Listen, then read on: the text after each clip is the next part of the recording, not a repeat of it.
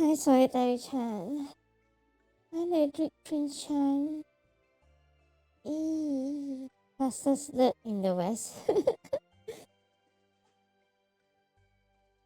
I guess you could be.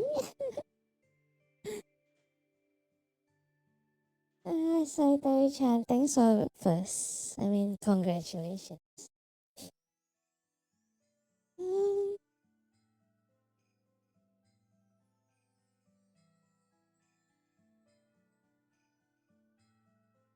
let's start off today. You sound quite comfy. Thanks. That's the purpose. Uh, let's start off today with a video. It's called The Green Knight. Apparently it's a review. And I kind of like the explainer. He's quite funny sometimes.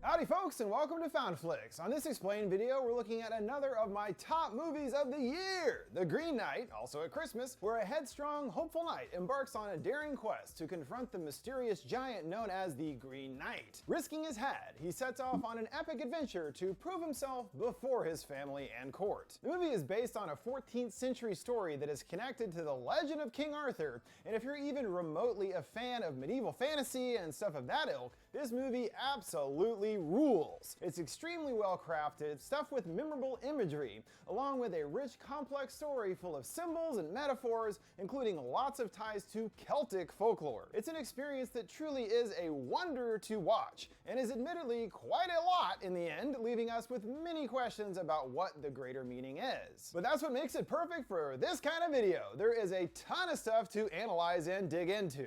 So let's indulge in a friendly Christmas game with the Green Knight, breaking down the story, the important character arc of Gawain, as well as how it connects to the legend of King Arthur, and breaking down the ending and what it all means. An ominous voiceover sets the stage for our story. There's first mention of the most renowned hero of them all, the boy who pulled the sword from the stone, aka King Arthur. They clarify this is not that tale, but that of another brave adventurer. A crown comes down from above, and when landing on Gawain's head, erupts into flames, so yeah, probably not a good story, I would imagine. We meet our so-called hero in a pretty questionable state. He's passed out drunk in a brothel, unceremoniously awoken with a bucket of water to the face. Christ is born, Essel smiles. Oh, so Gawain and the Green Knight.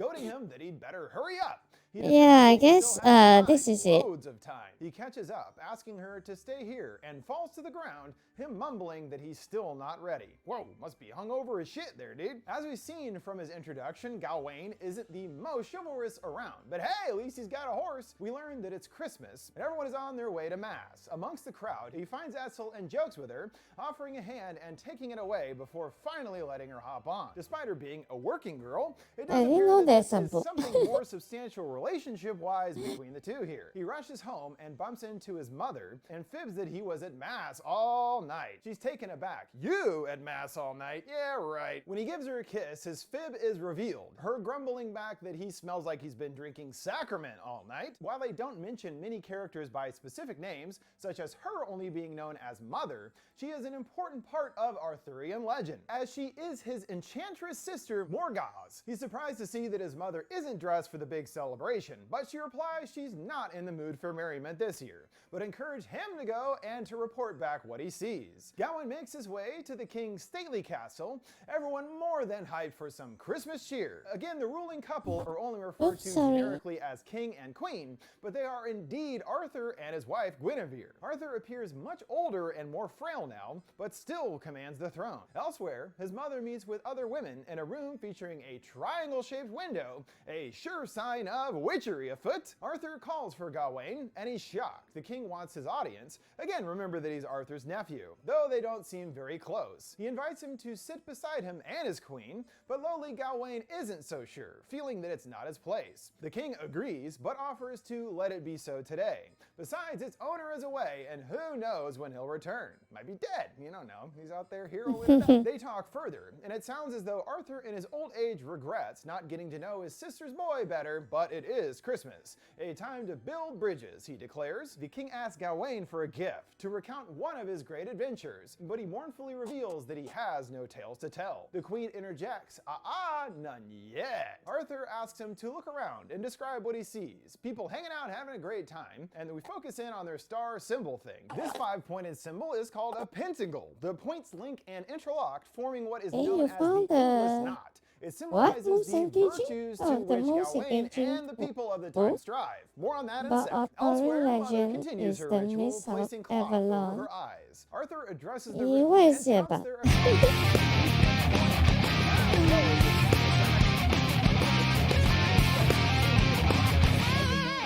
calling himself lucky thanks to for be the amongst follow, me, and asks Broken- before they celebrate Christ's birth, Broken for someone to Chan. tell him a story of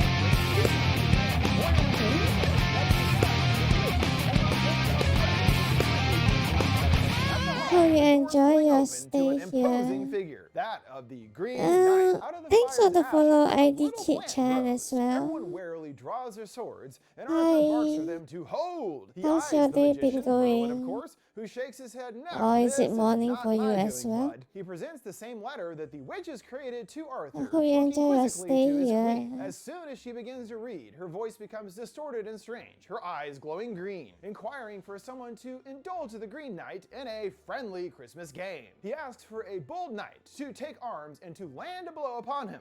Whoever does so can lay claim to his Hi, sick Broken weapon, Chan. but the champ will become bound Broke to them. Chan. 1 year after today, they must seek him out at his green chapel in the north, where the knight will get to Sorry, strike I'm a not really return good at blow. reading. After this, in trust and friendship, they will depart. And Guinevere falls unconscious, the letter quickly burning to ash. Arthur poses it to the room of heroes. Who's gonna step up, boys? Surprisingly, it's Gawain, seeing an opportunity to finally prove himself a knight. The king makes sure that he understands first that this is merely a game. The imposing Green Knight steps off his steed, and Hi, Gawain Golden squeaks that he needs a Chan. sword. I'm doing Arthur hands him okay. his own blade, Thanks presumably for Excalibur, asking. Gawain grunting at its weight. The knight approaches with heavy footsteps, blood filling in writing on the ground. It seeps over the sides of the table. Have at me, Gawain demands, but the Green Knight merely opens his arms wide, inviting him in. He grows antsy. Make a move, or I will make mine. And Greenie sets down his axe, growth starting immediately to emerge from it. And the knight turns his head towards the ground. Very well, he surmises.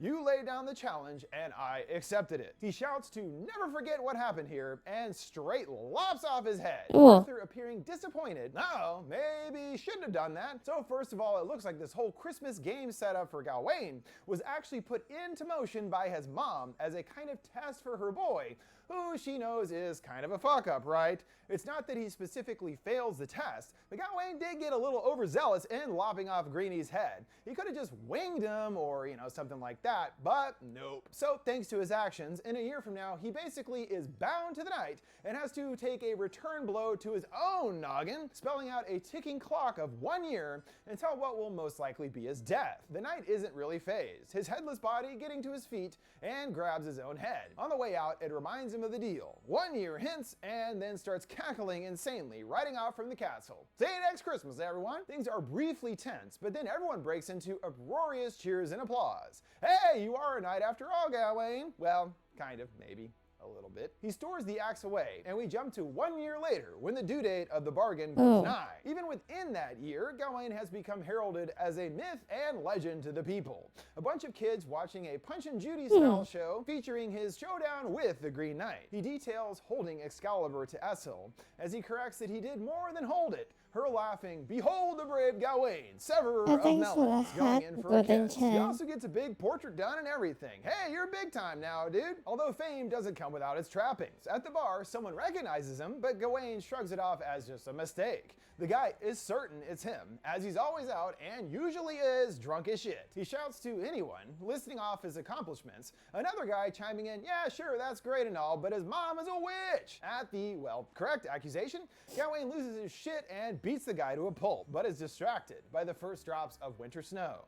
Knowing his time to pay his debt is growing closer. Arthur and his Interesting mom pay a plan. visit, the king looking more weathered and weak than before. The subject turns to Christmas, and Gawain is worried. Is it not just a game? Perhaps, Arthur considers, but it is not complete. He asks if Greenie really is out there waiting for him, and the king chuckles that he doesn't know. But either way, he must seek him out. Gawain is nervous that he's being sent to his death, but Arthur shrugs, well, many men have marched to great death before their time. Either way, he is Let's clearly have fun. terrified, and Arthur fears that perhaps he is not meant for greatness, causing him to hang his head in shame. Arthur lifts him up, good cleaning the enchant. mud from his Where are you face, going? seemingly kind of like the Jesus cleaning someone's feet thing, his mom looking on from the shadows. Back at the okay. show, the wheel turns to winter, and the Green Knight returns, chopping Puppet Gawain's head clean There you off, go. and the crowd is not so sure what to think about that development. Mother rubs his sleeping head, and her, along with her other sisters, get to work sewing a green sash while chanting. A priest prays over the axe, and the queen encourages him to stay strong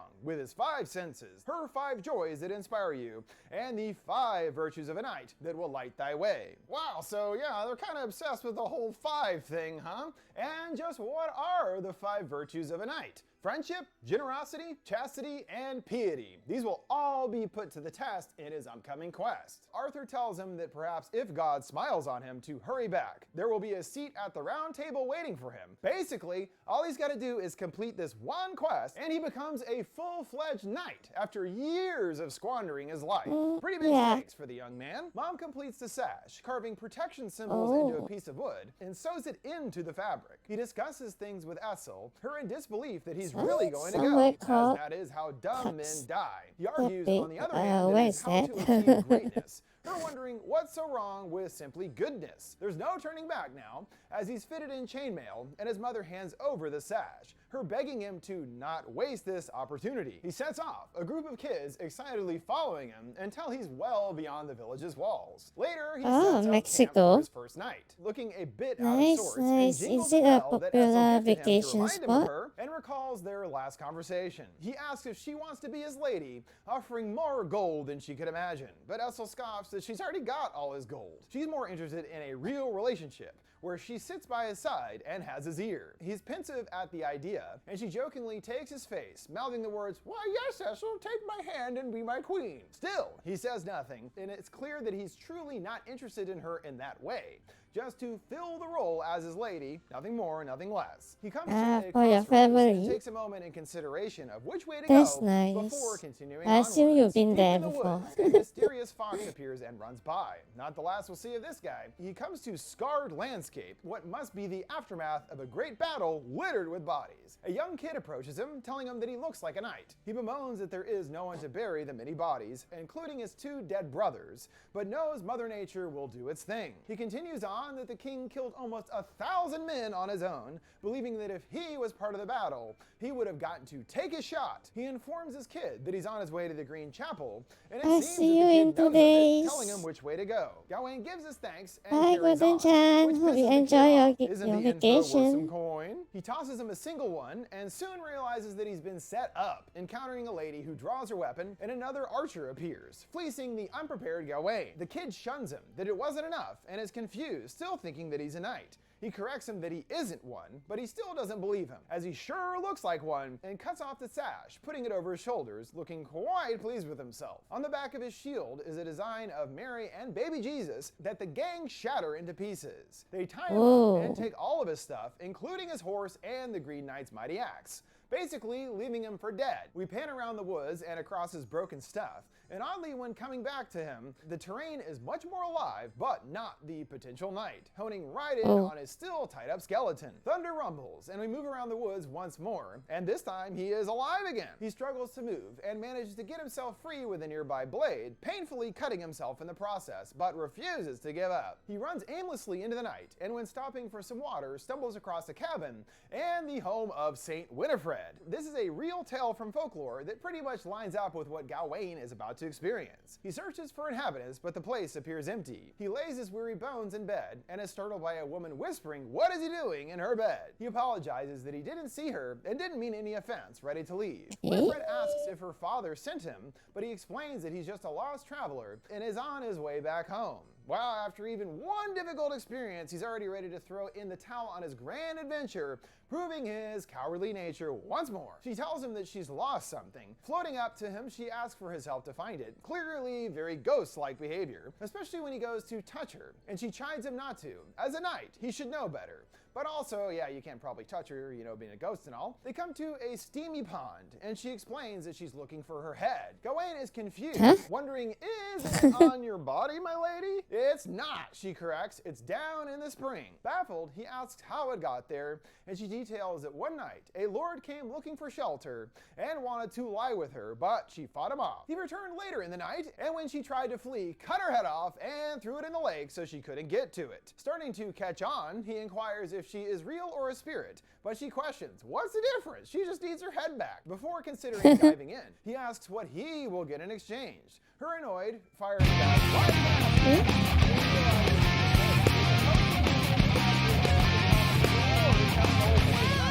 he leaps into the waters, thanks for and the there's an follow, overwhelming red light, followed by what Pan-Pan-Me-chan. appears to be the stars. He Hope you hears her enjoy your voice, then the stay king here. saying his name. He opens his eyes, now at the bottom, and her skull is there, which he goes to retrieve. He crests the surface, and Winifred has vanished, but the mysterious fox has returned. He scampers into the cabin to deliver the good news, and her head is suddenly covered in flesh, causing him to reactively drop it. Now I can see, she whispers, and will strike you down with every care I have for thee. The Green Knight is someone you know, she says cryptically. He kneels down, and the head is back to a clean bone with only some telltale red hair left behind. He carefully places it back on top of her body, and when doing so, a glowing white light from outside overtakes the entire room, and he finds that the Green Knight's axe has miraculously returned. Back out Hi, into the world, Pan-Pan-Me he passes by chan. more How are you scorched earth doing? and holds up in some caves for shelter. The fox makes an appearance watching him from outside. Perturbed, he throws a rock to shoo it away, only for it to pop back up on the other side, staring at him inquisitively. Gawain changes his tune, inviting it inside, and the fox does exactly as told, taking a seat right next to him. He can't get a fire going, so he snuggles up for warmth with his cloak. He continues onward in the morning with his new furry companion in tow, and before getting too far, slips on a rock and is sent tumbling down the side of a hill, dropping Essel's bell. Most certainly starving at this point,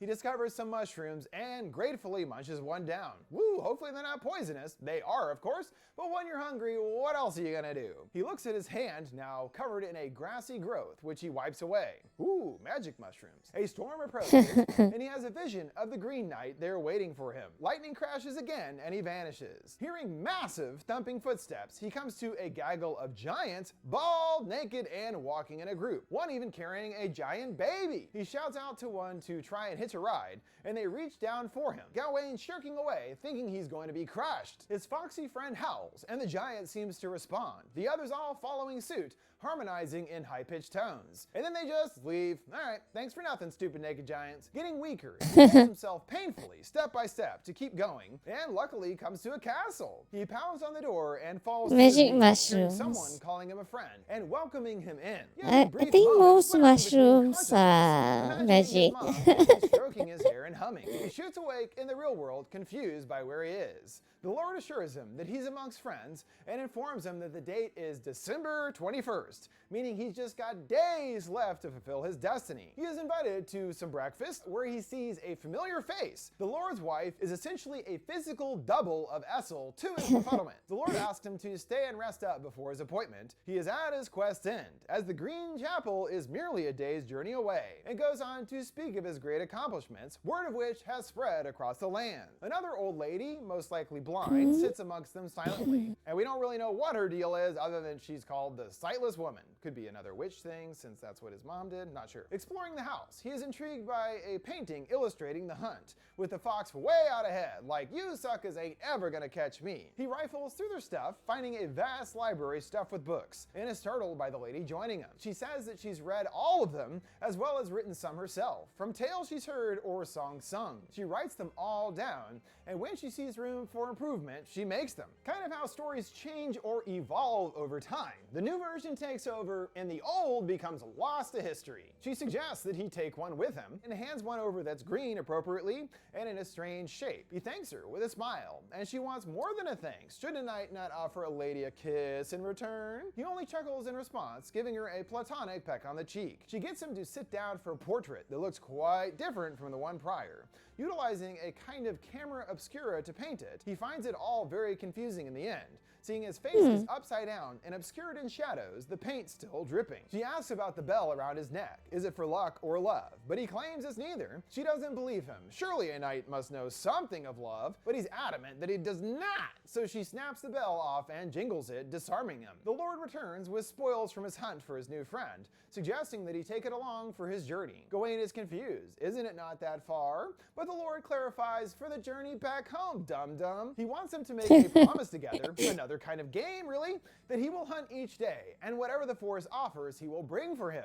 In exchange, Gawain must give him in return whatever he receives here. He isn't sure what he means exactly. What can he receive that isn't already his? But the Lord knows that his house is full of strange things. He's seen all kinds of things that bear no logic. The group discusses the particulars of the Green Knight, like why is he green? Was he born that way or what? Gawain retorts that is because he is not of this earth. But the lady begs to differ, as green is the color of the earth, him scoffing as well as the color of rot. Regarding nature, we deck our halls with it, but if it comes in through the cracks in our home, we scrub it out as fast as we can. But no matter what, it still comes in. The point being that you can't stop Mother Nature no matter how much we try. While looking for red, the color of lust, in comes green. What lust leave behind in the heart and in the womb. Green is all that's left when passion, as well as ourselves, die. When you go, your footprints fill with grass. The sun continues to rise, and green takes over in all its shades and hues. Again, no matter what we think is so important in our puny little lives, trying to find glory or greatness or whatever, we will all succumb to the green in the end. And nothing in our lives will truly ever last. Only the green. The Lord is curious what he hopes to find facing the knight. Gawain responds, honor? In a questioning tone. He's all, you asking me or what? And he says, honor, more steadfastly. That's why a knight does what he does. He's asked if that's what he wants most in life, to be a knight, but he says that it's just part of the life I want. The Lord is amused. You can do this one thing and return home a changed, honorable man, just like that? Yes, Gawain says, the Lord nodding in consideration. He sighs, I wish I could see the new you, but mourns perhaps we will miss our old friend. He awakes later to the lady there smiling and watching over him. It also looks like she's donned in a fox fur. She asks why he didn't come to her chambers yesterday, and he stammers that he wanted to, but did not believe that it was right. She whispers, asking if he believes in magic, and of course he does. She tells him that she has a gift for him, putting his hand on a sash, exactly like the one that the thieves took earlier. Baffled, he asks where she got it, and she explains that she made it, and just like his mom, it is enchanted. As long as he's wearing it, he will never be struck down. She hops on him and gets a little aggressive, grumbling, does he want it? He says he does. Then tell me, she commands. He complies, telling her he wants it, and starts panting, seemingly giving him a handy. Go and take it, she tells him, and just like that, he's done, demeaning him as no knight, and wipes his cowardly load on his hand. The sightless lady is there too, causing him to freak, so he grabs his clothes and runs out into the woods. He doesn't make it too far before the Lord notices him, asking where he's going. He weakly defends that he must make his appointment. On his own, after all, the Lord smirks, but he feels there is unfinished business, their little game of reciprocation. He presses Gawain if he has something to give him, but he stays mum. But the Lord knows there is something, and grabs him, bringing him in for a kiss. As we know, he kissed the lady, and hey, at least that's all he had to do, you know what I'm saying? The point being that again, he was tasked to stand up to what he had done, copping off with a lady. This has to be paid back to the Lord for his kindness, but again, Gawain pusses out when confronted. The Lord reveals what was to be another present for his guest that he caught this morning, and releases that same fox, thinking that perhaps it is best to leave it to nature. The Lord gives him a good-willed farewell, wishing him Merry Christmas, and Gawain is off on the final leg of his long trek. Coming to a small boat on a river shore, the fox stops him and warns him once more of the danger that awaits him. Certain death if he gets on that boat. Yep, the fox starts talking out of nowhere. It basically tells him he doesn't actually have to go forward. He can just go home and pretend proudly that he did what was required without him actually having to lose his head. And if he is so certain of himself, why is he still wearing that sash of protection? Showing us that he continues to be fearful of his potential death. I can't really blame him there. Gawain gets frustrated and growls at it to be gone. He sets out in the boat and comes to a crumbling green church. He finds the Green Knight there on his throne in a static, slumbering state. Gawain dutifully places his axe down at his feet, yet gets no reaction. So all he can do is wait as the days pass by, and he has to sit there literally waiting for his own demise. Importantly, in the water reflection, we noticeably see the face of the Green Green Knight change into that of the Lord and many others, as Greenie also represents Gawain's many encounters that led him here. Just like Winifred was saying, you know the Green Knight or whatever. Each was to teach him to do the right and honorable thing. Will he finally do it now after what he's learned? Time to find out. The knight starts creaking and lumbering to life before him, grumbling, "You came, it must be Christmas." He unbinds himself from the vines growing from him and retrieves his axe, asking if he remembers where he cut him. Gawain croaks, "Yep, he's here to see the blow return." Greenie instructs him to kneel so that they can finish their game. He does so, and the knight gets ready for the death blow. But Gawain flinches in terror, sniffling and backing away. As the knight points out, is this the manner in which he responded before? But Gawain still pleads for a moment, digging his fingers into the earth.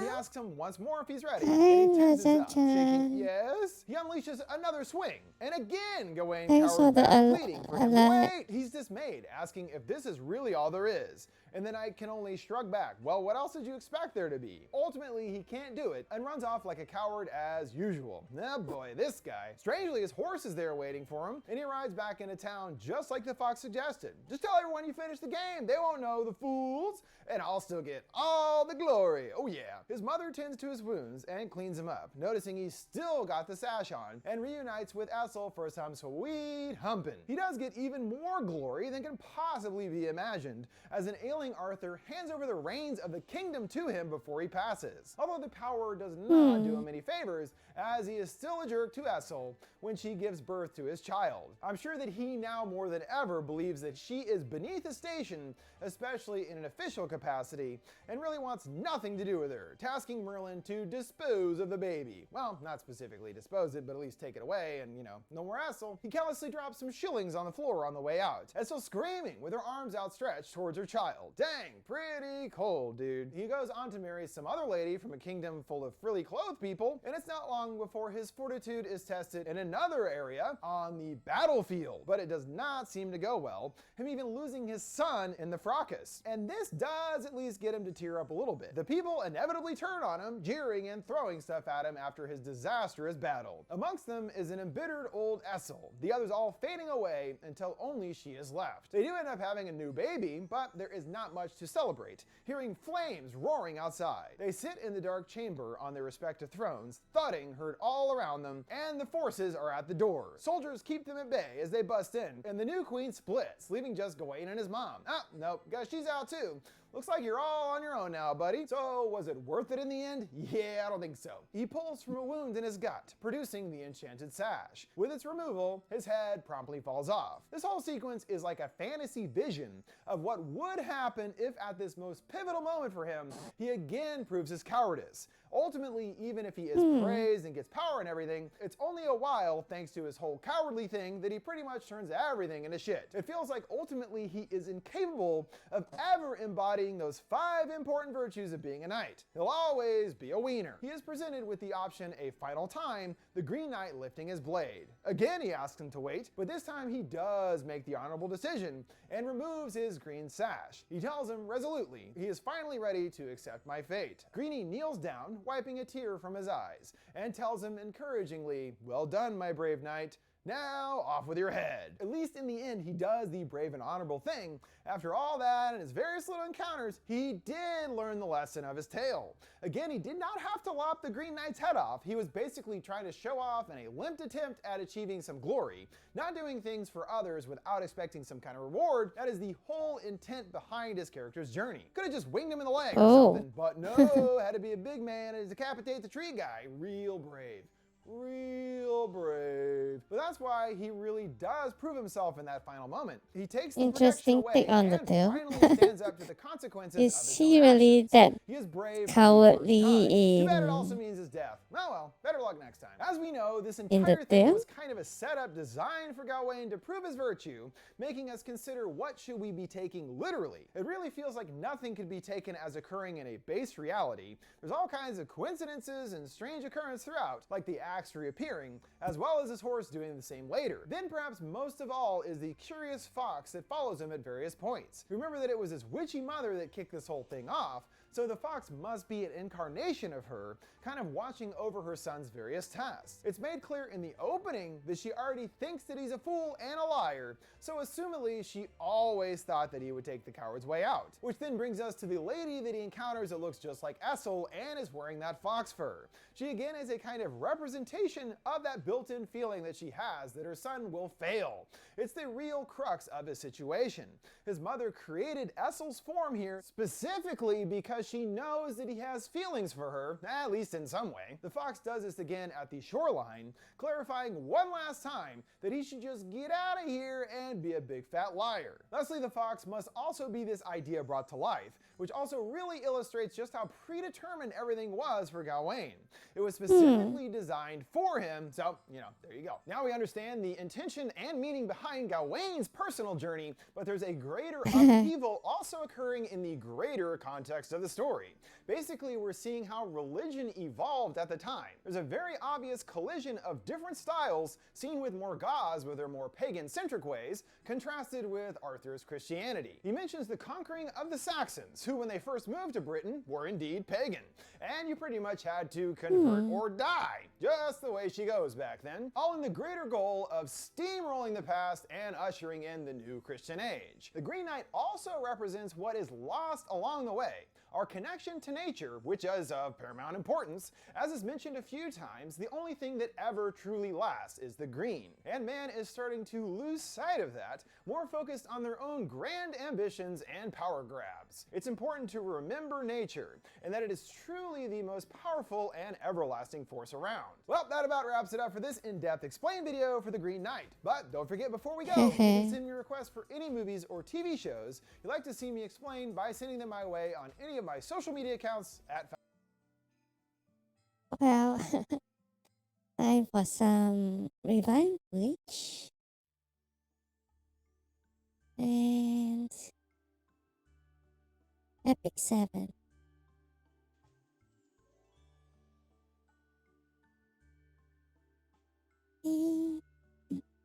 Right. Epic 7. Nothing much to do. Eh?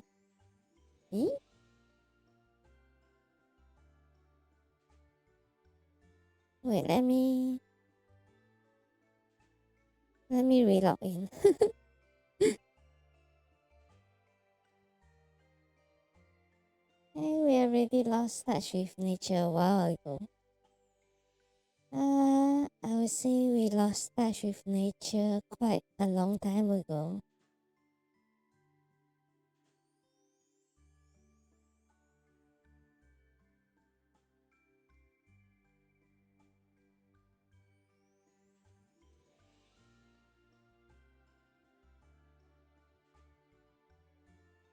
Thanks for the update in the game.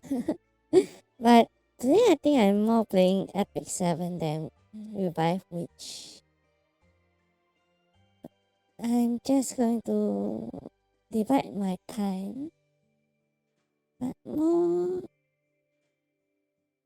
likely to play Revive Witch. I mean, Epic 7. Did I?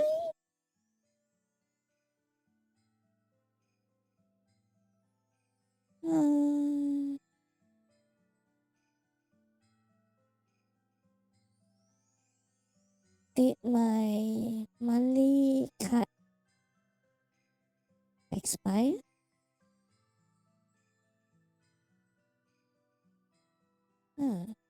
Think so. Been a while anyway.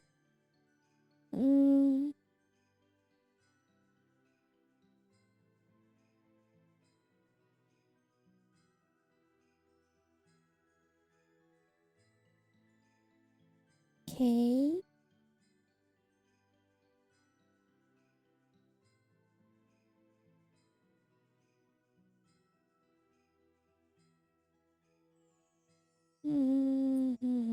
This is okay. Yeah, I will refresh this. Oh, nice.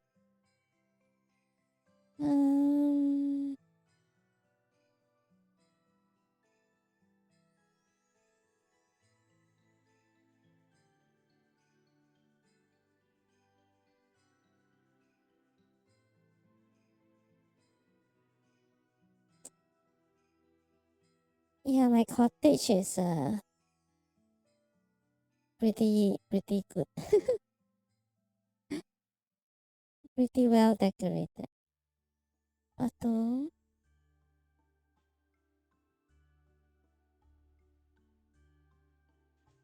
we have been playing it for some time, so maybe very swanky.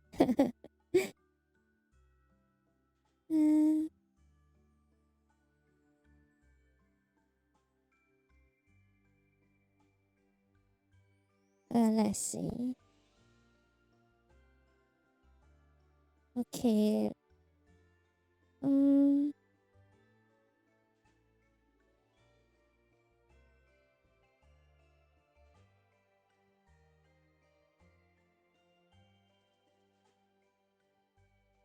Let's focus on all my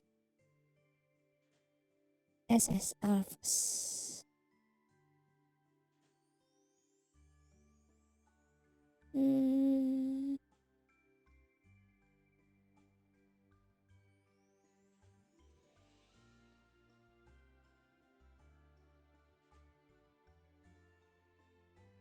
okay.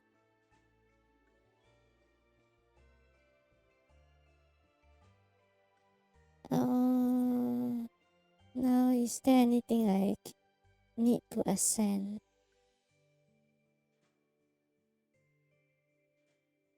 Okay.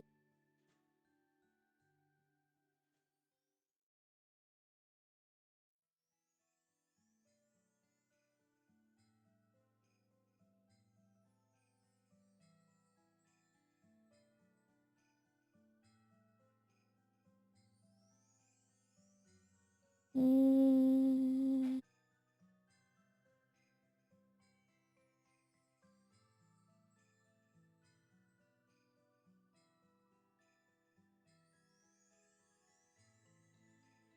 oh, I can ascend all the way.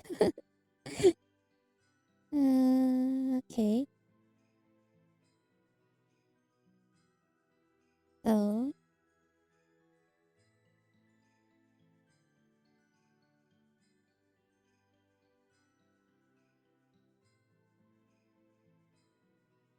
okay.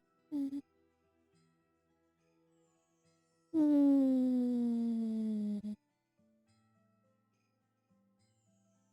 Ascend.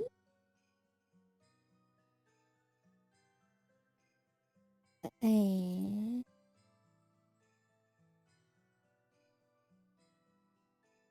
Yui is cute.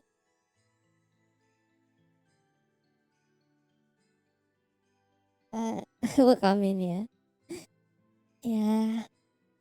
I didn't get her, but I think I already have a quite suitable main theme, so that's fine. I mean, yeah, I can ascend her.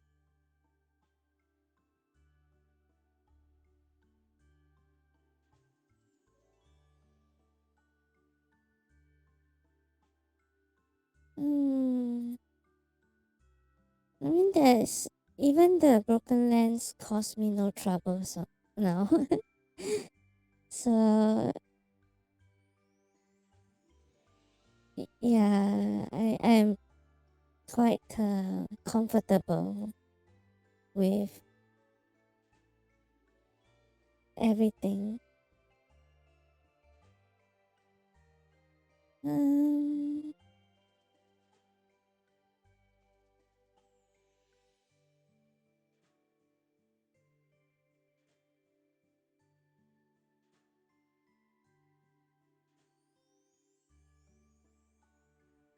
oh,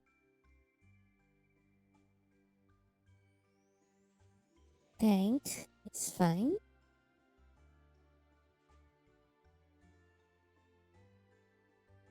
Change costume.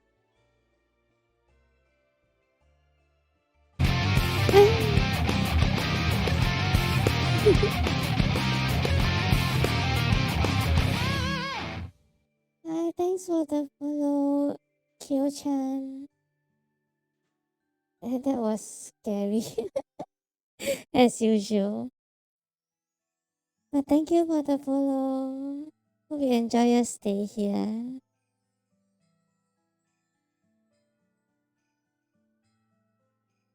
Hmm? I'm missing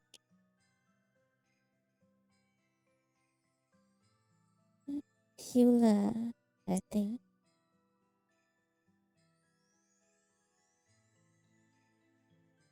Um, yeah, my account is quite stacked, huh?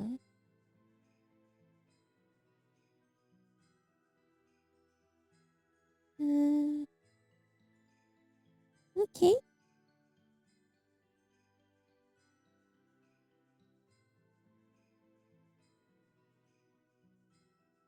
Healer. And I need two. Mm. Get everyone's attention. Yeah, I guess so. But it was quite scary. um, let's go.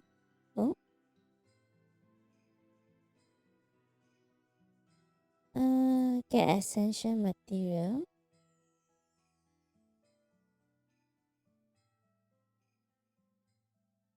Challenge.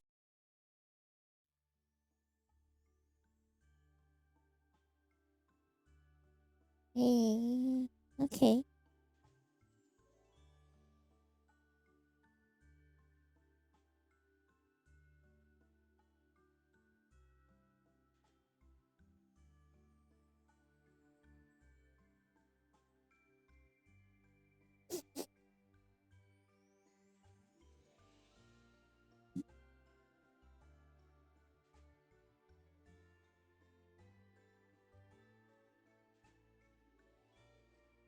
Victory.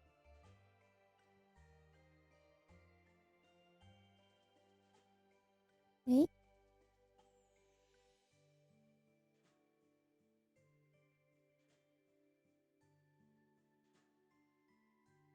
Um.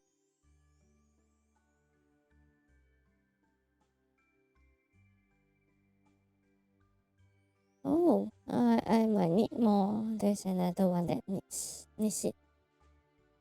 Uh, eh? It's not enough yet. Stack.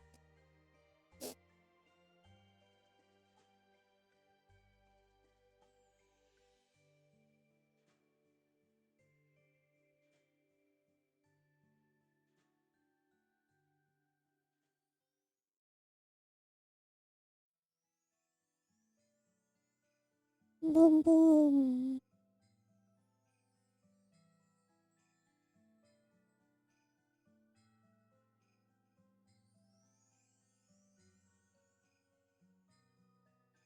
Mm, well, it should be enough. Eh, oh, hang on.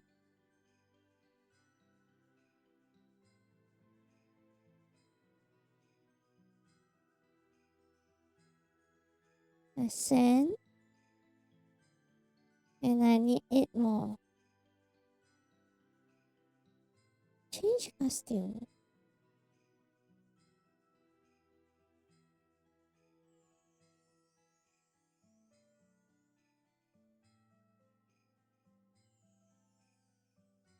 Level Ascend 2, Ascension 2. And this one needs Ascension as well. 6 more.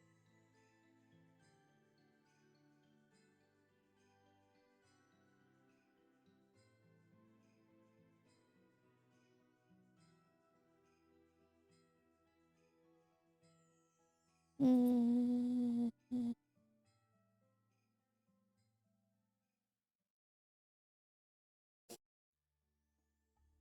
should I set auto?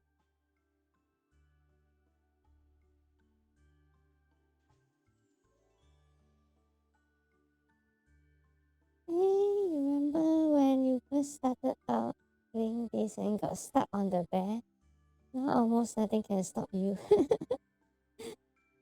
The stupid band hammer though, yeah, it was painful. But it's easy now.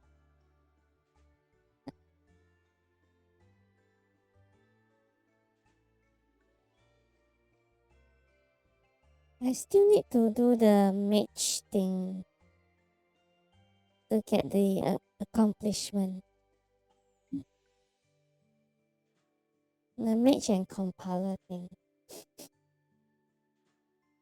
The quest, I guess I don't have enough for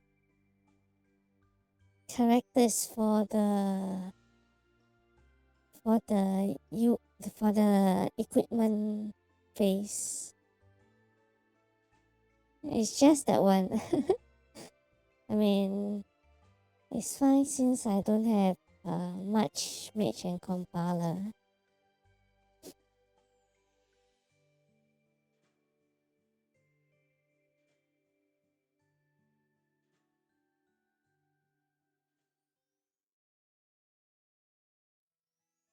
Ooh, 3 of them.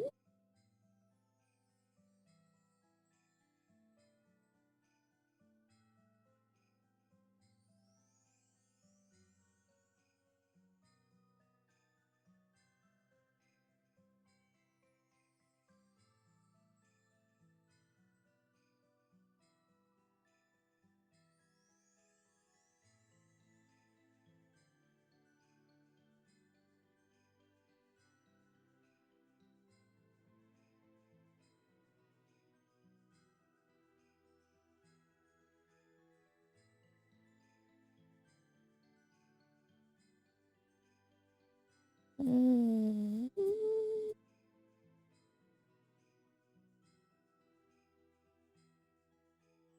Next. 5. I need 6, I think. Let's take a look. Oh. Um.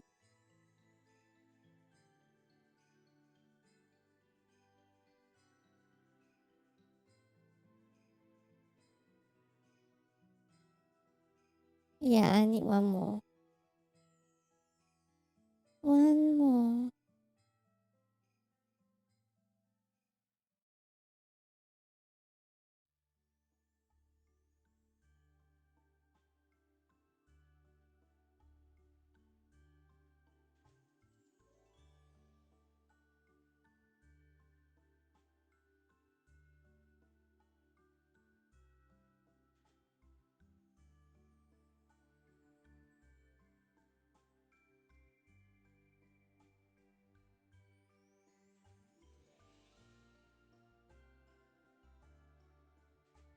Okay, I got enough.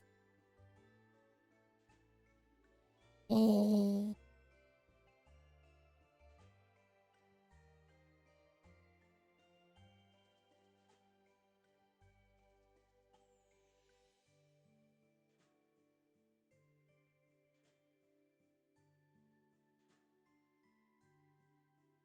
SN.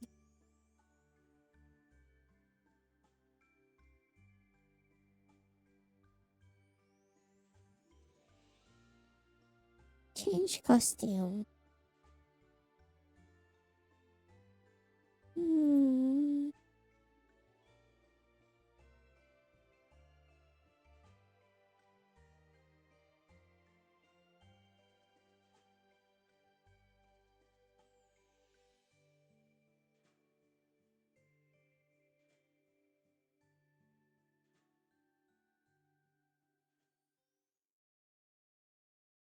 Uh, let's just. Okay. Auto all the way. And then that's it for Revive Witch. So much easier. Thanks for Hydra and Porsche Jack Solitary Jan. Let's go to Revive Witch again. I mean, Epic 7.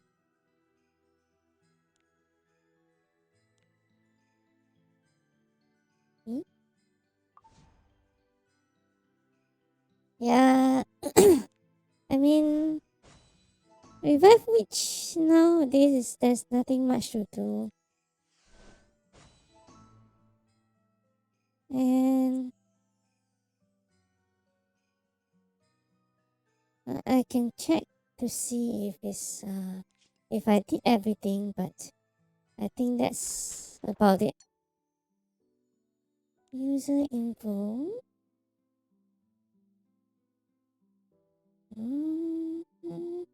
You say? Okay. Mm,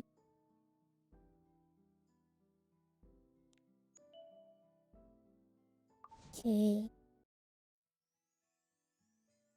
Uh, thanks for the thanks for the stretch. Posture check.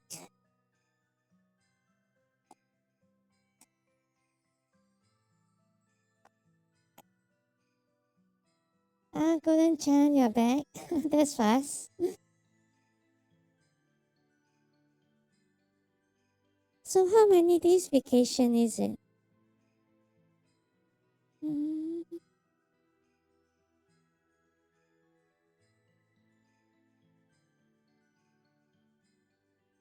eh?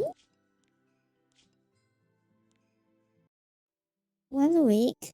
Ah, so I won't be seeing you for 1 week? Eh,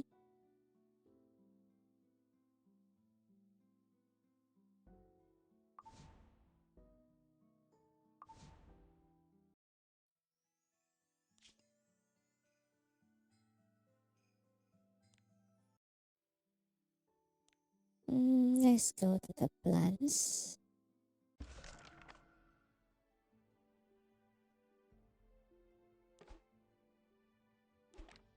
Let's go hunt. Mm,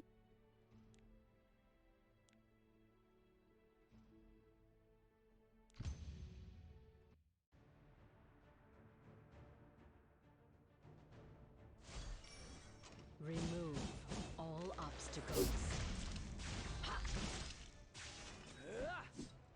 This is my victory. it's kind of easy right now. But I'm trying to get my whole team to level 60, which I need to limit break first.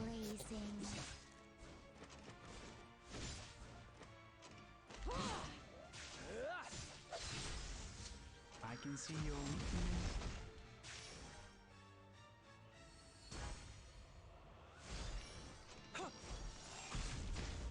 For his lofty goal.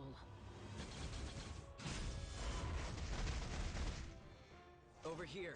I'm coming. Dancing blade. Yes. Help me.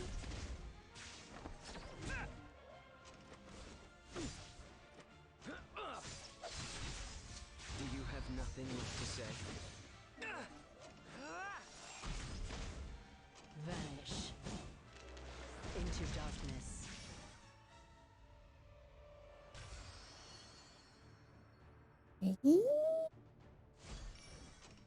I'm playing Epic 7 right now.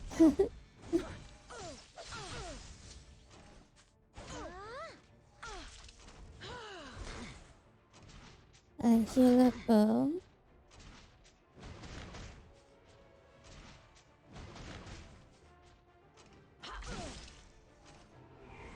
This is one of the games that healers are important, I think. They can stand in front and take the damage.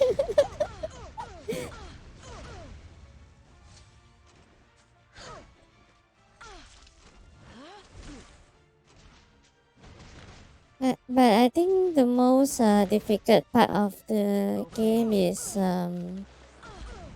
gearing up for PvP. It has some of the more challenging PvP that I know of. Confirm. Back to the lobby.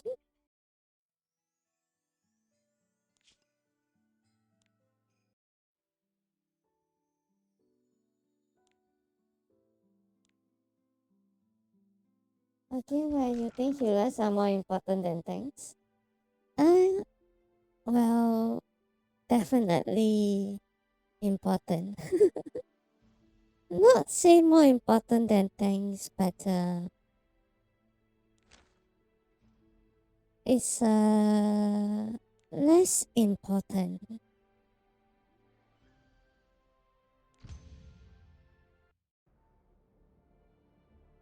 You like the animation for the games? Yeah, it's one of the better ones in all honesty. I mean, gacha games anyway. There's a lot of waifus that I like. And husbandos. Remove all obstacles. Dancing blade. I mean, in this team, there's no tank at all. Don't be surprised.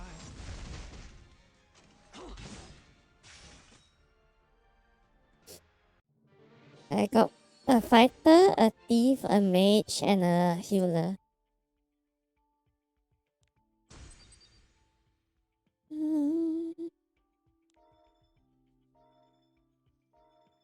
Try again.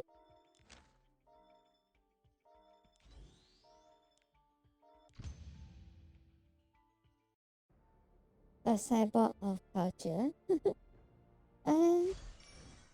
Well, I need to get up at 4 a.m. tomorrow. Darkness. Good night, Golden This is Chan. my justice. Have a good trip. And hope you enjoy your trip.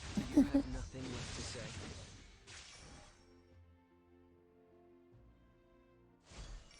Shadows fall. Help me. Understood. It's finally coming.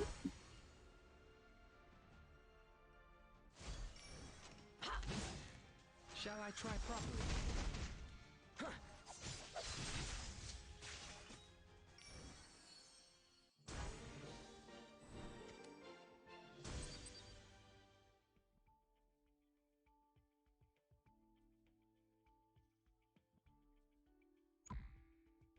Hey.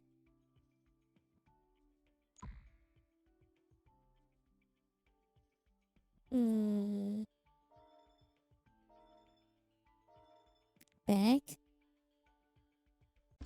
I ran out of energy.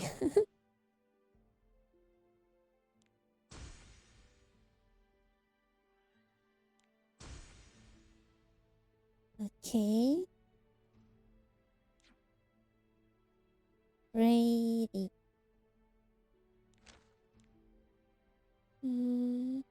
Go go.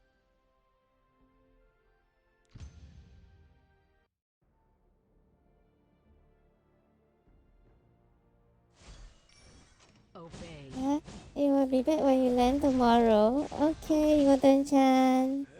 Love you. This is my victory. Bye. Dancing blade. But I won't be here tomorrow. What's up, guys? It's your boy Chaotic, and today we have an exciting reaction video. I'm just so freaking happy right now. This game that I'm What about to show game you is not a this? mobile game, and I know that Oh, this channel was Grand built off of Blue being a Fantasy. mobile gaming channel, but every now and then I deviate and I show you some great console and PC games that really caught my eye before I can see the you. channel became a mobile Over gaming here. channel. This is I one will of them. follow. And I'm excited to share my reaction for Grand Blue Fantasy Relink. Now, keep in mind, Mm. this trailer was before the Super HD version was released. I was watching it during the live stream, so hopefully you guys enjoy this. And if you do, please like and comment with your thoughts and opinions, as well as subscribe to show support for the growth of this channel. And let me know in the comment section if you'd like to see me play this on the All channel. obstacles. Anyways, let's get it poppin'. I'm so tired of the Grand Blue Fantasy versus stuff. Come Do on, you have nothing left to say? just show me.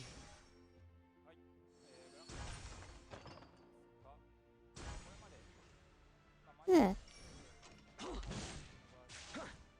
Talk about good times. Dancing blade. Prepare for the teaser. Oh, we get a With the trailer. light. Okay, is this finally? Give us a release date this time. Disappear. This had an anime too. Yeah, I know. I see it, Is this happening? but is it really all the hype? Don't be surprised. I haven't seen the whole Wait, thing why is though. this in English? Oh, it looks so good.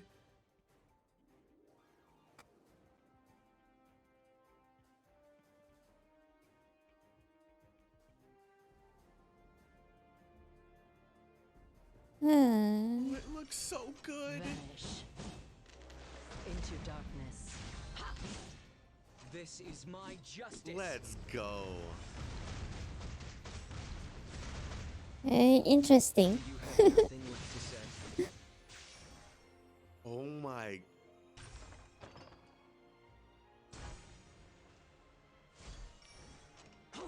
It looks so. Dancing Holy blade. shit. Shadows. Fall. Yeah, it really looks really cool. Let us deal with them. I can see you. Yeah, I can see it's you control one character, and probably you can switch between them.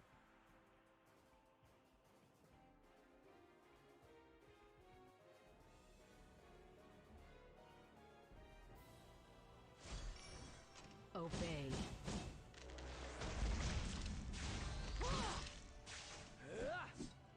This Give is us a my release date. Come on, don't do You have this again. nothing left to say.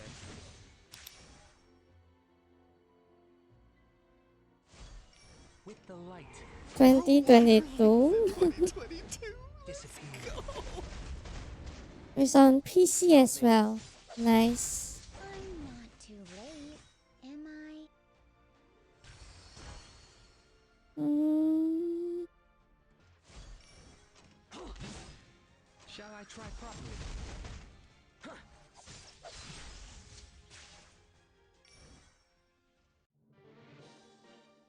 open. From deeply questionable sleeping locales to a frightening need to keep a character's mannerisms going long after the day's shooting is over. You can Let's safely take a look throw at these various this. actor escapades that went down away from the lens under pretty darn strange. I'm Gareth from WhatCulture.com, and here are 10 weird things What do you won't think believe of the actors Grand did Blue after game? filming. Number 10, The Rock pushed himself to black out with real chains 8 times. Hercules. It has to be said that you usually wouldn't be too quick to class Dwayne "The Rock" Johnson as an actor who is deeply committed to legitimately living and breathing the same experience as the characters he plays on the big screen. After all, if that was consistently the case, he'd have likely sincerely fallen off a skyscraper and or been made roadkill by a genuine raging bull by now. However, a few years before those aforementioned big screen moments came about, Rocky was seemingly determined to show he meant business on the set of 2014's Hercules, when sharing the screen with the likes of John Hurt and Ian McShane. So instead of using fake chains for a scene that saw his titular character break free from imprisonment and roar his name aloud, Johnson had the real thing installed on the day. The only issue with this was the fact that his monumental buildup of adrenaline from the roar and lack of give instantly resulted in him blacking out seconds after the shot was in the can. But no matter, Johnson well and truly lay in his bed and performed the scene a whopping 8 times in total. That is a lot of fainting. Number 9, Halle Berry That is a lot of in shower, fainting. Jungle Fever. There's nothing quite like treating yourself to a nice warm shower after a long hard day of shooting with movie-making royalty in the form of Samuel L. Jackson, Wesley Snipes, and Spike Lee. However, determined to ensure her first It real looks movie performance interesting. was a memorable one, Halle Yeah, Berry definitely decided to gonna give up check that it out. luxury when she That's brought the baby into cool. life. In the end, in Yeah, order to me authentically too. step into the role of a Hopefully she-hulk I have and a the crackhead, time to Berry play decided that. to forego baths and showers for a whopping 8 weeks Hopefully. over the course of the shoot, meaning she felt and likely smelt every bit the part when it came time to shoot for Lee's Jungle Fever. This was all part of Berry's plan to not play the gorgeous girl and eliminate that part of her persona. Looking back on her impressive turn in the acclaimed romantic drama, there is no doubt that Berry's willingness to break free from what others perceived her as helped pave the way for a career full of compelling and often surprising performances. Number 8, Robert De Niro picks up strangers throughout the shoot. Taxi Driver.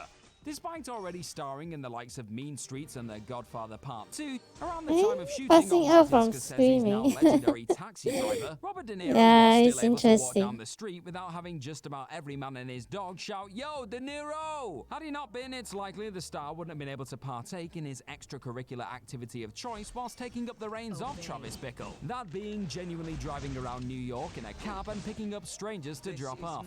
Far from just deciding on a whim to commandeer a yellow vehicle and play pretend though, De Niro actually acquired a genuine taxi license before the shoot and chose to Whoa. dive into 12-hour shifts of ferrying folks around the city. But instead of dropping the job when it came time to film, De Niro continued doing the business whenever the crew were on breaks during the shoot, no doubt helping him keep in the mindset of the unstable Bickle.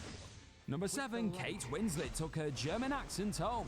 The Reader. Keeping up Interesting. an accent when the cameras stop rolling is a surprisingly common way for a performer to maintain as consistent and convincing a vocal quality as possible over the course of bringing a character to life for a flick or TV show. But refusing to drop your twang on set is one thing, bringing that baby home to the family is something else entirely. That's precisely what eventual Oscar winner Kate Winslet decided was the best course of action when immersing herself in the role of on-trial former Nazi guard Hannah Schmitz in The Reader. Keeping up the German facade whilst going about her daily life at home, the impressive actor refused to drop the accent even when reading bedtime stories to her children. This no doubt surreal addition to the kids' nighttime routine ultimately led to them asking their mother to just be plain. Don't do any funny stuff like voices. Just be regular. When your mother is an Academy Award-winning actor extraordinaire, regular is never to be expected, let's face it.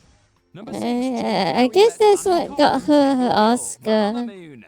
When Jim Carrey's Andy Kaufman biopic, Man on the Moon, first hit movie It's screens in the 1999, attitude though the that film they itself have. received a somewhat mixed reception, the leading man was the talk of the town. However, with the eventual release of the Jim and Andy The Great Beyond Netflix documentary, dedicated to unveiling the real truth about what went into bringing Carey's performance of Kaufman into existence, some startling discoveries were brought to light. Feeling as though he'd been possessed by the spirit of the late comedy genius, Carey fully believed Kaufman had entered his vessel and even recalled a moment when he was told by the comedian, "Sit down, I'll be doing my movie," after attempting to communicate with him telepathically. What came next was a roller coaster of a production, with Carey as determined as Kaufman would have been to challenge, confuse, and aggravate those around him. The star even conversed with Kaufman's biological daughter on the set one day, all whilst Carey refused to break character.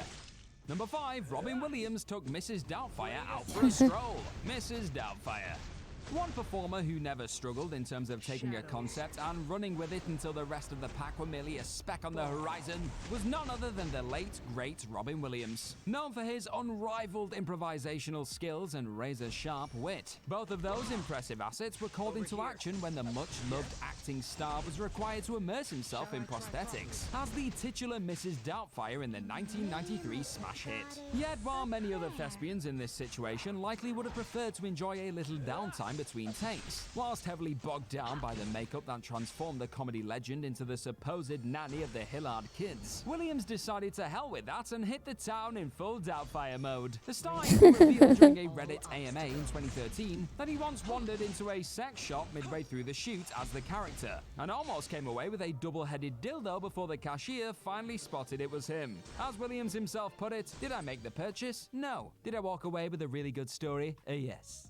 Number 4, Daniel Day-Lewis texted as Abraham Lincoln. Lincoln. There's method acting, and then there's Daniel Day-Lewis method acting, a form of immersion Yeah, that I sees miss the him Oscar-winning too. sensation completely disappear for the It's a duration sad of the thing movie he shoot, passed with the away. personality he is tasked with bringing to life largely taking over. Over the years, Day-Lewis has taken going the extra mile to near unprecedented lengths, refusing to leave a wheelchair for his work on My Left Foot, building canoes for The Last of the Mohicans, and spending 48 hours in solitary confinement in the lead up to In the Name of the Father, being just a few notable examples of his frightening commitment. But perhaps the most surreal instance of Day-Lewis embracing the part to the extreme came during the making of Lincoln, when not only did the actor only respond to Mr. President, but he also only communicated to other cast members as the iconic figure when offset too. Despite Abe not being known for his texting abilities, that still wouldn't stop Day-Lewis signing off all of his texts to colleagues with "Yours, A" when buzzing each other on the phone. Sally Fields also reportedly repaid the favor by responding as his wife, Mary. What a pair. Number 3, Frances McDormand lived in her van for a bit.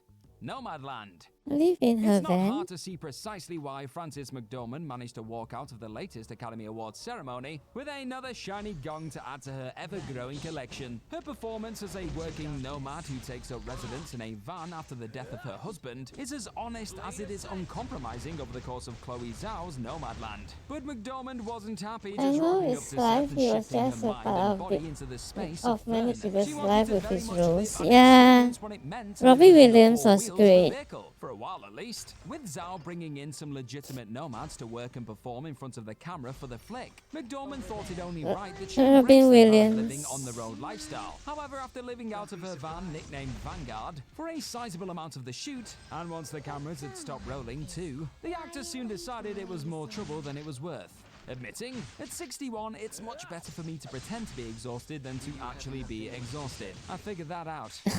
Number 2, Jim Brewer got high after filming, only to be brought back for another shot, half-baked.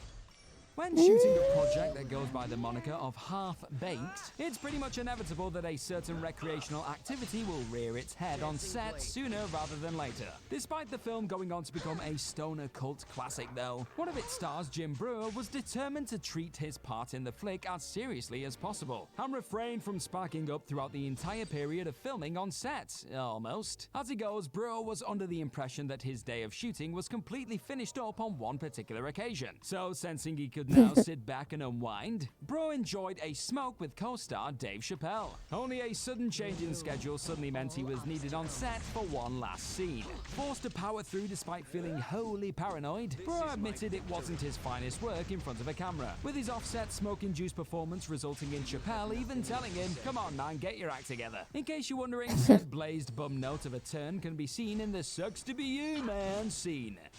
Number 1, Gary Oldman slept in a coffin every It's, night. I guess Bram it sucks Stoker's being an Dracula. actor. If you thought camping in a Getting van were a great addicted many to nights stuff was a you don't want to painful go committing to the do. cause, I Aw. have the Gary Oldman tale for you. Much like the likes It's of not De Niro healthy. and Day-Lewis earlier in this list, the British acting legend is fond of thoroughly immersing himself in the world of a character. You've likely already heard of the time he smoked $30,000 worth of cigars to crack the egg that was Winston Churchill. But Oldman's antics offset in the making of Bram Stoker's Dracula make those cigar-induced stomach issues look like child's play. According to co-star Kerry Ellis when talking to The Hollywood Reporter, Francis Ford Coppola brought the cast to Napa and had them stay in guest houses when working on the flick. But while the director had all of the vampire hunters live together to help build chemistry, Oldman was banished to a house on his own. Taking his commitment to whole new levels, Ellis also revealed Gary was sleeping in a coffin every night. That was how seriously he took it. That's one way to convincingly and consistently rock up to set looking like an undead vampire, I suppose. You do you, Gary.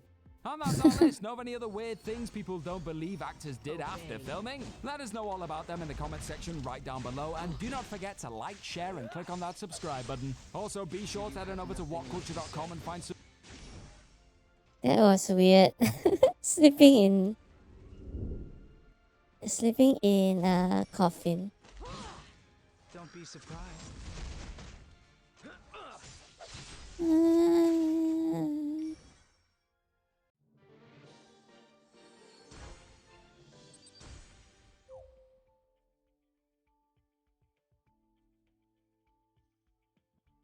Three more, almost. What actors do for their roles? Yeah.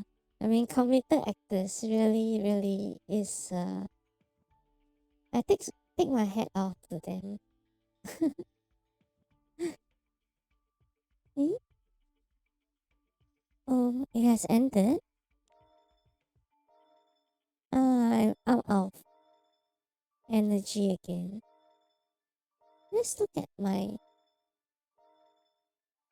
Whoa. What's this?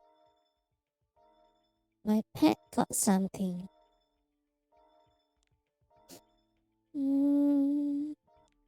Go to lobby first. Check. Let's check. I still need 100 more plants. Okay, receive.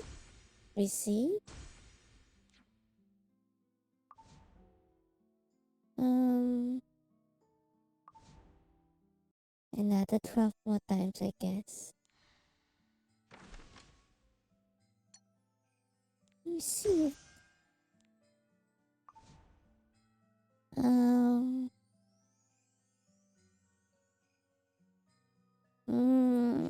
Let's go to arena. The real enemy of mobile games, limited energy.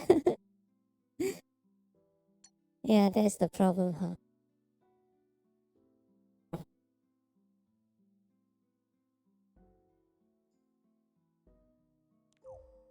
Reset. Oh, they're so difficult. Never mind. It's a tough job trying to keep up with all the things, especially when you are getting into a new game.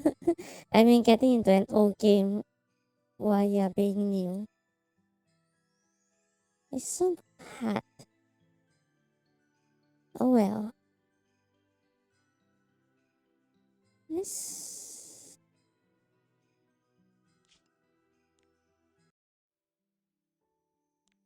Let's go back. Ready. Right?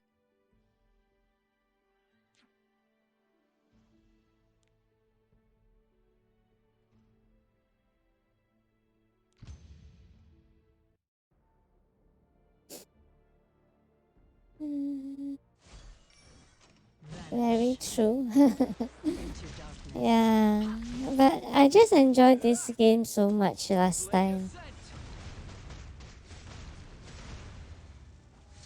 With the light. Disappear. And it seems like Epic 7 changed quite a bit since 2 years ago. I can see your It's more Let the gods free to play friendly now. the way. Hi Fusion Chan, how are you? help me. I'm not too late, Dancing blade. am I?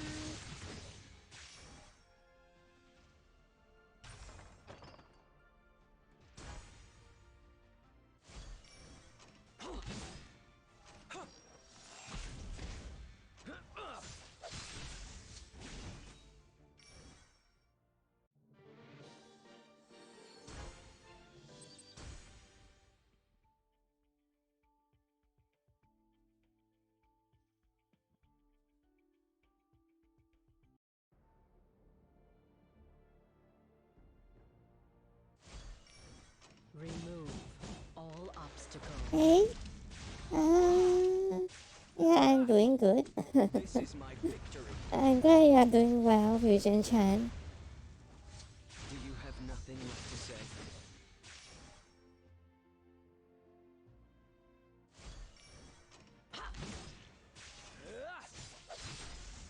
Dancing blade. Shadows. Fall. You're having a day off. Solitary Chan. That is good. Don't be surprised.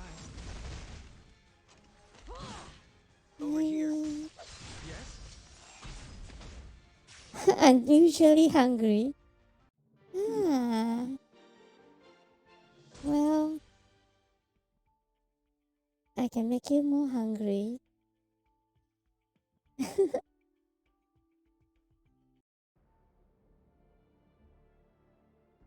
Let's look at street food. A monster sandwich. It has the whole arm of a lobster inside. Look at this. This is like the thumb Wow. of a lobster. It's giving me the thumbs up. It's giving me the go ahead to take a bite.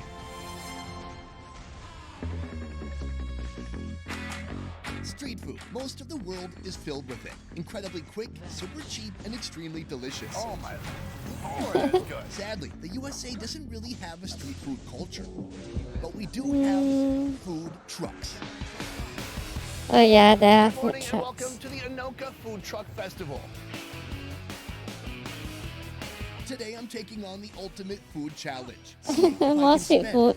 $100 on food truck food to put inside my belly. Just at this one event and just for today, there are 50 different food trucks all together in one location. Everything you can imagine that could be put into a truck is here. There's long food, wide food, sweet food, salty food, a lot of greasy food. I've got plenty of Ooh. options to choose from. The only problem now is deciding where to start. There are only two things that can limit me today: money and my stomach. And I came hungry. Let's go. Ooh. Let the drew begin. Oh, so there, we're doing it. This is my first stop today. I'm starving. I haven't eaten anything. And there's something called the Mother Clucker. Yes, that is Huh? a fan favorite in everywhere. This is Bad Rooster, Solaire's family-owned food truck. They opened in the midst of last year's COVID chaos, and somehow, in just over 1 year of existing, they've brought home 4 awards, including Best Sandwich in Minnesota. What is the deal with the sandwich? We make everything from Ooh. scratch, except for ketchup. I don't fight Heinz. Our chicken sandwich is humane practice chicken, and you can taste the difference on that. And yet the sauce. Every great sandwich has a secret sauce that sets it apart, and this Mother Clucker, well, it definitely has a sauce. It's Minnesota honey, hot, and it could be mild, medium, hot, extreme, and out of your clucking mind. Out of your clucking mind. Yes. I can't blow out my entire No, digestive system in the first location. I would really recommend hot. Hot is number 3. 3. No, I'm doing 5. You're gonna do out of your clucking mind. Yeah, I'm doing 5. Yeah, I'm out of my clucking It mind. is hot. First, the chicken breast is deep fried, then coated in their level 5 out of your clucking mind sauce, plus 2 scoops of extreme hot sauce. How's the heartburn going to be after this? 3 days. 3 days of heartburn? Not just heartburn. Oh. Now, first, their own homemade bun, lettuce, the Good luck soft to chicken him. breast, and finally, their bread and butter coleslaw. It looks good, huh? Drizzle a little bit of sauce on top, but no, they've actually thoroughly coated the entire chicken breast with sauce. Here's some CPR. That is a beauty. You guys ready? I'm doing it. Oh. Instant regret in one. Oh, gee. Oh, son of a... So many kids here, I want to swear so bad. It's like straight chili oil. No, why'd they do this? I don't even think... There's no way that's from Chili's. That is like some unnatural heat. My throat is swelling closed. I saw an ambulance earlier. I hope it's doing laps. It's very hot. That is in that part. That's one bite. I just had one bite and I feel someone's pain. Sorry, I need to stop. There's customers here that want to order food. The bread is nice. It just tastes almost like a whole wheat bun. It's almost like they should give you some ranch or blue cheese to cool you down, or maybe even a whole dunk steak would be okay too. There's an excellent crunch on the chicken. All in all, if you don't I can get tell the it, hurt. it'll be quite similar to eating food that you enjoy. Oh, is this a ranch? Someone brought me a ranch. The ranch fairy stopped by. Give it a little bit of a dip. Oh my It's a god. lot more balanced now. This whole sandwich is $13. It is not a tiny sandwich. I'm in extreme pain. I'm not sure what she put in here, but she somehow bottled up a little bit of hellfire. Let's go to location number 2. The area around his snack changed color so fast. Yeah, I guess it must be really, really spicy. I was told if you go to New Orleans and say Nolans, you're gonna get punched in the face. Hey, that's how they talk down there. Who is keeping it up?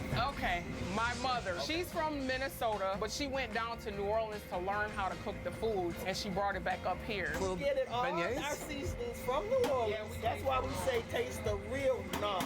I love that your mom doesn't want to be interviewed, but secretly she kind of Right, does. right. Today I'm getting shrimp and grits. Why do grits and shrimp go together? They go together because it tastes good. It just tastes good. First, coat the shrimpies in frying powder and give them a little bit of a dip in hot oil. You know, grits is a southern thing. It's like cream of wheat, but made with corn. Exactly, yeah. Their creamy grits are made by slow cooking a mixture of salt, water, fine cornmeal, pepper jack, and cheddar cheese. The final step is to combine the shrimp and the Doesn't grits care together so about they can create their cleanliness. own New Mix Orleans really. jazz. It's music. for Oh, your what mouth. was that about? Here I've got mostly shrimp. Let's try it out. Oops. Oh no! Does someone have a dog that likes seafood? Hey, does your dog like shrimp?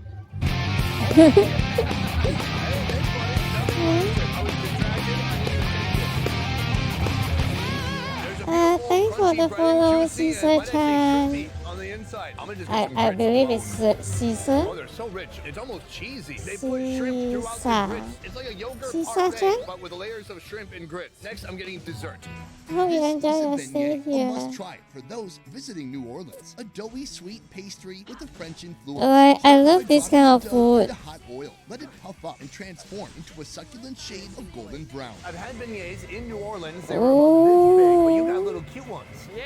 I told you, I'm based in New Orleans with a Minnesota twist. Now for the sweetness. A snowy sprinkling of powdered sugar. Then a couple sides for dipping. Chocolate sauce and a caramel pecan sauce. I'm gonna go plain Jane at first. Let's try it out. I'm always thinking it's gonna be pillowy inside, but inside it's dense. I like this take on the beignet. Beyond that, it's crispy on the outside. It's It's very Kosaya. steamy, very warm and fresh. This sauce is Oh, speaking to me. I can tell okay. you, when I was in New Orleans, they Hi, did not have Kosaya caramel Chan. sauce with pecans. This might be the Minnesota twist right here. Enjoy it. And Close your eyes, go to a hi, happy place. how you That's what I'm doing. doing? The seasonal depression is lifting away. I want more bite? Uh-huh. I'm very satisfied. And people say like, hey, food is medicine. I agree. For me, it's an antidepressant. $5 for this, you get Oh, I'm 5 doing pieces, good. sauces, not a Thanks for bad deal. Let's asking. keep moving. My next stop, Elevation 5280. The truck behind me is Colorado themed. When you think of Colorado, you may conjure images of Rocky Mountain oysters or certain herbal delicacies. Here, they offer food that'll flood your brain with much more dopamine. Inspired by Coloridian Southwest cuisine, they've created a menu full of reimagined classics, like tacos or loaded fries. But of course, they Oh. offer their own twist. Right here, the Colorado fries. What are they? It's the Rocky Mountains of meats and cheeses, placed atop starchy fried I used to goodness. watch It this consists guy who of seasoned called French himself fries, Colorado pork, green Food chili sauce, Hacker. chicken, Something special happens when you smoke marijuana. You Cooking get in really creative in famous the to kitchen. American cheese, restaurants for Chipotle figuring crema, out their pico de secret gallo. recipe. I'm not saying that's Huh. the inspiration for what is in my hand right now, but oh man, people in Canada are jealous. It's almost like a poutine, but better. Yeah, Kosaya-chan, I am currently So farming, much flavor. Mix that with the pico de and gallo, it's little kind of bit boring of to freshness, and then watch, this so creamy we are watching pork, green chili this sauce. guy. That's right. You can see I'm slowly getting to the French fry layer. It's like a taco salad without any of those greens. This is a delicious mess. $10 for this whole thing, and they don't skimp on anything. the perfect partner to unconventional When in cloud doubt, watch chilies. food. Even more unconventional Eh, tacos. food is always a good Start by grilling good corn place to tortillas, start. then fill them with bulgogi or Korean grilled beef. This is one of Korea's Just most getting popular very meat hungry. offerings. It Sorry, literally means Terry-chan. fire meat. Add coleslaw, hoisin sauce, sriracha, and top it with cilantro. Lots of awesome Asian flavors. Let's try it out. Oh, Not delicious. They've got pickled slaw, and there's a perfect blend to this very sweet, very salty, savory sauce that's on top. I love that Mexico and Korea are finally uniting. Two countries that really have almost nothing to do with each other. But now they're finally coming together here in my mouth. It's great. 2 tacos, $8. I'm very impressed. At this moment, I have spent $45. I'm almost to the halfway mark, and I think my stomach is about to the halfway mark too. Now we're heading to our next location. Where is it?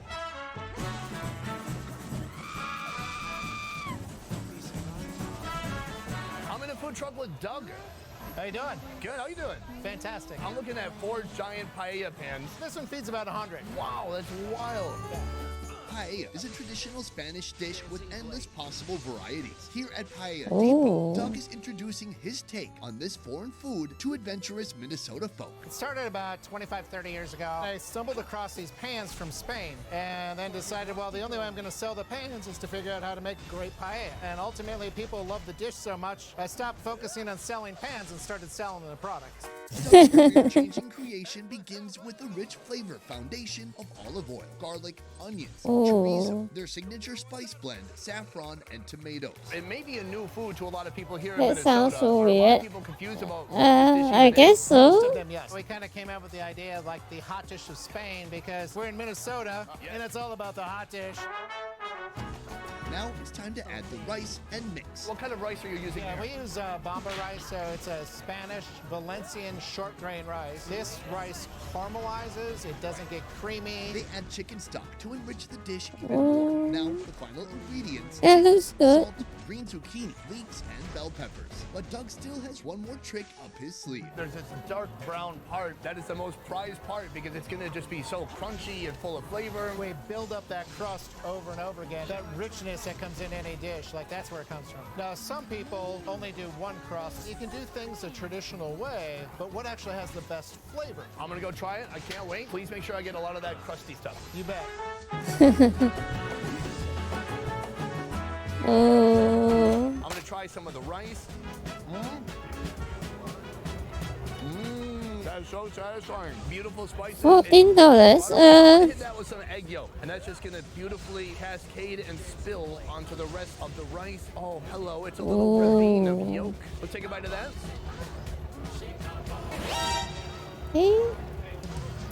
One of my best Thanks for the rain, Cherry Chan. Cherry Chan. It's a great combination. Okay, guys, I want you to pan over to Doug right now. I have a let feeling me- Doug right now is pitching people on what the heck is a Shout paella. out. I appreciate that. He's kind of like a culinary ambassador for the paella over here. There's some vegetables. There's chorizo. Smoky, crunchy, and chicken too. We have so many animals involved. I didn't even know. Thanks for the shout out, Soldier Chan. He's making paella and he's killing it. How's it going? Going good. Next up, How was your Phasmophobia game? How did it go? Monkey team hooked on her sweet ooey gooey brownies, and now she's doing the same to folks all around the state. If you're simple, you can get a brownie for $6, $7. It was lots of fun, lots of dying. Ice cream, you get a I still remember when I played with you. Shut the door on me. and then on top of that, you get whipped cream, some caramel, some chocolate, and then a dusting of Butterfinger guts. Oh, that Oh, it's so rich. looks. Oh.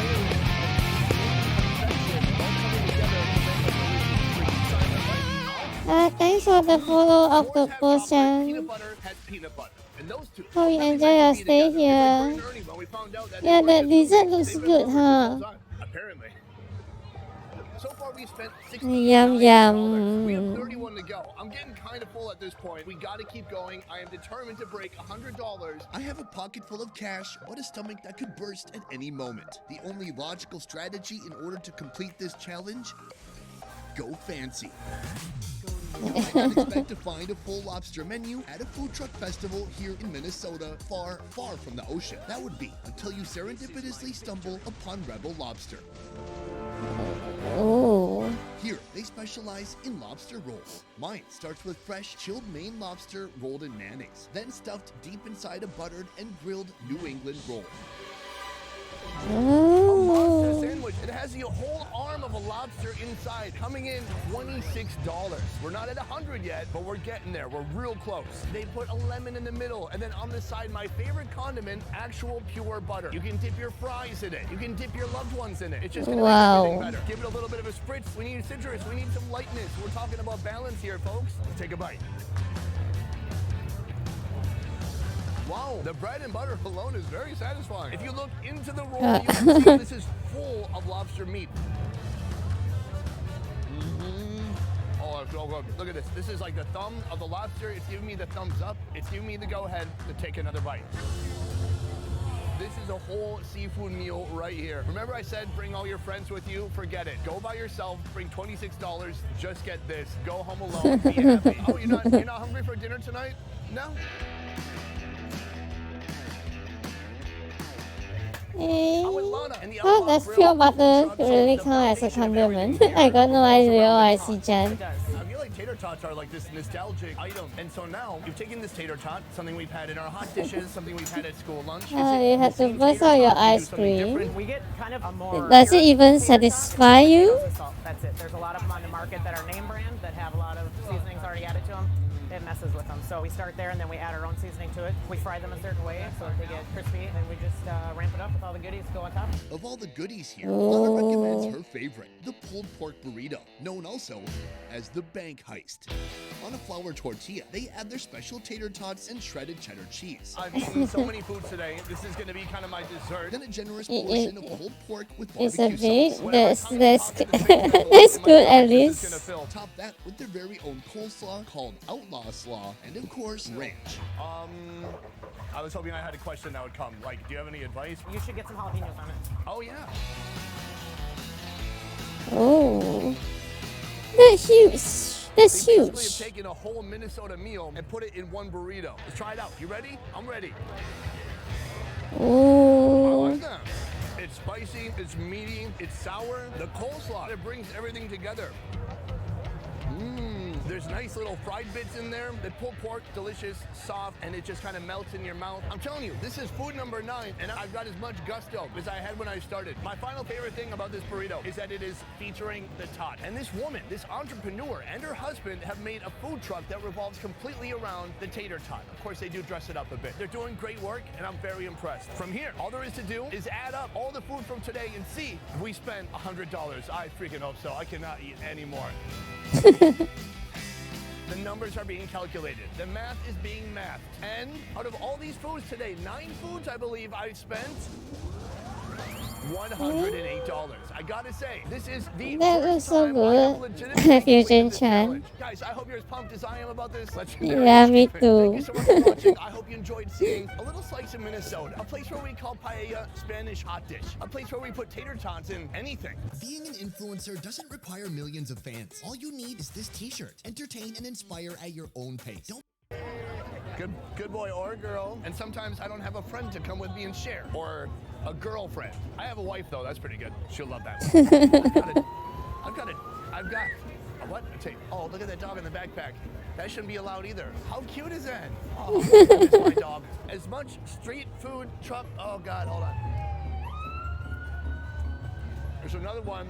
Couldn't handle the food truck. That is it for this one. Thank you so much for watching. I will see you next time. A peace. Yeah, that's interesting. Oh, what happened? Oh, it ended. State fairs. They're the perfect place What? to look at and consume insane, over-the-top, It just won't end. wild food creations you'll never find. Let's put this on pause at least. Go find the penguin. Yeah. Seasonal pack, we only get this. Oh, peppermint hot chocolate. Ice cream? Hot chocolate ice cream?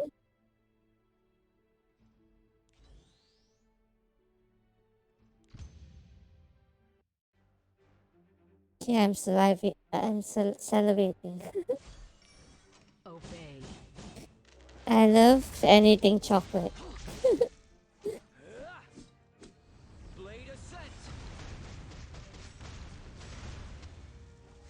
Do you have nothing left to say?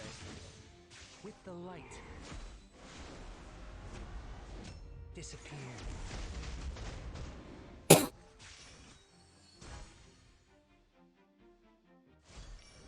Over there. I'm not too late. Over here. Am I? I'm coming. How do you eat Dancing hot chocolate ice cream? Shall I try properly? Isn't hot chocolate just hot by itself? So with ice cream it's cold and hot? Do you have Kind of strange.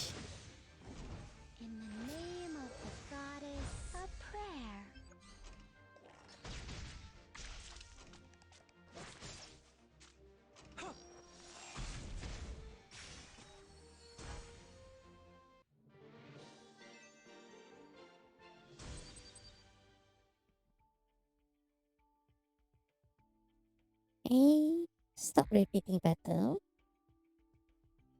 I got a penguin. um, receive. Um,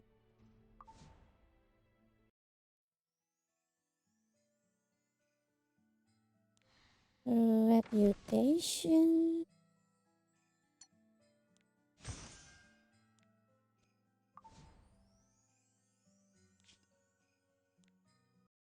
Uh, 43, 60 plus more plants. No, 50 plus more.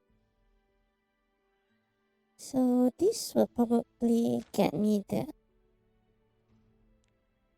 requirements. Hi, Bakash-chan. How are you? Go to your grave.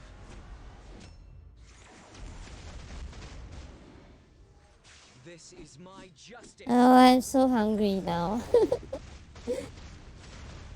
It's hot chocolate that was cooled and turned into ice cream with peppermint and marshmallow mixing. Oh, I see. Then how is it hot chocolate then? It's just chocolate with peppermint and marshmallow. Is there a difference between hot chocolate and chocolate?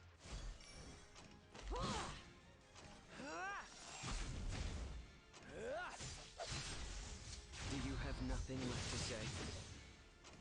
Let the goddess lead the way.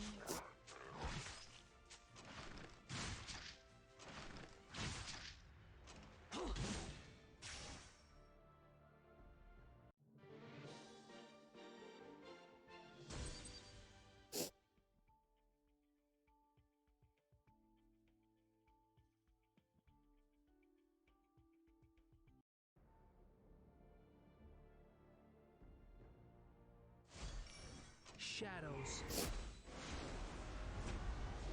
fall. Please disappear.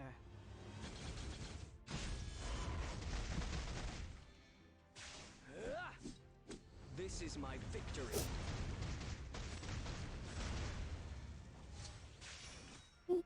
Epic 7 made a good change after I stopped playing. Like, right now, all you need is one farming team. And it gives you penguin if your team is maxed out. So you can continue farming the friendship of the characters. So it is quite good, the change. You don't have to keep changing your character while farming.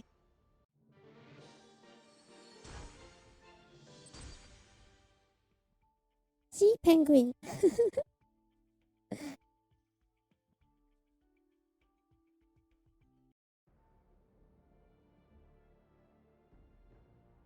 We don't used to have penguins like this.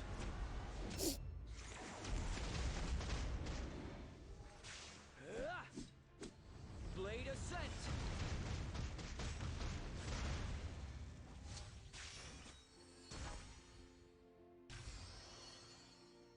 Hi, Macaroni-chan. I can see. How are you doing? Do you have nothing left to say?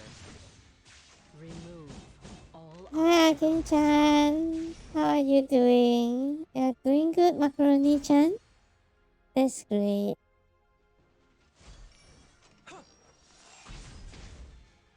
Just hoping to say hi. Oh, and say goodnight. Okay, Aki-chan. Thanks for dropping by. And have a good rest.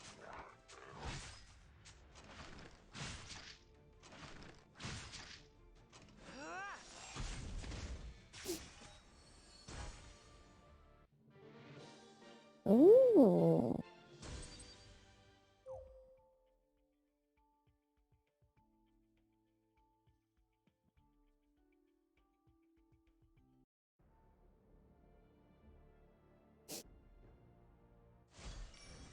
Obey.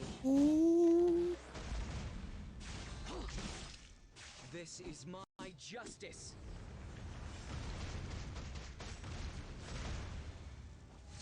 With the light. Yeah, I am in Australia. Disappear.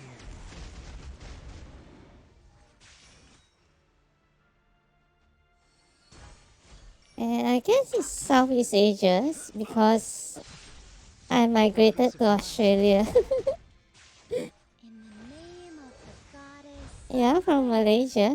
Ah, that's really, really close to where I was from. Dancing blade. Which part of Malaysia? Do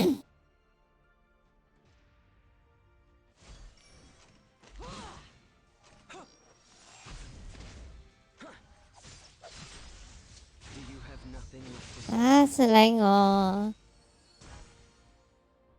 How's the COVID over there? I heard it was pretty bad. Yeah, I was from Singapore.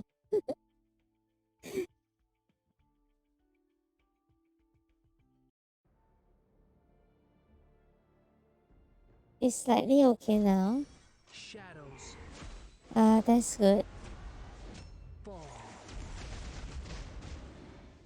I hope you and your family are safe. Victory.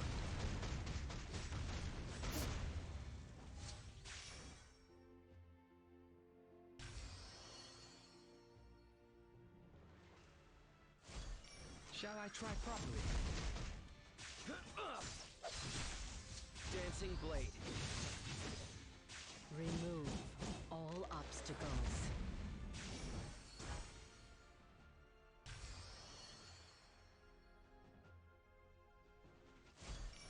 Yeah, that's great.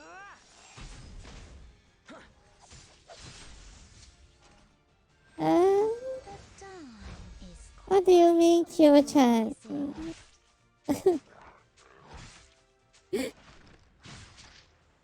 Cute? Let us deal with them. I'm not too late. Over here. Am I? I'm here. No, I'm not cute.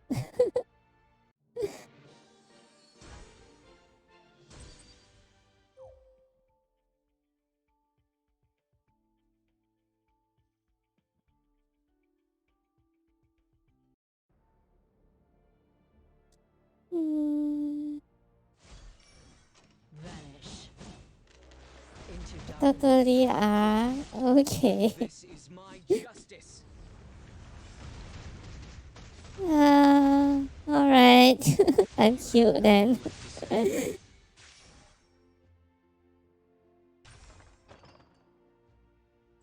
I'm still really confused though. Why people call me cute. Dancing blade. Go to your grave. I mean, I don't dislike it, but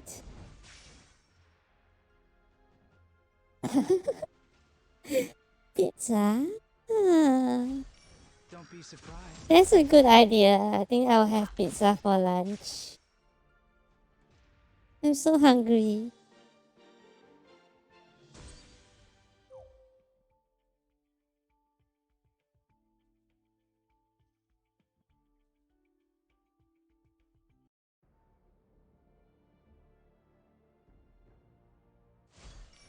Shadows fall. Let's look at pizza. I mean, Pizza Hut.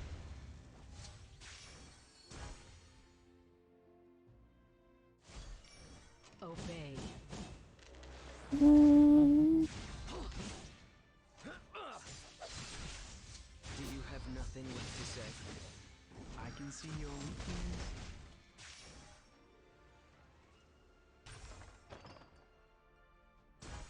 eh? Over there.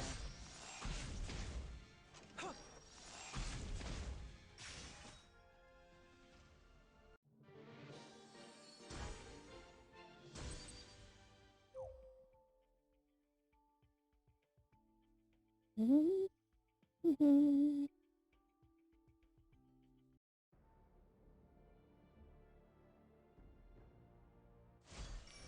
with the light.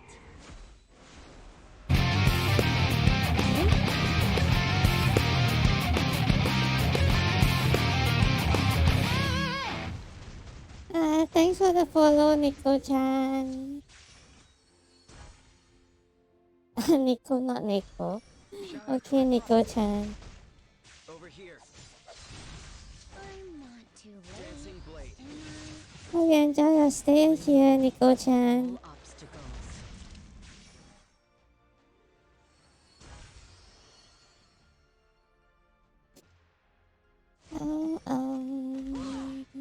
This way. Understood.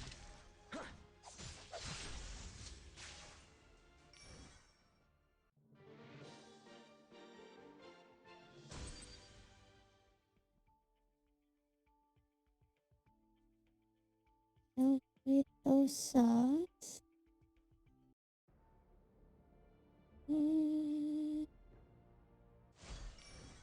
And extra. Into darkness. This is my victory. Do you have nothing left to say?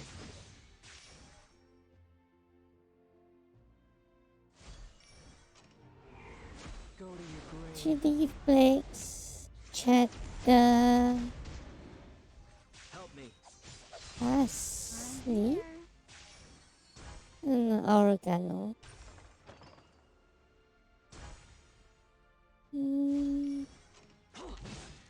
Don't be surprised.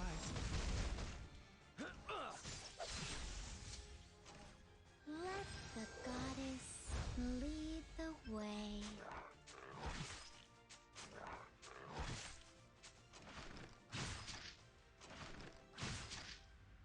Let us deal with them.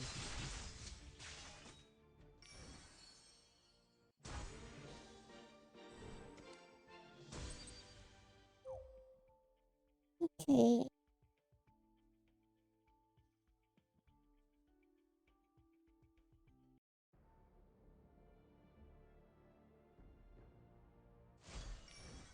Obey.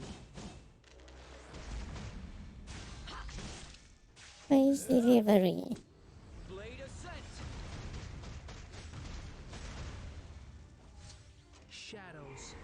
Hey, is food in USA really expensive? It kind of seems expensive. I mean, food truck food are usually, in my opinion, should be cheaper. It's considered street food, right?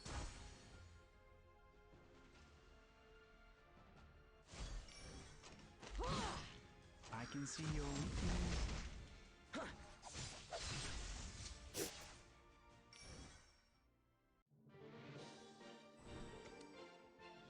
Oh, yay. Oh, stop battling. I completed that. From the lobby.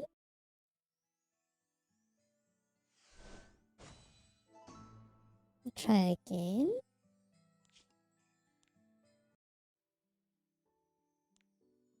Yay.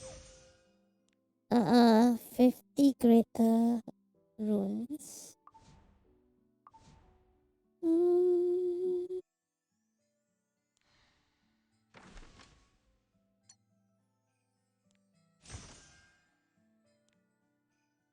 I'm already a millionaire.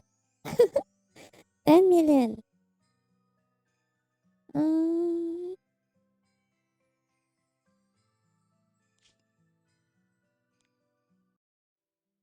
Specialty with the ruins.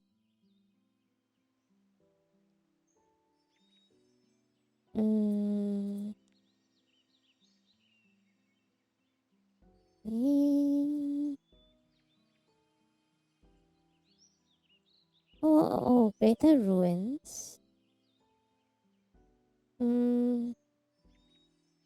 Let's go.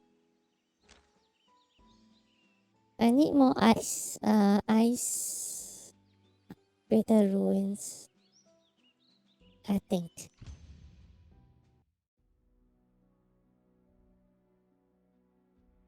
Hi, Loli-chan. How are you? Into darkness. In Canada, it's considered street food. Yeah, that's what I thought. It's funny how street food typically tastes better than most restaurants. This is my justice. I guess they have to make it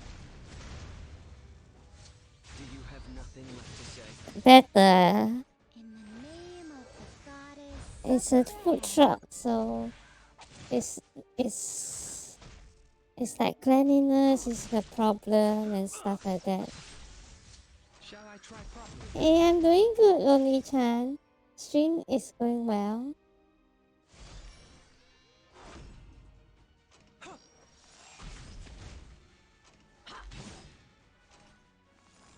Yeah, food truck can only serve a small menu. Here I go. They are more specialized.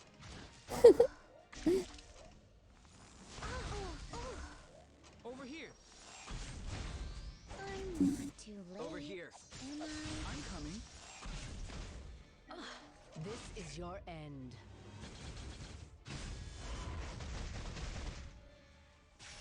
Die. Ooh.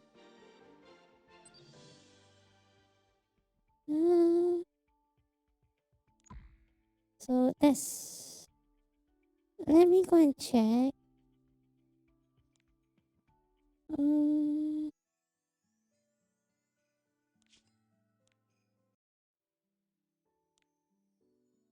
A2. Okay, that's right then. Let's go. And bye. Bye.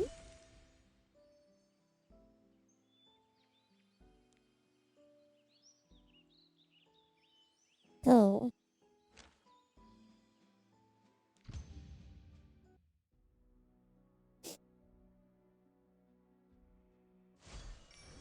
Remove. Yeah, I thought about trying to do a food truck years ago, but trucks are way too expensive. With the light How much more expensive than cars? disappear. I mean, a normal car, of course. The dawn is quietly blazing. Let us deal with I'm them. here. I can see your weakness.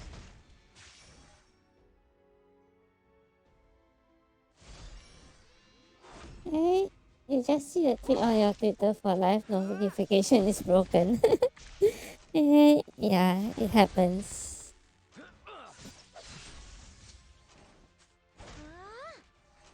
I mean, I announced on Lofty goal. my Discord when I go live.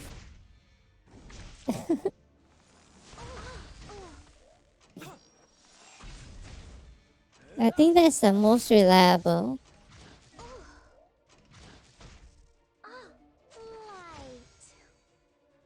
Light. Obey.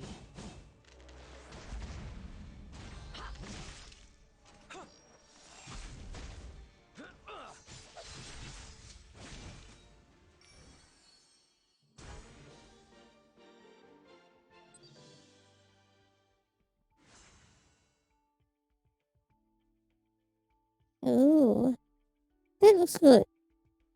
Find anywhere else. Oh. In this extended video, we're taking you to the two biggest, most iconic state fairs in the USA, the Minnesota State Fair and the State Fair of Texas. I'm on a mission to show you the 50 most unique, crave-worthy foods you must try in this lifetime. It all starts New here in cars are Minnesota, where around some mega food factories are churning out 30K, tasty treats on a massive and scale. a food truck was Put her there. This is our first stop. First day, there are 120K. Wow. the vendors who are putting out thousands and thousands of pounds of food. And I New noticed cars 30K is really expensive though. I remember remember Fresh getting French my car for Founded in 15k. 1973, Give or they take. slowly grew from a small stand to the French fry factory you see today. But mine is of course, a small Leading this massive operation Small was car. Ken Wozniak. Tell me about what you're serving here. These are chipper potatoes. What's a chipper potato? Chippers, a potato that has an ideal mix of starch and sugar that, according to this stand, make a perfect French fry. There's nothing that you miss, Lonely Chan. It was a wonderful year. We did about 460,000. I think Revive Week. 60,000 pounds. That's more than like a shipping container. Oh yeah. Yeah. Um, Typically, we're selling around about 100,000 units in the whole fair. Yeah, or more. First, a sack of potatoes is It's dumped already into a done. receptacle. What is that? This machine behind me. Then they're conveyor belted Oh. up until they plop into the peeler. It's a belt-fed conveyor system that has a very particular amount of potatoes that it feeds for our drum peeler behind you. The peeler is lined with sandpaper. A powerful stream of water tumbles the potatoes about until the skins are all removed. Does it turn them into fries too? Yeah, right here. Now they're manually moved to the cutter, What is a perfect width for a French fry? taking this big bulbous beauty and instantly smashing it into uniform starch rods. We're looking for crispier exterior and kind of a baked potato inside. So we're kind of looking for that centimeter-ish range. Centimeter? Very European. The raw fries are loaded into the frying basket. First, they get fried in hot oil. That cooks them through evenly. Then they're moved to even hotter oil, which gives the fries a And crispy, you crunchy drive exterior. a Finally, the hottest 206 oil of them all ensures Pontiac. the crunch lasts as long as possible. We end up having them drained and then they're dumped right behind you and then lightly dusted with salt or vinegar or ketchup. My car was. These chippers go from a whole New potato car to was salty, about crunchy 6 French years fries ago. in just a few minutes. 6 years ago. Bustling, it's wild, it's I drive what's that called? Nissan Mirage. Your whole empty stomach at one place. Now, even though I've said that, I have purchased the largest French fry that you Wow. can get here at this particular vendor. This behemoth of a bucket right Nice. here costs $14. Good thing I memorized that earlier. They're hot, they're steamy. It's like I have a nebulizer full of French fries. Well- Hold on, pull up a picture of a nebulizer. No, not that one. Pull up a nebulizer on a horse. Yes, like that. I feel like a horse with a nebulizer that's full of French fry scent. It's very specific, I know. The moment of truth. Beautiful French fry. Nice. It's greasy, it's hot, it's burning my fingers a little bit. Let's try it out. Ah. It's very satisfying. So just a little bit of crunch on the outside. There's just a little bit of salt You on can there. It's taste, just you so can much feel the different from, crunch. McDonald's You French hear fry. the That was crunch. much thinner, more crunchy, but it wouldn't have this really satisfying, mashy, steamy, starchy center like this has. I really love that. I'm gonna get a triple fry. It's more surface area. It's gonna really grab onto this ketchup. Look at that. It's like a torch in the night. Let's try it out. Now, I would recommend don't start with the ketchup because then you're going to be giving your palate a little too much razzle dazzle. Start plain, just the potato, just the salt, and then when your palate grows weary, you can add some ketchup. This today is my breakfast. We're just getting started. We have a lot more to see. Let's keep moving. Whoa. 300 food vendors feed millions. That's of just his guaranteed breakfast. With a total of 500 Really curated unhealthy menu though. items, all approved by the fair board. Competition to get into the fair is fierce. Potential vendors know that in just 12 days here, you could make a small fortune.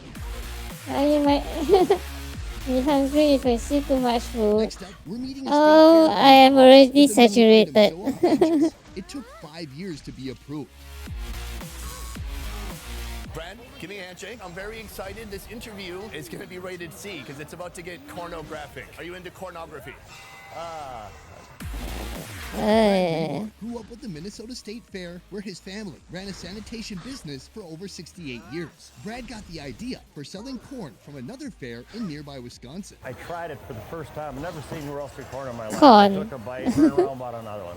So good. But before we could turn this idea into a dream business, he had a lot Okay. of convincing to do. Everybody told me nobody's going to buy sweet corn. It won't sell. And it took 5 years for the fair to approve the idea. Wow. To approve corn. They're like, listen, guys, this guy has a radical idea, corn. And that took 5 years to approve. 12,000 different species of corn in the world, and that's not Poor counting guy. underwater corn. But Minnesota is well known for its sweet corn. Very tender, very sweet. This seed actually comes from Japan. Oh, really? Yeah. Although the seeds flew in from Japan, this corn was grown here in Minnesota, specifically for this event. I'm curious how much you sell in a good year. You can measure it however you want. Like bathtub fulls is what I usually use for measurements. If you want to put it that way, we're probably doing 600 bathtubs a night. Wow, that's a lot of bathtubs of corn. Yes. First, they take the refrigerated sweet corn and slide it down to the soaking You tub. try to keep the corn refrigerated first to Some keep the starch from people, building up. use It soaks for 10 vinegar. to 15 Yeah, minutes before mustard it moves guy. to the grill. We get real busy, it might not hit the water very long. Ah, This custom-made gas What? grill was built specifically for this I'm sorry, I operation, don't ensuring understand the nice, pun. even heat and pinpoint caramelization. I don't think I've ever had a well-roasted, really like caramelized you piece of sweet can- corn. So I you definitely want to can try that today. use vinegar for Add water to mustard. steam the corn, or maybe they're just doing that for the cameras. I'm not sure. Wow. Once cooked, husk it and dip it in a I vat of prefer melted butter. plain Is it salted or unsalted? with salt. Salted butter. The seasoning is Sometimes I do Thank you so like much. I'm so vinegar. pumped to try your corn. I've tried a lot of different corn, but I've never had this type of sweet corn in Minnesota from Japan. Okay. Let's see. Another interview, another Pornography. story. I finally have I this see, big I see. piece of corn in my hands right now. On one side, it's kind of rare. On the other side, it's a more medium well. So you have a variety of textures and flavors here. And he said it actually caramelizes the sugars inside. So that should create a really new, unique type of taste. I'm gonna go for it. I don't. Where do you start? Do you start corn in the middle, on the side? Do you eat it like this? I don't think she's giving me the right advice. All right, let's give it a shot. Oh, that's some good corn. It's so delicious. It's salty, it's peppery, and it's just buttery enough. The thing with sweet corn is it has Yeah, some I butter like already. it You don't want to overdo be the butter. I've seen buttery. people who have destroyed their palates through years of junk food abuse. It needs to be literally half butter for them to enjoy it. But here, they just give it a little bit of a dip. Not a lot of bit of a dip, just a little bit of a dip. Brad, not Bradley. Inside, he told me I was going to have a corngasm, and I think he's right. This video is now demonetized. The Minnesota State Fair started in 1854 with a mission to promote the state's agriculture. At first, the fair's location changed every year, but in 1885 it found its permanent location right here where we are today. It wasn't until 1989 when the fair got its first giant bird leg vendor. Ooh. Cheryl. Cheryl, can I have a handshake? Cheryl and her husband have sold turkey legs all over the USA. We do this fair, we do the South Carolina State Fair, the Florida State Fair, and the Florida Strawberry Fair. Oh, that's a lot of traveling. But in order to roast up this beautiful turkey leg bounty, they had to go mobile. Oh, ouch, This so turkey sorry. leg drives from here to Florida. When it's parked up and ready, this roaming rotisserie can roast up to 700 After the legs at episode, the once. man That's gained my kind 20 of pounds.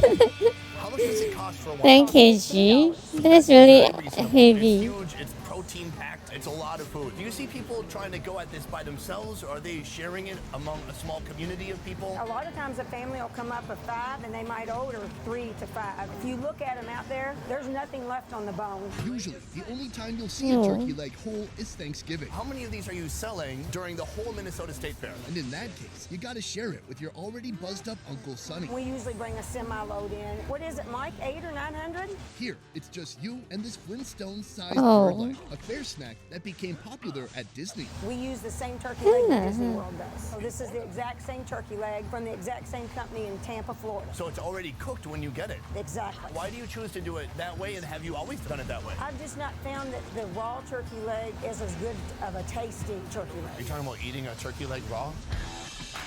The process starts with their pre-smoked turkey legs. These plus-sized thighs roast in the turkey trailer for 1 to 2 hours. Oh. You go through 200 cases in a day, you don't have time to cook from raw. Then they're moved to the grill to crisp up the skin. And the raw does not taste like ham. These taste more like ham. Finally, wrap it in tinfoil to keep it hot and serve. Today I've basically been eating like a vegetarian. French fries, corn, but now it's time for some meat. Here, look at this. A big, beautiful turkey leg, all nestled up in swaddling clothes. Like The the last baby turkey episode. Jesus. I think they put tinfoil on there. Yeah, We're gonna that's a lot of slowly food. Peel that back like a beautiful, meaty banana. Yes, this is a giant leg. This must have been one beast of a bird. Ooh, it smells good. It smells smoky, fatty, greasy. Let's go for it. Oh. I think that turkey leg would have put quite a lot of. It has more of a hammy taste to it than a turkey taste. I'm not sure why a hammy flavor is so desired, but I think that's what happens when you smoke the meat. It just gives it more of a cured kind of flavor to it. Oh, yes. Now, this is just a pure skin shot right here. Wait, I'm going to pop that back. It's just a whole different texture, a whole different flavor. Very desirable. You went to a Renaissance festival. Right, so Turkey right legs here, can guys, be this part of the huge. turkey leg is like a release valve. I'm going to pull that back. Yes. Whoa. Look at the inside of this. That looks so good. I feel like I've been eating for 10 minutes now. I'm not even halfway done with it. This is a great value. And to imagine, they're selling a literal truckload of this every year here at the State Fair. Incredible. Nice. Every new vendor at this fair hopes to become the next Martha, a Minnesota State Fair icon who turned a simple recipe into a $1 million business just by selling cookies. Cookies? Martha? Yes. Put her there. Okay. Meet the queen of this cookie dough kingdom, Sweet Martha. She and her business partners started with a tiny cookie stand. Over 40 years, she built it into a cookie empire. It's all just one thing on the menu, right? That's right. And that's genius about what you do here, because a lot of people might think, oh, I should have 6 or 7 really good things, or you take one thing, really perfect it, and make a lot of it. Absolutely. So for you, in a really good year, like 2019, do you Yes. know about how many cookies you sold? You're hungry now? That's the whole point, isn't it? Their super secret cookie recipe is an amalgam of several mothers' recipes. They've got the same great taste from day one, but over time, small adjustments were made to the recipe, so it's better suited to cooking at such a large scale. Let's talk about the recipe. Could you write it down exactly for me? Well, I would not do that, no. Oh, okay. That's fine. Martha's cookies start with their secret dry mix. What is more secret, the ingredients or the ratio? Then add shortening and water. Probably both. Probably both. Okay, I'm gonna guess. When the mixture is combined, it's time for the chocolate chips. Flour. Yeah, there's flour in Pickle it. juice. No, I don't No, think I'm so. already messing it up. Yeah. All this goes into a dolloping machine, which portions this giant glob of cookie dough into Oh. perfect cookie-sized chunks and spreads That them looks so on a baking cute. tray. The chunks are manually spread out to create enough space for each cookie. When the tray is ready, it's placed on a cooking rack.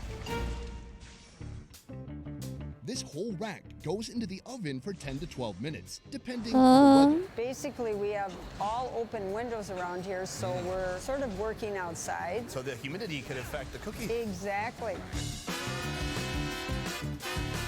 When the cookies come out of the oven, they're still too gooey to eat. They need a quick rest before they're served in a cone or a bucket. Is it still gonna be warm when I bite into it? Yes, that's what we time.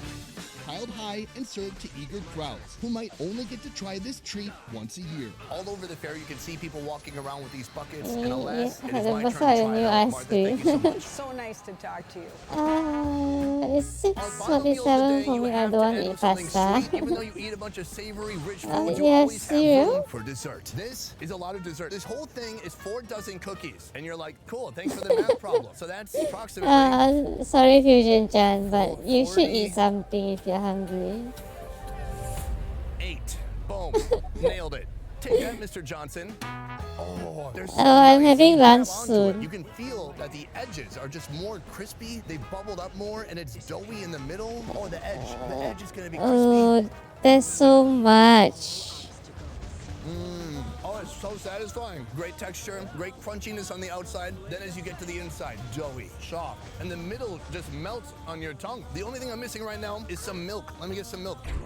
Ooh. Hi, now I have milk. Take the cookie, give it a little bit of a dip.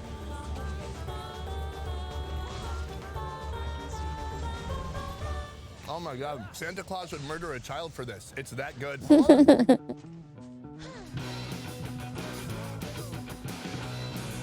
Yeah, the box is huge. Welcome to the Minnesota State Fair. Thank you.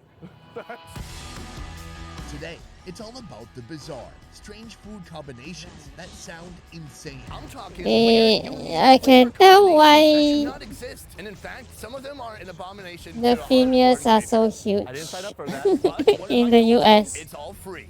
I'm down. Really? Yeah, of course. I mean, free is my middle name. Let's do it. Let's do it. Bizarre foods at the Minnesota State Fair. Let's go. And then you walk that way. Classic comedy duo.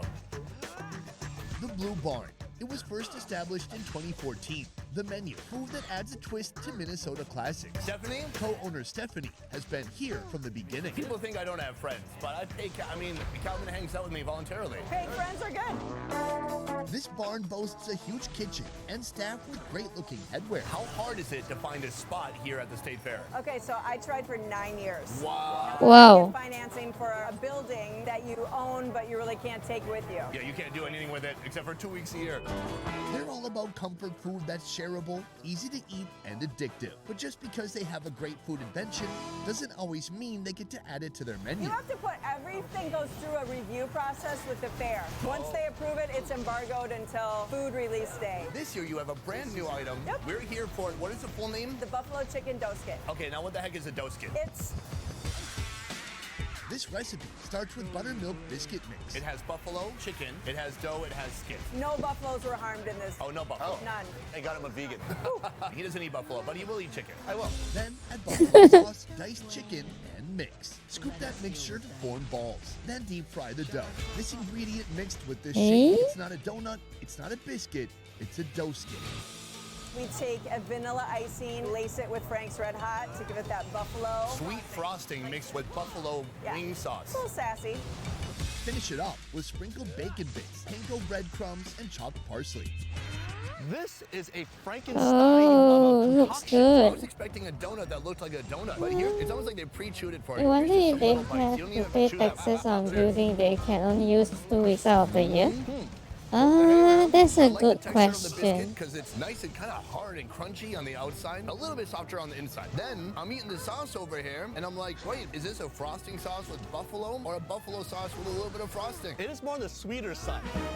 The chicken is folded inside, but I don't really see much of the chicken in the dish. I mean, if you put a gun to my head, or an AK-47, rocket launcher, I mean, even a big machete. What about a water gun? Water gun wouldn't do it. Okay. If you put any kind of lethal device next to my head and said, hey, do you taste chicken? I would say, can you not put that by my head? And then I would say, no, I don't taste chicken. I love her creativity. I love that she took something that no one else is gonna do. No. It's really interesting that this has to be approved By a board. It's a buffalo chicken biscandwich. Bistonut. Don't skid. Aha. Is this gonna make it to next year? We'll have to wait around to find out. I'm gonna ask her POS and her accountant. It depends if they are owning or renting. Push the envelope Maybe. with twisted Yeah, they own the innovation. building. Hey, nice to see you guys. This includes Michelle from Andy's Grill. Quick question, Andy's Grill. How do I know when to add an E to the word grill and when not to? We just thought we'd get creative because it kind of covered more of the sign. Oh, yeah, it's very symmetrical now. Yeah. This place goes back to 1987, a family business that's famous for food that's everything Philly. So I've noticed the strategy around the fair is different for everybody. I saw a guy selling corn and only corn. How many different menu items do you have here? You know, we had probably about 12. 12 is already a lot. This year we added our waffle burger. That's kind of a new twist to a hamburger. Imagine how you'd make a normal bacon cheeseburger. Well, this is kind of like that. On the flat top, they cook up beef patties, cheese, and bacon together. Here's where it gets wild. Instead of buns, and stay with me here, they use waffles. Waffles infused with maple syrup and crunchy pearl candy. This year, it's all about the waffle burger, but we need Nice. something to wash it down with. I've heard that people travel from near and far, but mostly from near, to get the special beer you have. Can you tell me about this beer? The chocolate chip cookie beer. It's to die Huh? for. It's an amber beer that's infused with chocolate, vanilla, and it's rimmed with 100% chocolate. Is it like drinking a cookie? It has a little bit of a taste like that. She sold me. Yeah, I love beer, but we can pretend it's a cookie for the show. Yes, That's absolutely. Right. It is still before morning, 11:59. If we drink the beers right now, it'll be breakfast beers. It's really more of a dessert beer, but let's go for it. What? I've never had chocolate sprinkles on my beer before in my life. Yeah, how do you feel about it? I feel like it's a nice thought. I think it's cool to have chocolate and sugar with your beers. It's a nice thought, like when someone gets you a pecan pie for your birthday, but you're allergic to nuts. We've got syrup on the side, but I think first we should just try to dig in with a bite. It's gonna be tough to get a big bite. I have a small mouth. You're gonna go even smoother than this. Oh, the waffle is quite sweet. It's candied. Yeah. Inside the waffle, you can feel little candied, crunchy bits breaking apart. This reminds me of a breakfast burger. Like a McGriddle. A McGriddle. Another bite? Do I have to? That's good. I kind of like it. Are you starting to throw around? Yes. Yeah. Let's dip that and see how it is. We got some syrup in here. The move is Oh, going to dip and then you want that's to pull it up so it drops sweet. right back into the burger. This is the whole sweet and savory. I'm trying to explain the food right now. This is the whole sweet and savory Minnesota Fair type food. And it's inventive. And it's bizarre. Reinventing classic chicken and waffles with that bun.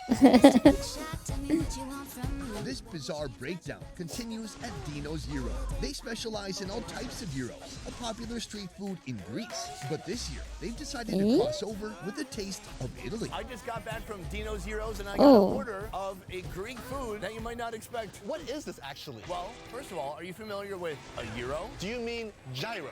I meant gyro. Then yes, I am. Imagine a gyro with all the delicious shaved lamb and fresh cream, tomato, feta cheese. Oh. Take that, throw it in a blender, and put it in a ravioli. But a ravioli isn't Greek. Exactly. Ravioli. It's pasta stuffed with something delicious like meat, cheese, or hopefully both. Here, these mad food scientists have put all the ingredients from a Greek gyro, including this delicious roasted and seasoned gyro meat, and they've shoved it into this Italian ravioli shell with a roasted garlic dressing. I've had ravioli many times before, but that comes from a can. There's also another way to make it, which is boiling. But there's actually a third way to make it. That is actually frying the ravioli. Now, are we at the fair or are we not at the fair? We are at the fair. We gotta fry some stuff.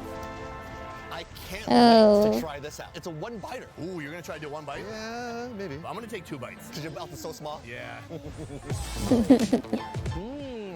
Okay. It's so zesty. The first thing you taste is the sauce on the outside. It's garlicky. It's rich. That fried texture of the ravioli is so different because I love a boiled ravioli. It It's looks so fun to chew interesting. through, almost like a doughy, al dente ravioli. I like how they combined all the ingredients inside. It's the whole gyro and made it into bite-sized, walkable pieces. Oh, walkable. You can take it on a ride, take it in a photo booth. You can take it into the little animal area, secretly feed it to an alpaca. But you can't take it swimming. Now for a food combination that'll really make you question your existence. I just grew up in this state and I assumed everything I ate was pretty normal. And then you saw this food and you said you'd never seen this before. What is this? It's called a pickle dog. It comes from the stand right behind us. This place is called Pickle Dog. Since 1989, this family-run business has been bringing smiles to patrons' faces. This is You something make you might fried actually or see at a baked party in Minnesota. ravioli. You know, people here might Only make some deviled eggs and bring not that to a party. often. I like that. Like a hors d'oeuvres. Oh. D'oeuvres. Is it singular? There is an S, but the S is Yeah, I silent. never tried baked. Duh. I never tried fried ravioli Tradition has it that before. Pickle Dog should contain cream cheese, pickle, and ham. It just But here, looked they make it with interesting. seasoned smoked pastrami.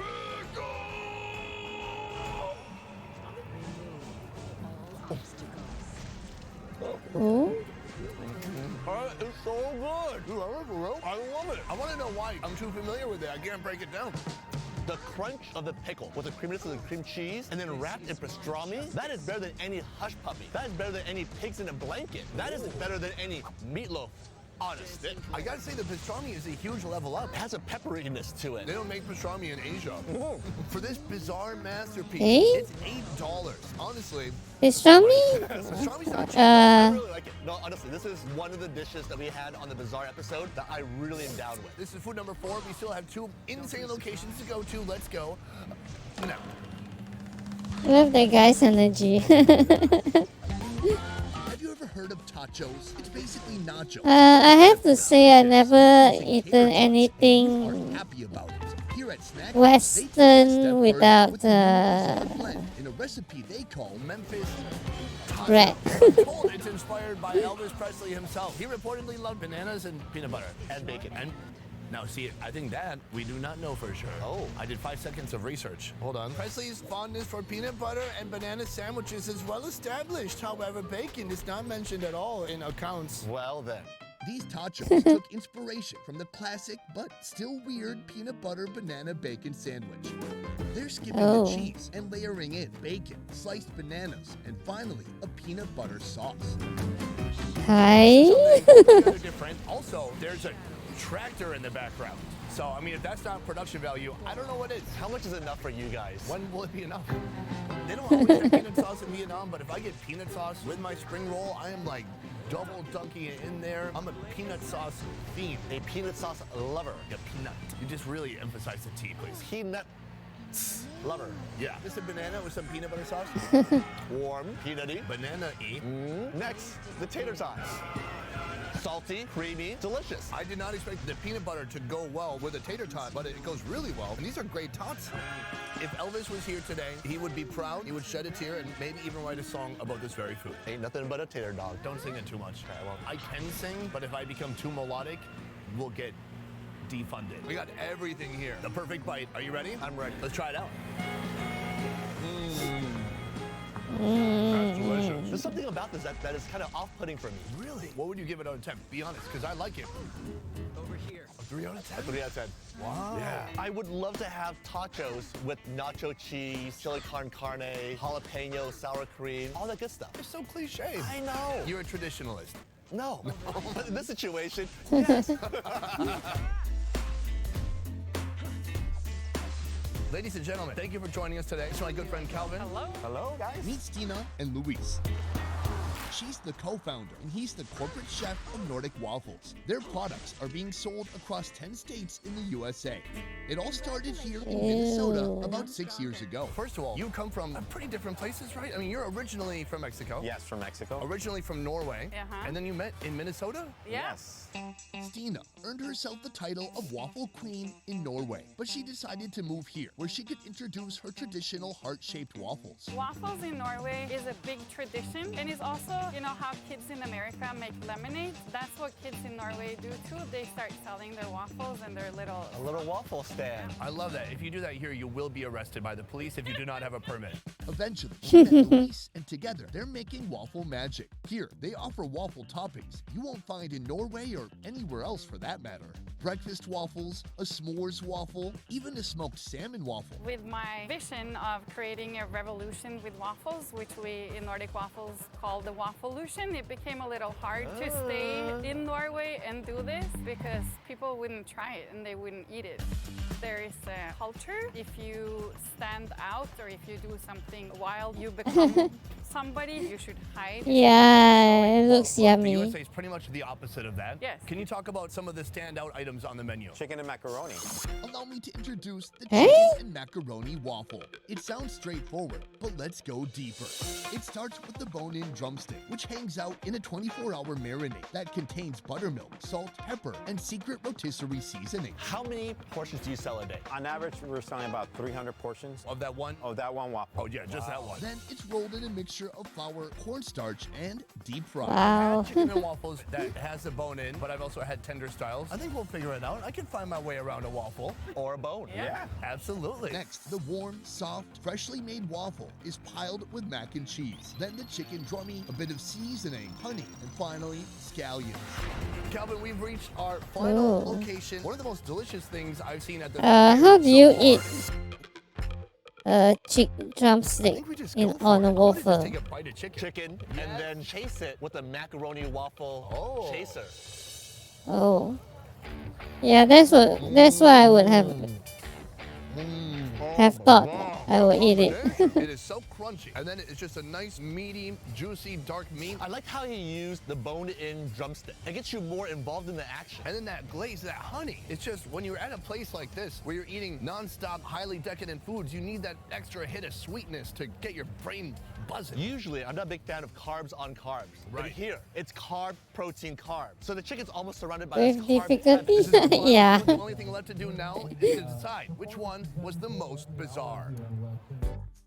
Calvin, today we tried... Okay, let us pause the video. Repeat after. Okay, test ended.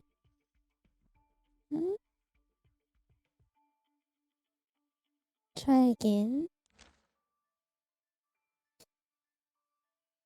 Did I level or something?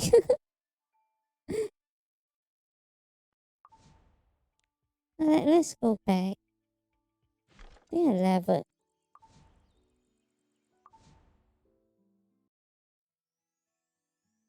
Yeah, I ranked up.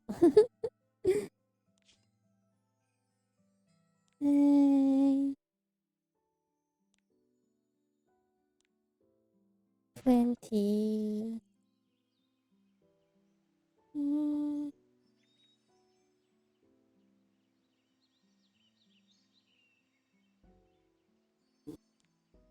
Light. Oh, I should do dark. Because I don't have dark yet.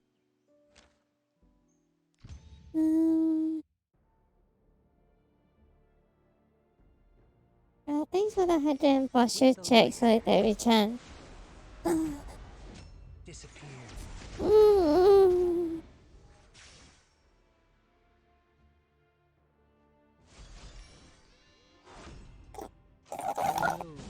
all obstacles. Yum.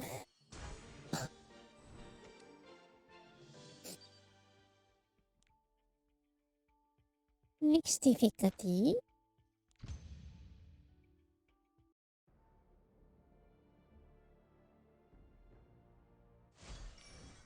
Vanish into darkness. This is my justice.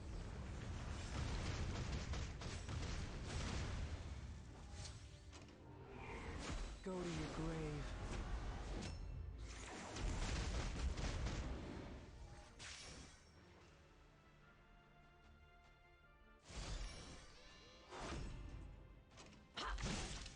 Shall I try properly?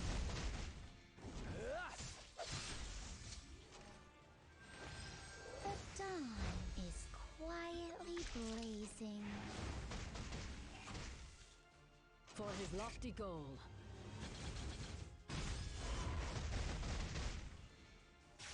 Bye.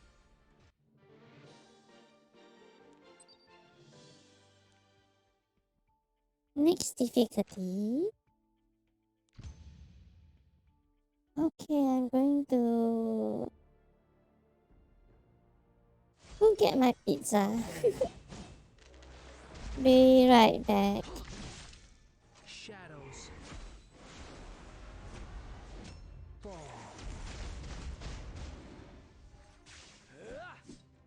This is my victory. In the name of the goddess, a prayer.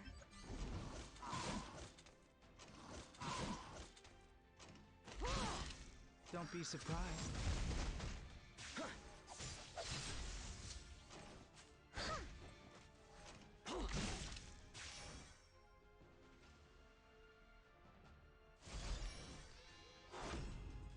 Remove all obstacles.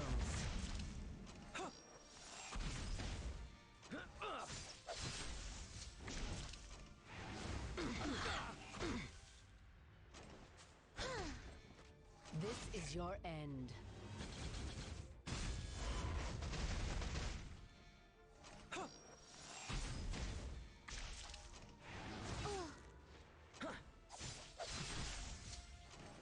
I'll help. Is anybody there?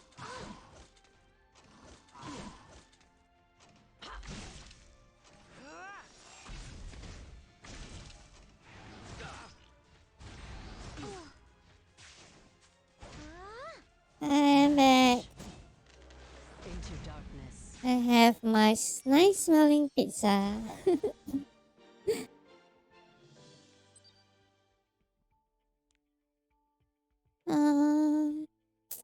Okay. Now. Yeah. Thanks, Solitary-chan. Yeah, pizza.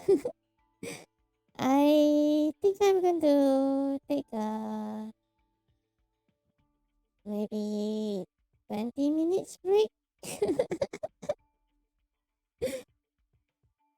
If that's okay.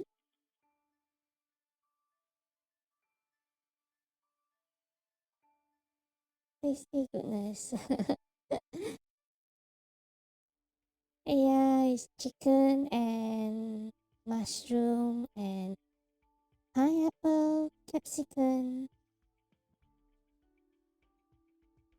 Hey, okay, I'll take a break of about 20 minutes. to enjoy my food. And I'll be back. In the meantime, I will play a short 1 minute ad. Oops. Wrong.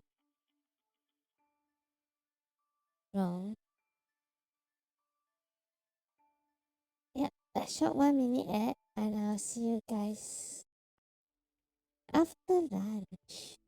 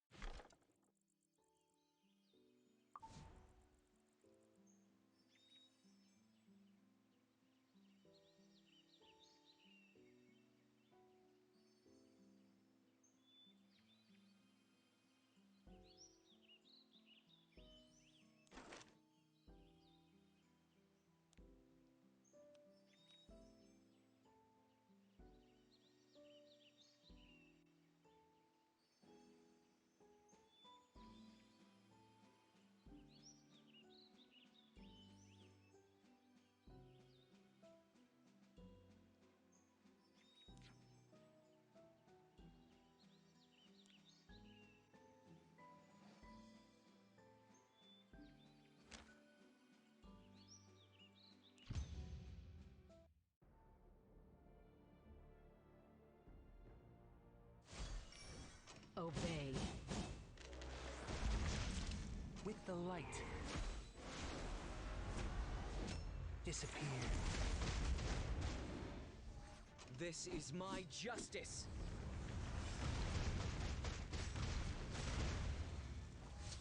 Do you have nothing left to say? Let the goddess lead the way.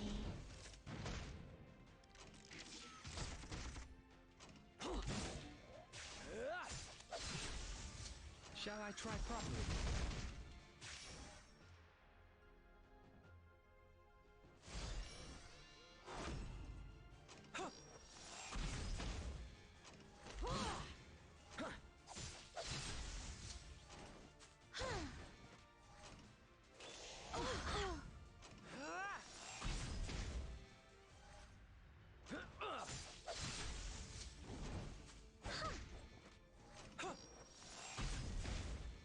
Vanish into darkness.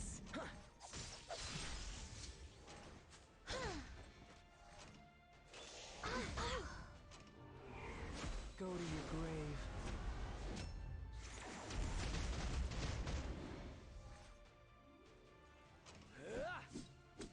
Blade ascent.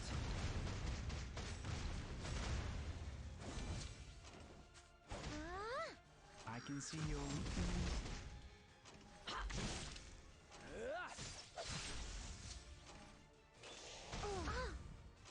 In the name of the goddess, a prayer. Remove all obstacles.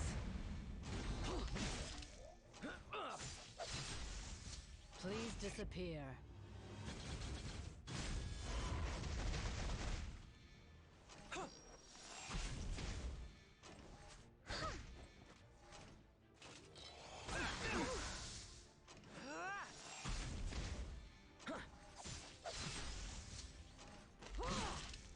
Oh my. Shadows. Fall. Obey.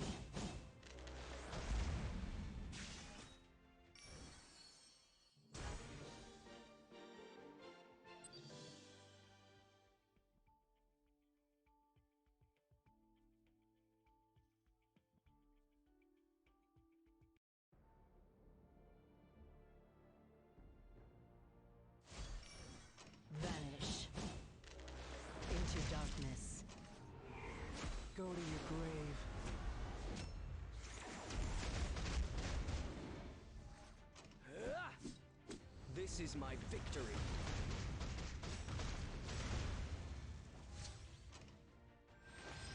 The dawn is quietly blazing.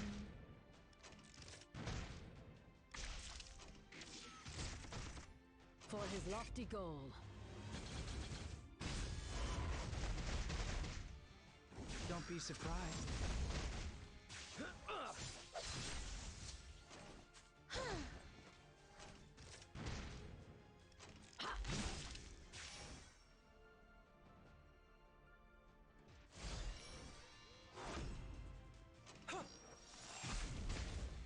Remove all obstacles.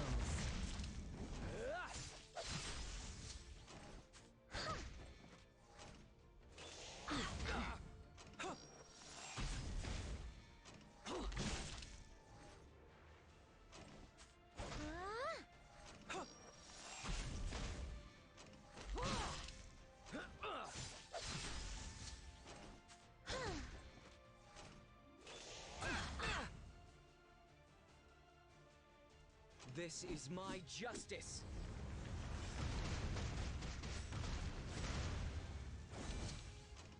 Let the goddess lead the way. With the light. Disappear. Obey.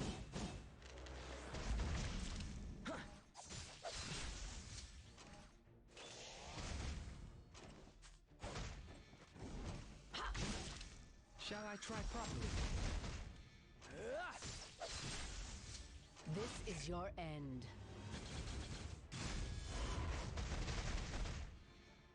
This way. I'm not too late. Anyone help me?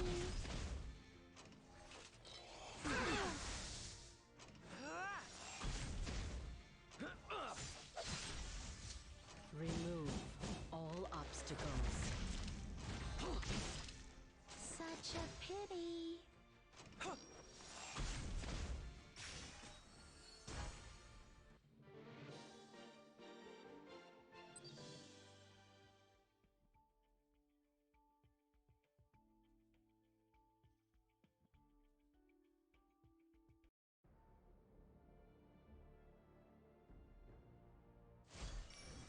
Vanish into darkness. Blade ascent. Shadows. Fall. In the name of the goddess, a prayer.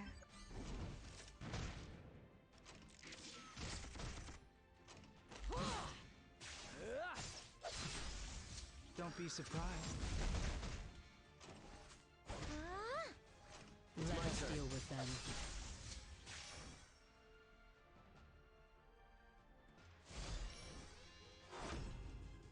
Remove all obstacles.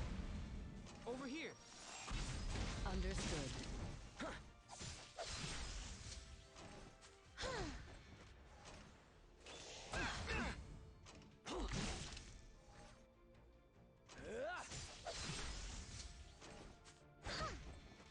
Please disappear.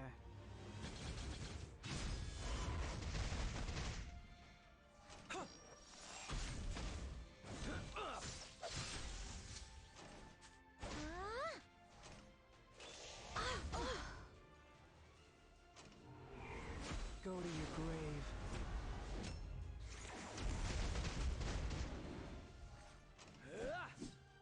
This is my victory.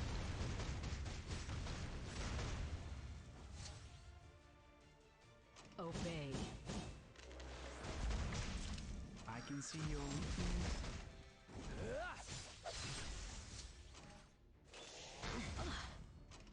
Let the goddess lead the way.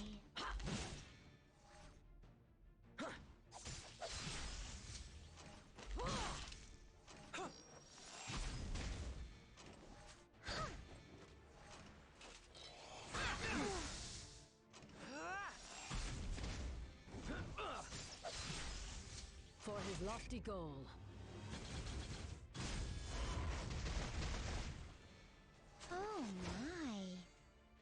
Shadows. Fall. Remove all obstacles.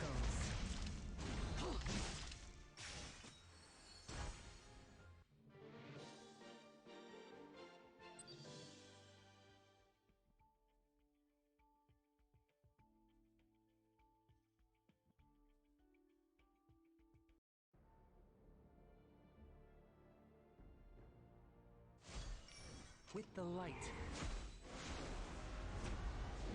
Disappear. Vanish. Into darkness. This is my justice.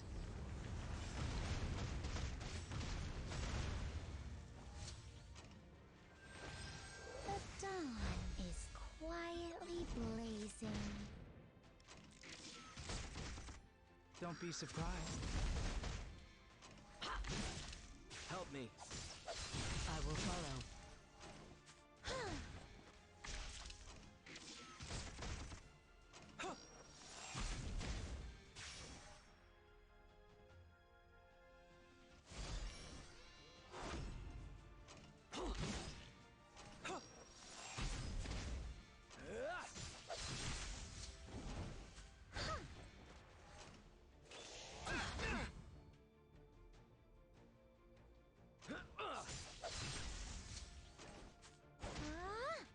Obey. Go to your grave.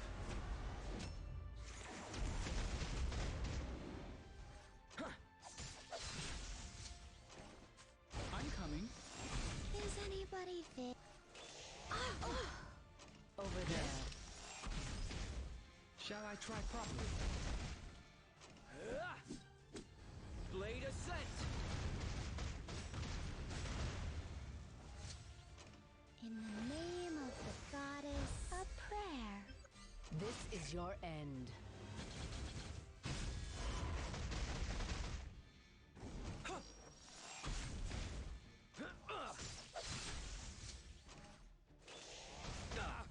This way.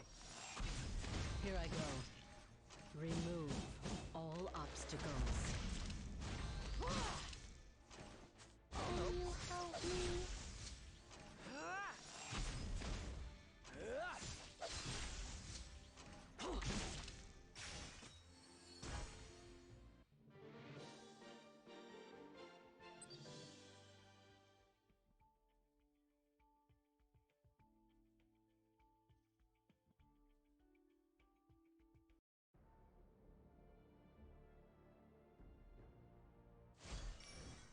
Vanish. Into darkness. This is my justice.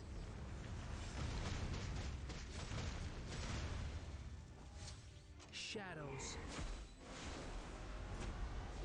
Fall. Let the goddess lead the way.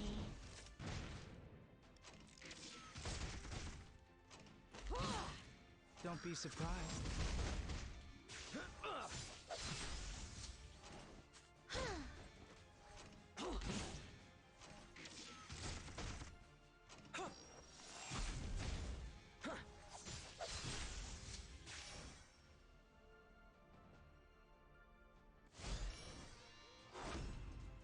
Obey.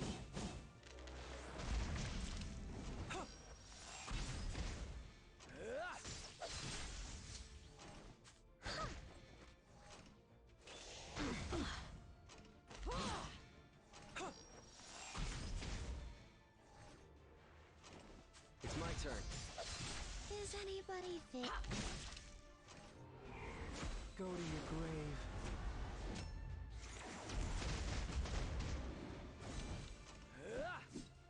This is my victory.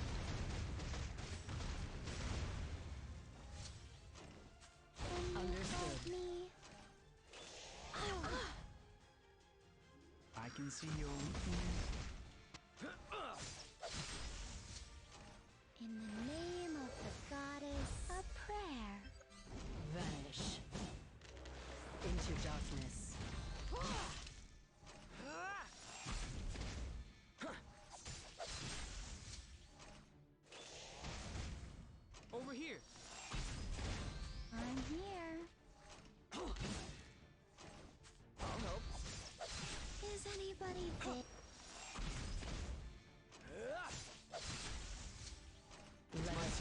them.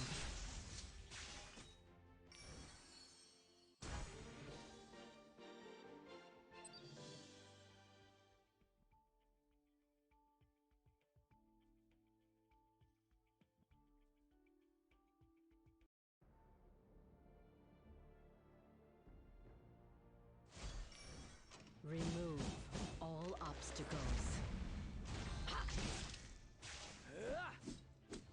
Blade Ascent! With the light. Disappear. The dawn is quietly blazing.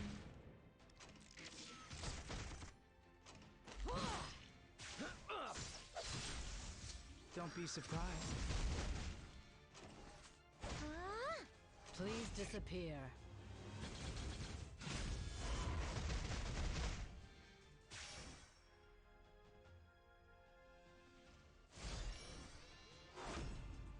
Obey.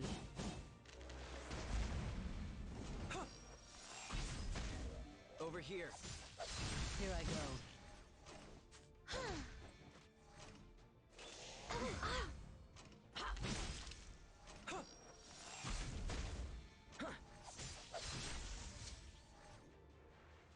Over there. I'm not too late, am I? Help me. I'm here.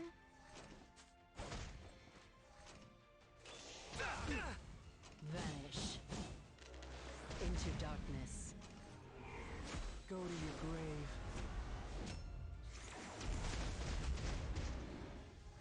This is my justice.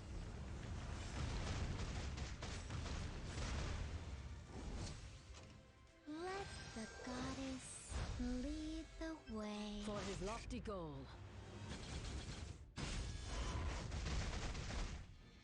Shall I try properly?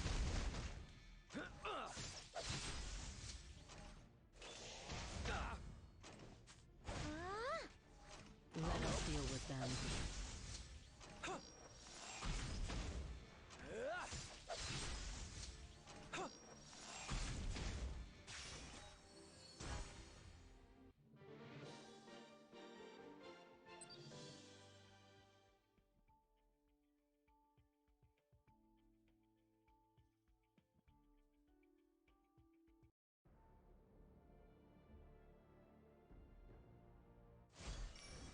Obey. Shadows. Fall. This is my victory.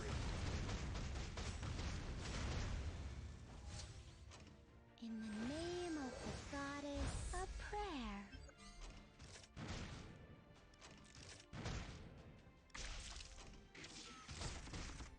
This is your end. Don't be surprised.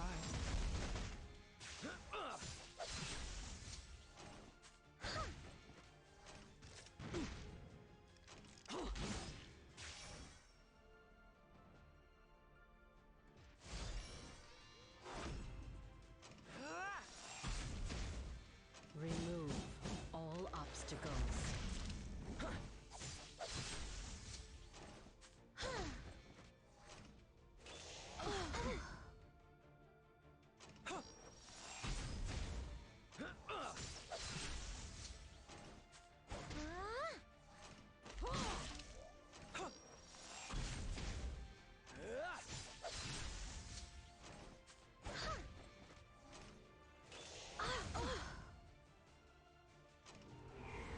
Go to your grave.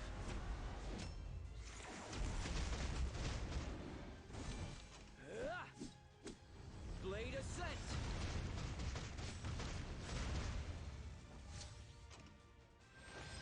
The dawn is quietly blazing. Obey.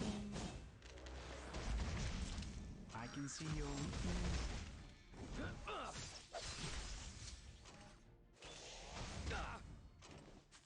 I will follow. Me.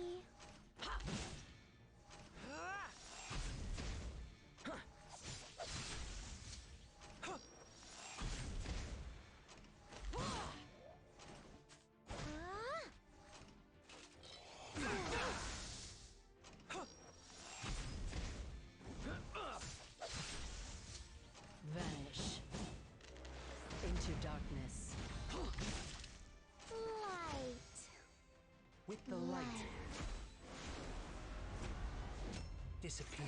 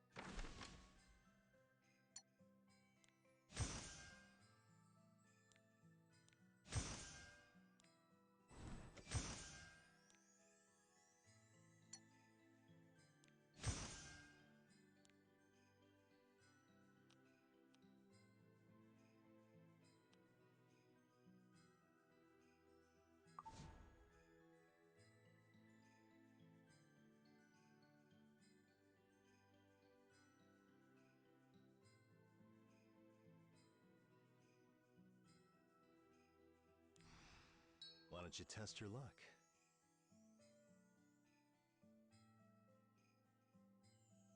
Come back soon.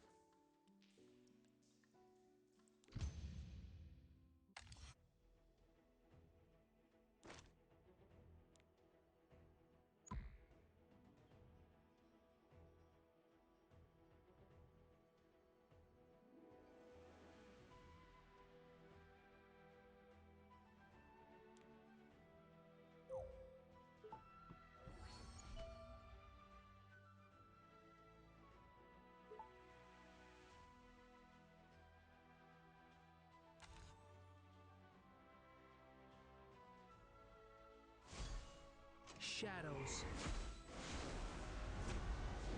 fall.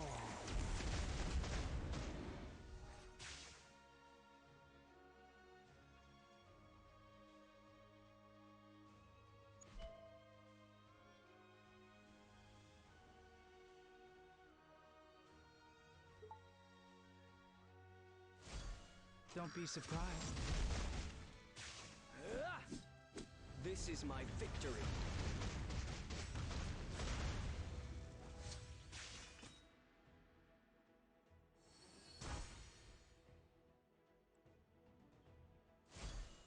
Obey.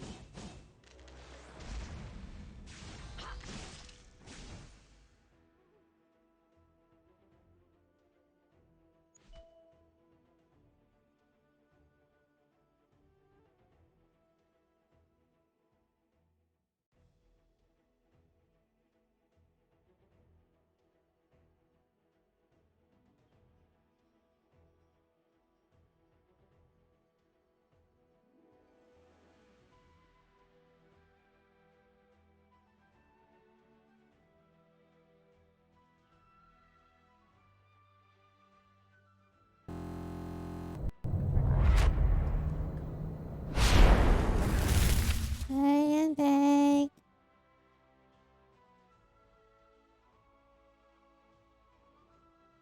It's me, the world's greatest merchant, Hoochie.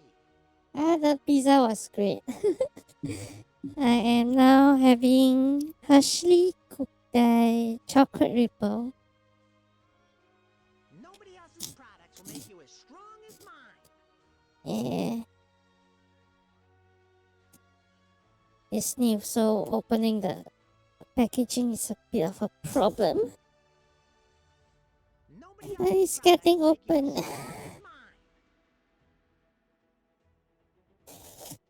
Nice. Okay.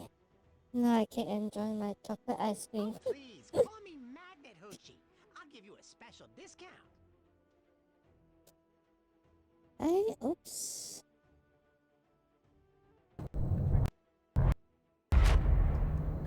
Thanks again. Welcome back, Chan, Fusion Chan.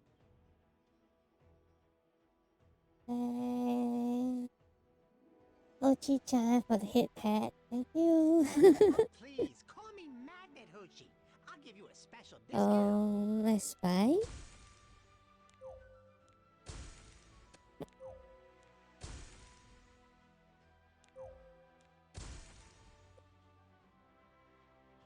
Oh. Okay.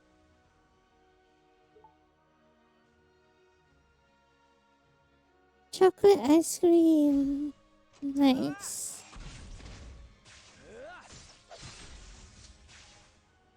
Hmm.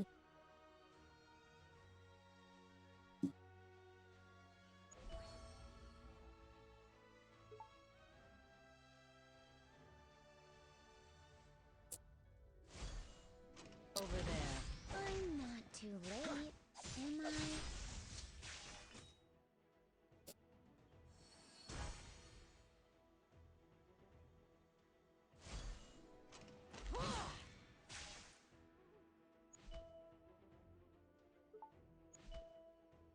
Nah.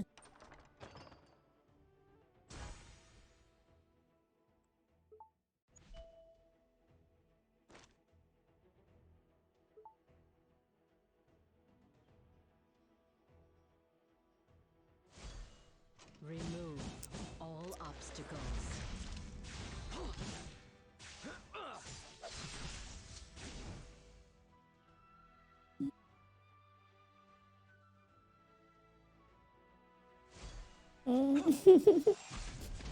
Mm.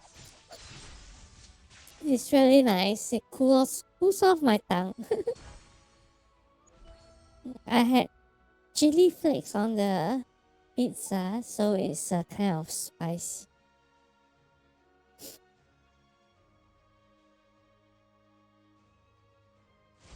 But I like the excitement. This is my justice.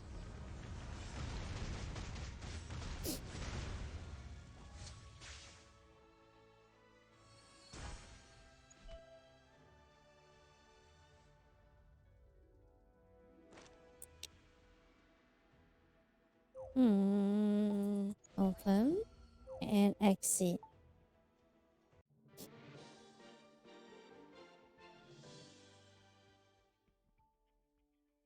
$100%.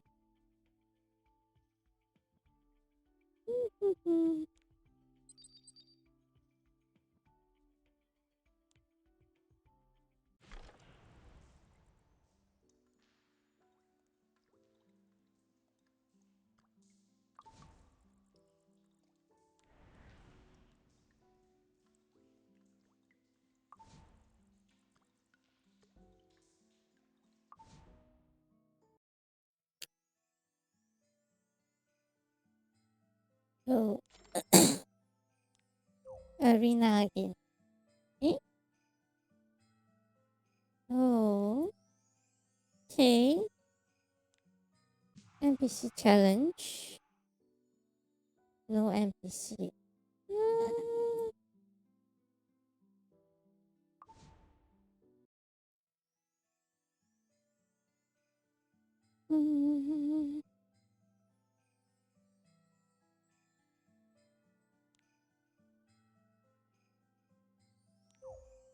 Bye.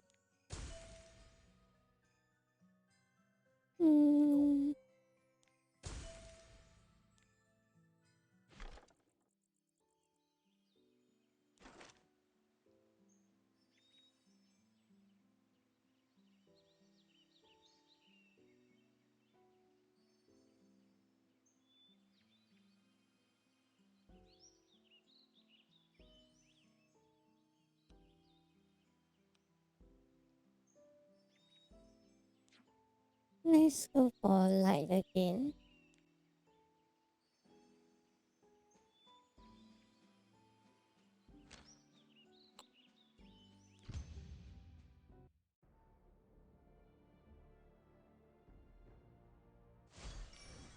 Vanish into darkness. Blade ascent.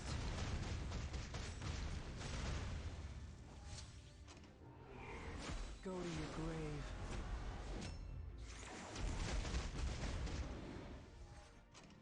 Let the goddess lead the way.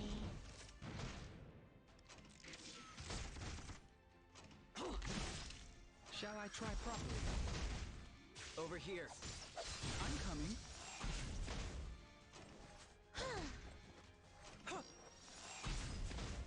Please disappear.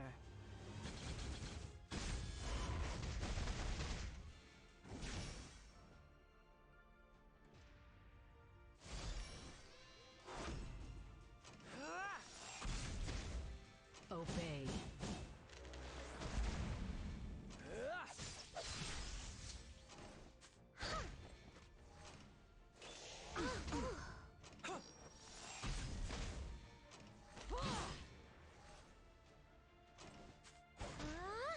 With the light. Disappear. Let us deal with them. It's my turn. Is anybody there? I can see your Remove all obstacles. This is my victory.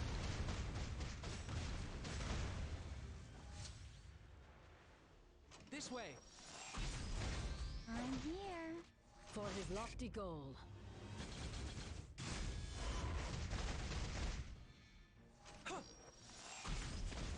Help me. Understood.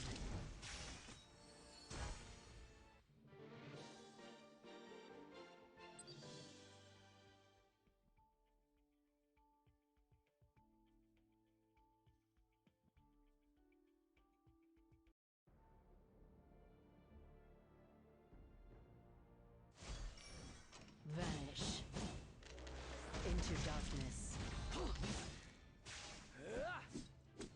Blade ascent.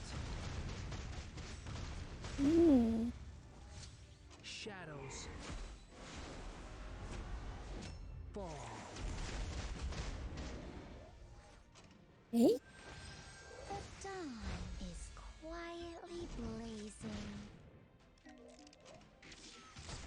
Like this, where you're eating non-stop, highly decadent foods, you need that extra hit of sweetness to get your brain buzzing. Usually, I'm not a big fan of carbs on carbs. But Right. here, in a boat, and it'll be delicious. And sell it for $20. Today, it's all about crazy food creations on a stick.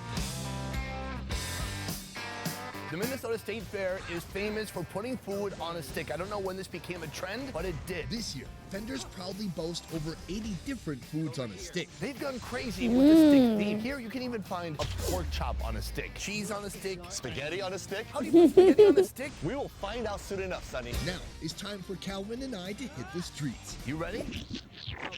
What does that do? Expand your large intestines and small intestines. Should we go? Yeah, okay.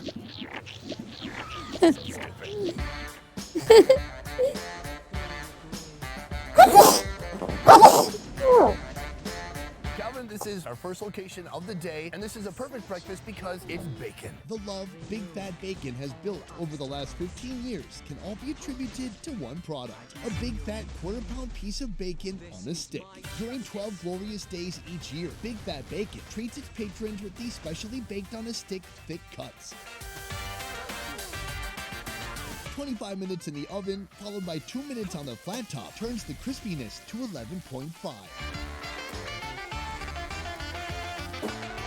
Finally, a shiny glaze of maple syrup and a sprinkle of peppercorn and sea salt.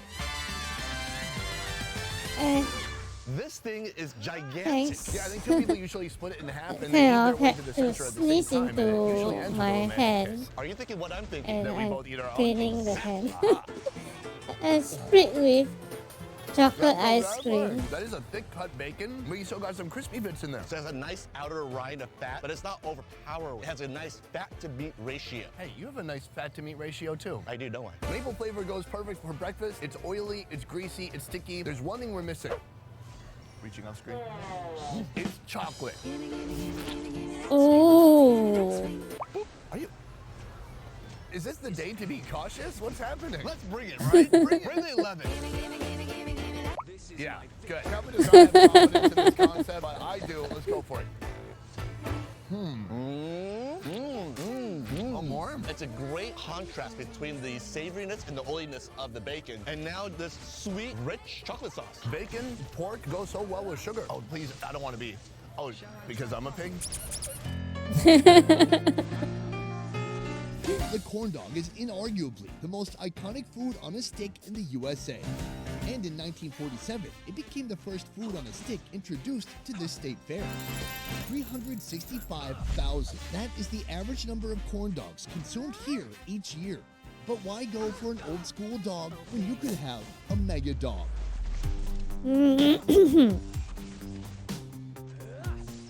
When I first saw this, I was wondering where the heck do you get an 18-inch sausage? What they actually do, multiple dogs, 1, 2, 3, on top of each other. That is crazy. Sealed with a thick layer of cornmeal batter, then immersed in bubbling oil. Fry until it's golden.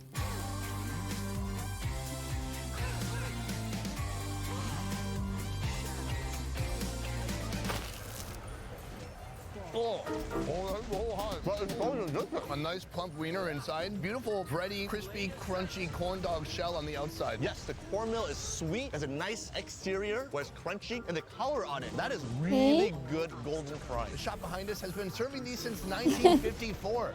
That was the biggest O I've ever heard from Longest Noodle. variation. There's a dilemma coming up. So This stick, what do chocolate you is keep so doing? weakness. Well, you guys do know that chocolate is my favorite That I food. die and you take over the show. I'm taking you out of my wheel immediately. Why did I just say, in the event that I die, Calvin takes over the best ever food review show? I'm taking that clause out. You get my shoe collection instead.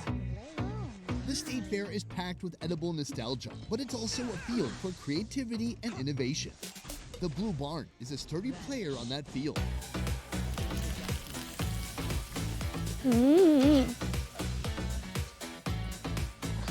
For 8 years, this building has been a reliable destination for good old comfort food, and their best seller happens to be on a stick. Here we have Nashville chicken on a stick. Have you ever had a Nashville hot chicken before? It's all the craze right now. Really? Yes. Tell me about it. I don't know anything about it. Okay, voiceover. Nashville hot chicken is fried chicken with a major kick from their cayenne pepper hot sauce. At Blue Barn, they start with chicken breast marinated in buttermilk, egg, hot sauce, and some secret spices. Once the breasts soak up all those zesty flavors, they're coated with crushed cornflakes. Then on the skewer and in the frying pan. Then it's out for a slather of their signature cayenne blend. This chicken on a stick was first introduced in 2019, and they sold 37,000 portions at the state fair. This year, it might be 37,002. The cornflakes really give a great texture and Back to the crunch. Blue Barn. Cornflakes and not just a fine kind of powder on the outside. It creates more surface area. There's more crisp to crunch on. I admire people who choose to work with chicken breast. Out of all the animal parts, it'd be easier to make something delicious and juicy out of pig brain than chicken breast. Chicken breast can be so dry if you treat it wrong. Yeah, but it's been treated really well. Really well. Oh, I bit my mouth. The chicken and a little bit of my mouth in one meal. Coagulated together becomes this new dish, the Sunny Nashville hot chicken. Not bad. The Midwest's anything on a stick obsession can be traced back to this guy and his invention from 1927. This machine made fries smooth as grease. Soon, vendors were free to shove sticks in and fry up all manner of foods, including our next Minnesota sweetheart, Hot Dish. Hot Dish is a famous Minnesota recipe. Basically, green beans in a can, corn in a can, some ground beef, cream of mushroom soup, also from a can. Mix it all up. Top that with tater tots. That's Tater Tot Hot Dish. Here, Hot Dish on a stick. Invented in 2002, Hot Dish on a Stick is a fascinating deconstruction of a hot dish. A skewer loaded with a meatball, a tater tot, a meatball, and a tater tot. And finally, another meatball. Dip that in cornmeal batter. When it's ready, you can give it a little bit of a dip in this. This is cream of mushroom soup. Oh, that looks nice. It does smell like a traditional corn dog, but this has a completely different filling. I can't wait. Let's try it out. Your childhood right here on a stick. Cream of mushroom soup as a dipping sauce is pretty hilarious. Usually it's ranch, something cool, but this is a war. The next layer is a tater tot. I think I enjoyed the tater tot with the cream of mushroom soup more. More. The tater tot with the corn dog coating. It's a lot of carb on carb action. But it's sweet and delicious. I don't mind it. No. This is food number 4 on the stick. We're halfway there. Let's keep moving. You keep doing that. I'm gonna pick up our trash and then I'm gonna grab my other trash. Let's go. Picture this. Spaghetti, but now it's on a stick. Yeah, it does sound good. 10 years ago, Oodles and Noodles made up their minds to defy gravity with this fun fair food. Angel hair pasta and ground beef. Tie the knot in a ball and settle down on a stick. These meat lollipops are coated in breadcrumb batter. Then they get the sizzling treatment. I'm starting to see a trend today. Everything is dipped, fried, and Stuffed, sticked, penetrated. Like true spaghetti, it gets a slather of marinara sauce and a sprinkle of Parmesan cheese. Oh. Sonny, what do you call a fake pasta? I don't know. An impasta. Oh. It smells tomatoey, fresh. We're looking at a tomato layer, a bread layer, and then the meatball layer, which has some noodles inside of it. It's like Inception, the movie. It's like Inception, the meatball.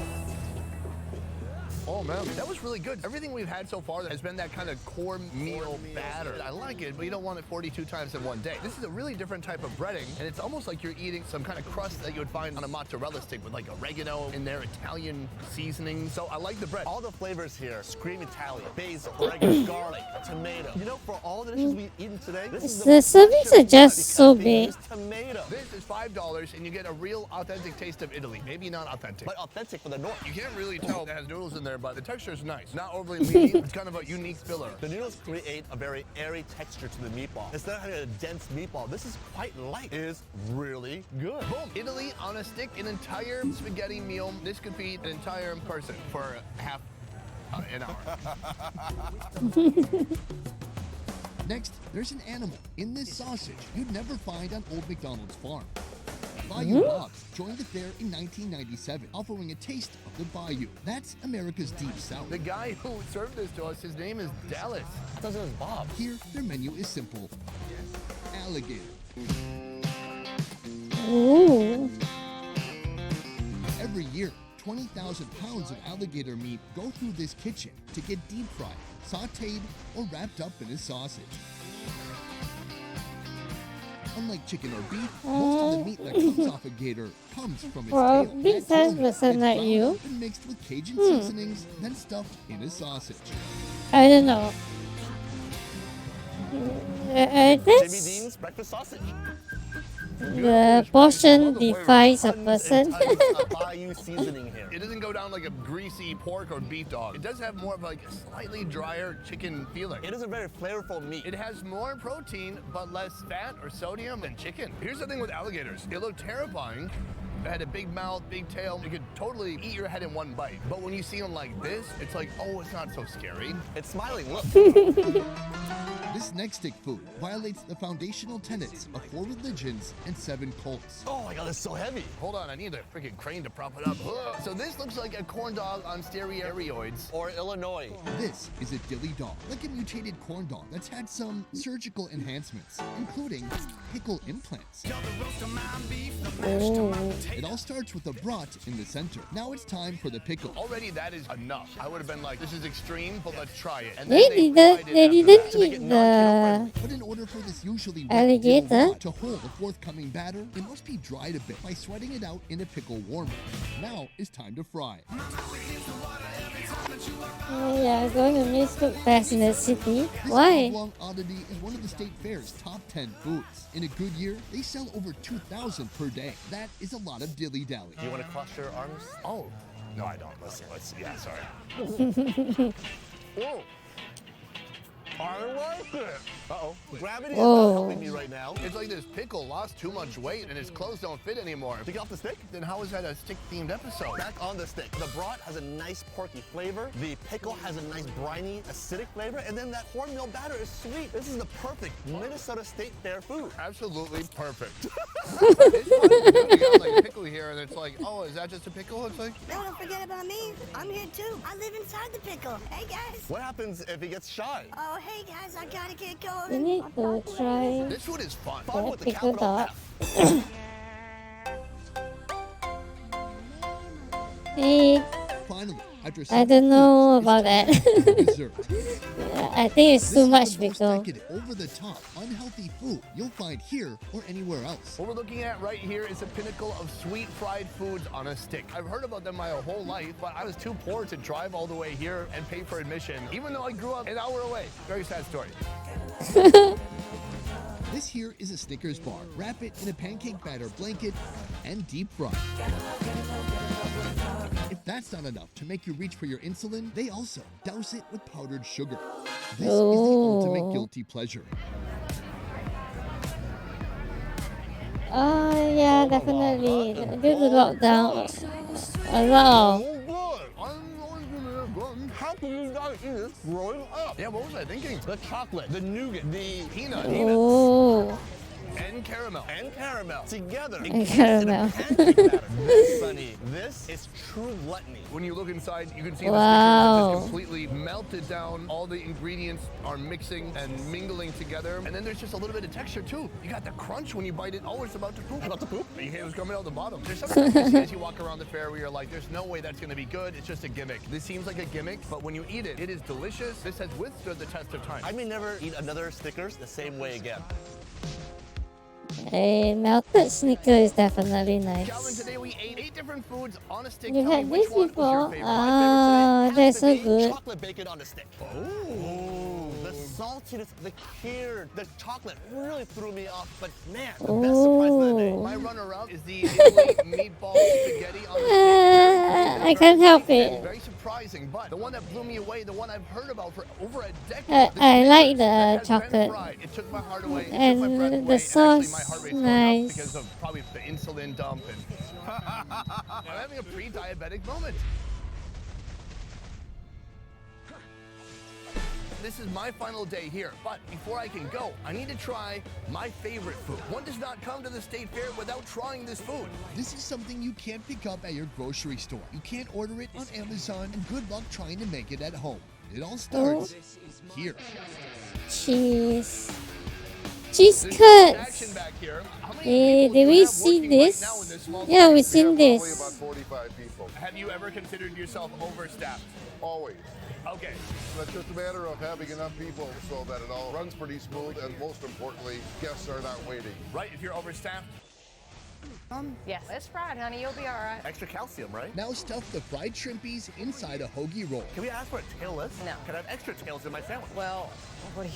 Finally, flavorize with ranch, sriracha, and Fruity Pebbles sauce. Then sprinkle on actual Fruity Pebbles cereal. This is the sweet, sugary cereal I ate as a kid, colliding with the New Orleans-style sandwich. I'm looking at it, I can see it exists for real, but should it exist? This is like when you take too much melatonin and then pass out and you have insanely vivid, lucid dreams. That's what this is. Somebody brought this sandwich from the depths of their imagination to my hands right now. You can smell the sriracha, The ranch, and then the sweetness of the Fruity Pebbles. It's either going to be just confusing and baffling to my palate, or it'll be just like this new revelation. Let's try just the shrimp to begin with. Mmm. Mmm. I thought this would be on the sweeter side. It's not that sweet. No, this shrimp has all the flavors packed into it. It has saltiness, spiciness. I shouldn't like it, but I do like it. You do? I do. I could have sworn your was a fake Go play it back. It seems so fake. I'm serious. I'm gonna get that shrimp deep in there. You can see it still kind of cascading out the front. Let's give it a shot. Here we go.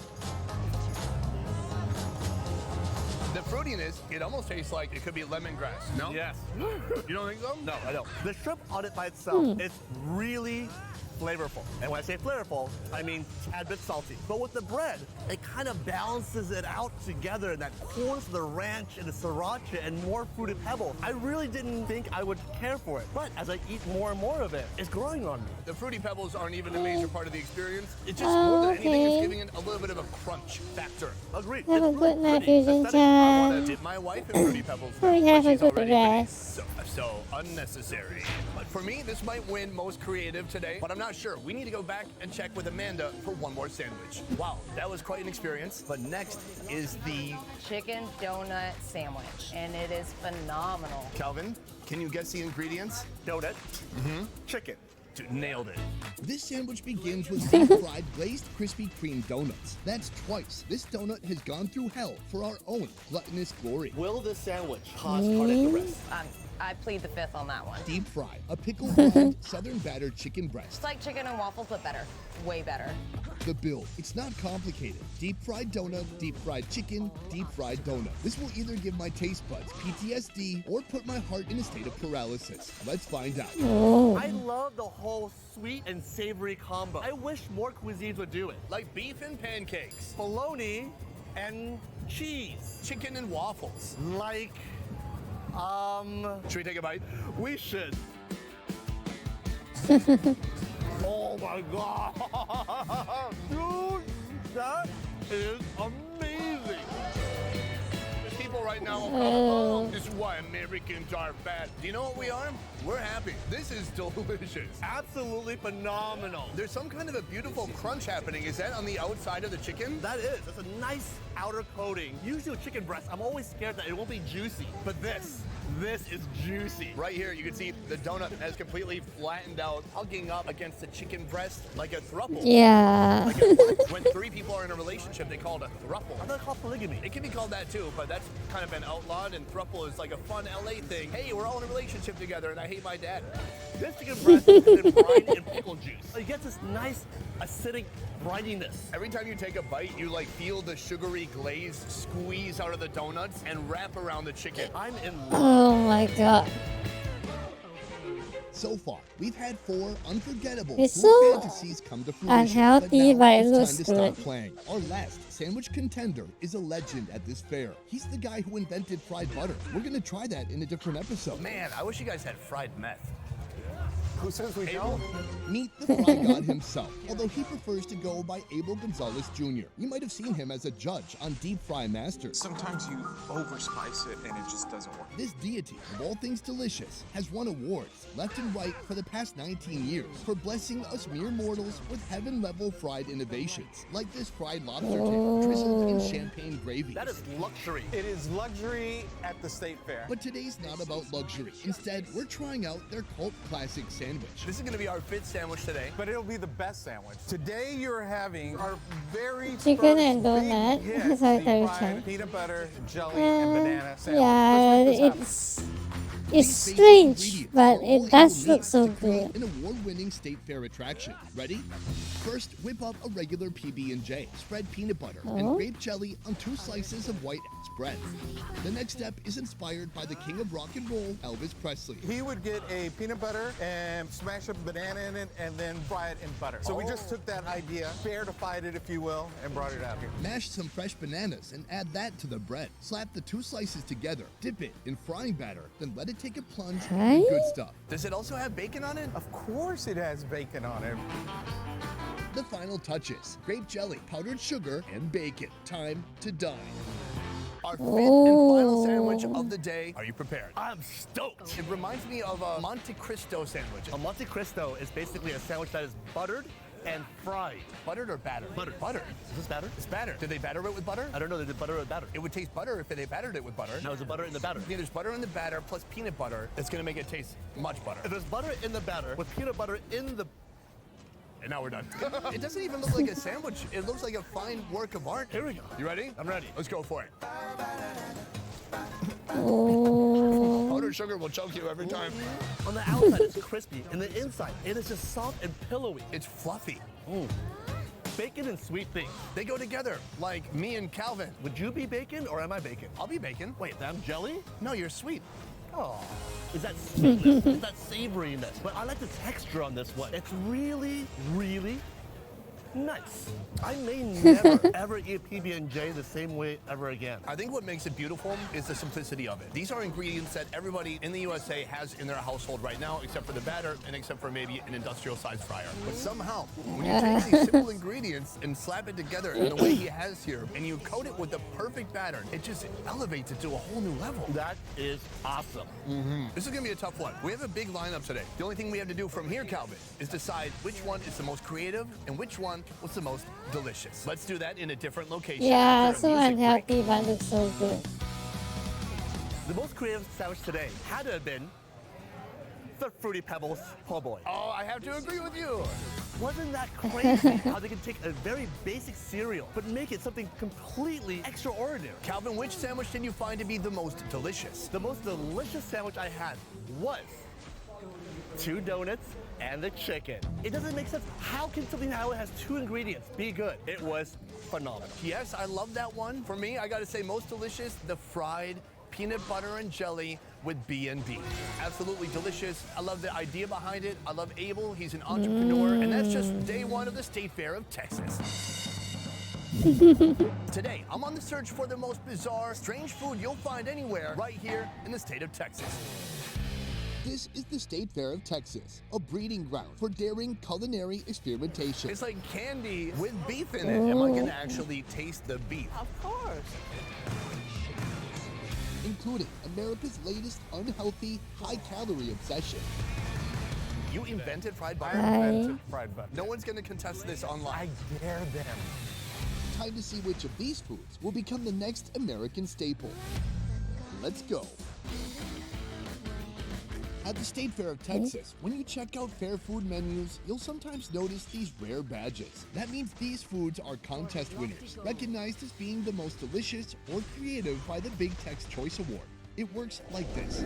Each year there are 10 nominees and 1 winner in the categories of Best Savory Food, Best Sweet Food, and Most Creative Food. Here, Ruth has won 4 awards, including 2 just this year. Ruth, you ready? Yes. I want to give you a handshake, but I don't want to throw you off Yeah, balance. they're all food mad Shake all scientists. day. First of all, you're almost 88 years old. Yes. People who retire at 65, are they losers?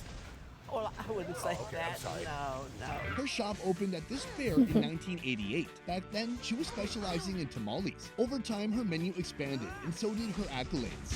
We made the finalists for the savory and the sweet. Brisket brittle is my sweet, crispy, crazy corn. The savory. They both were finalists. They were both finalists. I want to talk about some of these menu items because I am so excited. The first thing I saw on your menu was the brisket brittle. Yes. Now, I've had peanut brittle, and I love peanut brittle, but what is a brisket brittle? Instead of the peanuts, add the brisket. Oh, flavorful. Oh, yes. Can you do that in anything? Could I do that with a Snickers bar? Take out the peanuts and put in brisket? Peanut brittle. It's a hard candy, usually embedded with peanuts. Here, instead of peanut, they use Texas beef brisket. Am I going to actually taste the beef? Of course. Peanut brittle, to me, it's like a Christmas confection. I'm here in Texas, and this brittle is filled with brisket. Hold on, is this brisket? It's very brittle. Did I mention it's in a boot? I'm trying to find the most brisket piece. You can see little fossilized pieces of brisket inside. It's sweet, it's crunchy, and then it's sticky after that. And the briskets release their own flavor crystal, filled with smokiness and barbecue-ness. I'm like Calvin now, just adding "ness" to the end of words where it doesn't make any sense. This is brilliant. I never would have thought to put these two together. They took a holiday treat and they Thanks for the 104 tags for This year, the Derry-chan. brisket brittle was nominated for Best Sweet Food. They were also nominated for this unusual take on the taco. That's so State Fair friendly. You can walk with the cone and you have a full full meal. Okay, how many bites do you think that will take me? It's a pretty good meal. I have a pretty big mouth. Ruth's taco cone starts with 2 scoops of cilantro rice placed deep inside the cone, then a plot of black beans. Layered on top of that, barbacoa, a type of slow-cooked beef. Next, a scoop of pico de gallo, then a sprinkle of cheese, a lime wedge, and green jalapeno sauce. This is about kind of a bizarre food delivery. Usually, a taco is going to be inside of a taco. When I was in Korea, a while ago, I had a pizza cone, and it was just a very doughy cone that held all the pizza ingredients. But here, this is a taco cone. It's based off a hard shell. On top, they have a lime. It's nice. Oh, the meat is so smoky and rich. This is delicious. You have to be careful because some of the wet taco ingredients will start rushing down. That's why they have that on there. But I wanted to show you. What? There's more layers. It just keeps going forever. We got some nice beans. A couple other things to note about the taco cone. This costs $18. That's not nothing. I might have to put a second mortgage on the house that I don't own at all, actually. But I gotta say, for $18, they're not skimping. This is legitimately heavy. It's super fun to eat, but you gotta be quick. If you wait too long, all those beautiful juices are gonna leak out the bottom. Fare $18. experts here know some of the best food is hiding inside. This is our first So time expensive. being indoors so far, and I like it because of the air conditioning. Here in Texas.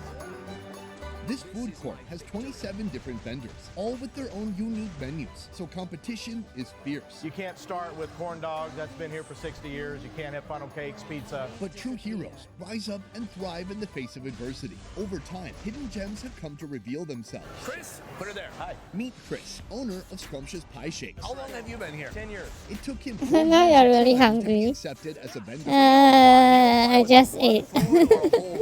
You apply with a concept, but the concept has to be anchored in something unique. Our unique item in our restaurant is pie shakes. Make a shake out of a piece of pie. What do you put it in a blender? They put it in a blender. With ice cream? Yeah, exactly. I might need to get that too. Let's talk about the Texas Easter egg. This is what caught my eye, and this is why we're here today. This was in the semifinals this year of the Big Tex Choice Award. For the savory category. That's correct. Okay. The Texas Easter egg. After looking at it, you may not be surprised to know this did not plop out of a bird, or an Easter bunny for that matter. Texas Easter egg is essentially a deep fried jalapeno popper with a few extra things. Wow, and you fit all that inside. That's right. Instead, it's a blend of cream cheese, cheddar cheese, beef brisket, bacon, green chilies, jalapenos, and Tex-Mex seasoning. All that is formed into an oblong egg shape. Next, dip the egg in egg yolk, then coat it in a layer of breadcrumbs and Italian seasonings. The marketing is brilliant. This could have been anything. It could have been a cube. It could have been a rhombus. You chose the egg shape, and then you put kind of a pastel color on top. How'd you think of that part? I'm just a genius. Okay. On the side, a drink. This is a shake that they put a whole pie into, and I was hoping to see the whole pie go into a blender, but they blended it off premises, unfortunately. Oh. Oh, wow. It's so thick, like a Wendy's Frosty, but it tastes so much better. Oh, hi. There's a little bit of caramel. It's creamy, it's chocolatey, which is odd because the color is like an off-white. The look of That could be a confusion perfect on thing, my his face savory was treat right here. priceless. The ranch is so bright, pink, yellow, blue. I mean, this is what you would color an Easter egg with normally. It's kind of like a big meat oval. Oh, I taste cream cheese, jalapeno, bacon, meat. Then there's just like this little bit of an exterior that's kind of crunchy. It's just holding everything together, like a thin breading. There's some strong ranch flavors in there too. Even more ranch. I think I overdid the ranch. It looked great, but that was a lot of ranch.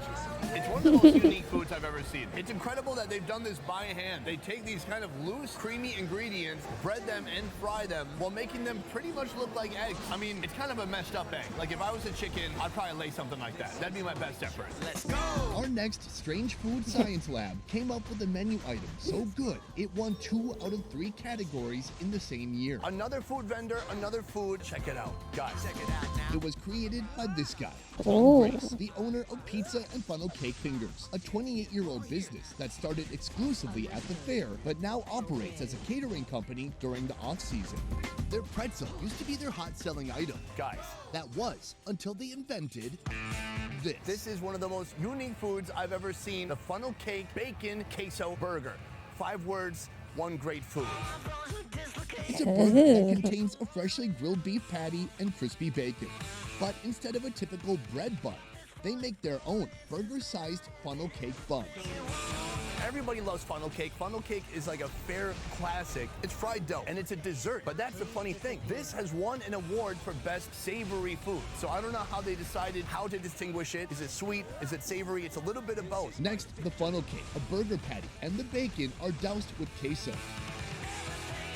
A liquid What's Tex-Mex that? cheese dip. Finally, sprinkle the Oh. whole thing with powdered sugar. Wow. Okay. Yes, we have liftoff.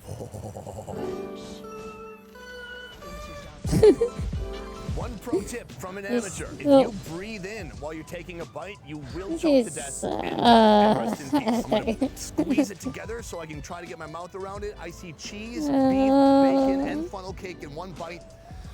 I'm going for it. Don't breathe in. Don't breathe in. Unfortunately, I don't get to taste all this food. I dropped a little bit. Oh lordy. There's so much happening right now. That It's bacon a is savory juicy. Right cheese here, one sauce. side sugar, the Yeah. other side queso. How's that make you feel? Conflicted? Nice. Not me. That's delicious. No. Oh. It's not $13. I've already dropped $3 of it. I need to be careful. Here's another good bite right here. Check this out. We got beef, bacon. We have the bun still intact. This is why I come to state fairs, for experiences like this. You're not gonna find this at a mainstream burger chain. They're gonna do a bunch of R&D. They're gonna find out that Frank from Oklahoma doesn't really like the crunch because it cuts the roof of his mouth, and then they're gonna change everything. But here, they don't care about Frank. Frank can go back to Oklahoma. We're in Texas. Our next unique food creation is something so unhealthy, I can't even believe it exists. I'm talking about fried butter. Abel? Yes. I'm back. Hey, welcome back, brother. I came here Fried yesterday with butter. Calvin, and we tried their famous PB&J. Powdered sugar will choke you every time. Made and invented by Abel Gonzalez Jr., the owner of this here stand. Today, I'm on the search for the best and most bizarre foods. I'm talking fried butter. Fried butter. That's gonna be my main course. I heard you also have fried Coke. from Colombia? No, not that kind of Coke. Coca-Cola? Like Coca-Cola. Coke. How do you fry a liquid? It took me a little bit because, you know, I'm not the smartest person in the world. But you can't put a liquid inside a hot fryer or else you have some sort of an explosion. You get burnt a little bit. You tried this before. I've tried it. Trial and error. Here he starts with the dough, mixed with Coke flavoring and Coke syrup. That dough gets deep fried and topped with whipped cream. Finally, cinnamon sugar and a wee slice of strawberry for a heavy hit of vitamin C. Here, diet. No, I almost said Diet Coke. I wish. Oh my God. What if you made this with Coke Zero? It would have 0 calories. This is not that. This is fried Coke. This has been topped with whipped cream. They put a strawberry slice, and I noticed it's very expensive this time of year. Oh. Abel. What? I don't know how he's doing this. This is some sorcery. This is blowing my mind. It's basically a bready bread, but there's something more special than that. There are some deep, fizzy Coca-Cola flavors inside. How is that possible? I don't know. I'm trying to deconstruct it and understand it, but it's bending my mind. I don't know how he did it. I mean, look inside. It just looks like bread. I don't even know where Coke gets its flavor from. I do believe they have Coke mines in Africa. It's very controversial, but that's not why we're even here. We're here for the unhealthiest food in America. I wanna know, when you started Yeah, out, what was the unhealthy is first menu correct. item that you had that made you stand out? I was just trying to do everything that I could to make something stick, and pretty much nothing was sticking until fried PB&J, and then fried butter. I invented fried butter. You invented fried butter? I invented fried butter. No one's going to contest this online. I dare them. You are oozing with confidence. I know. And a little bit of sweat. A little bit. It has 2 ingredients, a butter cube and dough. The butter is placed in the center of the dough to form a dough ball. That gets deep fried for just a few minutes. Top it with honey and cinnamon sugar, and this heart-stopping buttery biscuit is ready to go. It's become like a state fair staple. You go to any fair, they're going to have fried butter. So people are just copying what you did. It used to bother me, but now fried butter is going to outlive me, and that's pretty cool. I like it. Especially if you keep eating fried butter. Ooh, sorry. That was too honest. I'm sorry. That was harsh. Do you use fried pork I know in you're your not supposed to pizza wait too dough rather long. They than give you waffle? 4 of them. It seems like a Makes good deal it for more about airy $8. and Fried savory. butter at the State Fair of Ah. Texas. Here we go. Oh, hot. Is the butter completely broken down and melted and like liquefied, or is it? So when you bite into it, you're gonna squirt butter. Oh, There's sugar on top, there's honey on top, there's a major sweetness factor, but inside that butter is bursting out in your mouth. Well, mainly in my mouth. Wait, is it in your mouth too? That was it. That was the moment. It gushed everywhere. That butter, you could dip crab legs into that butter. It was very hot. Just hot enough it didn't burn my mouth off. I still have all my taste buds intact. That is delicious.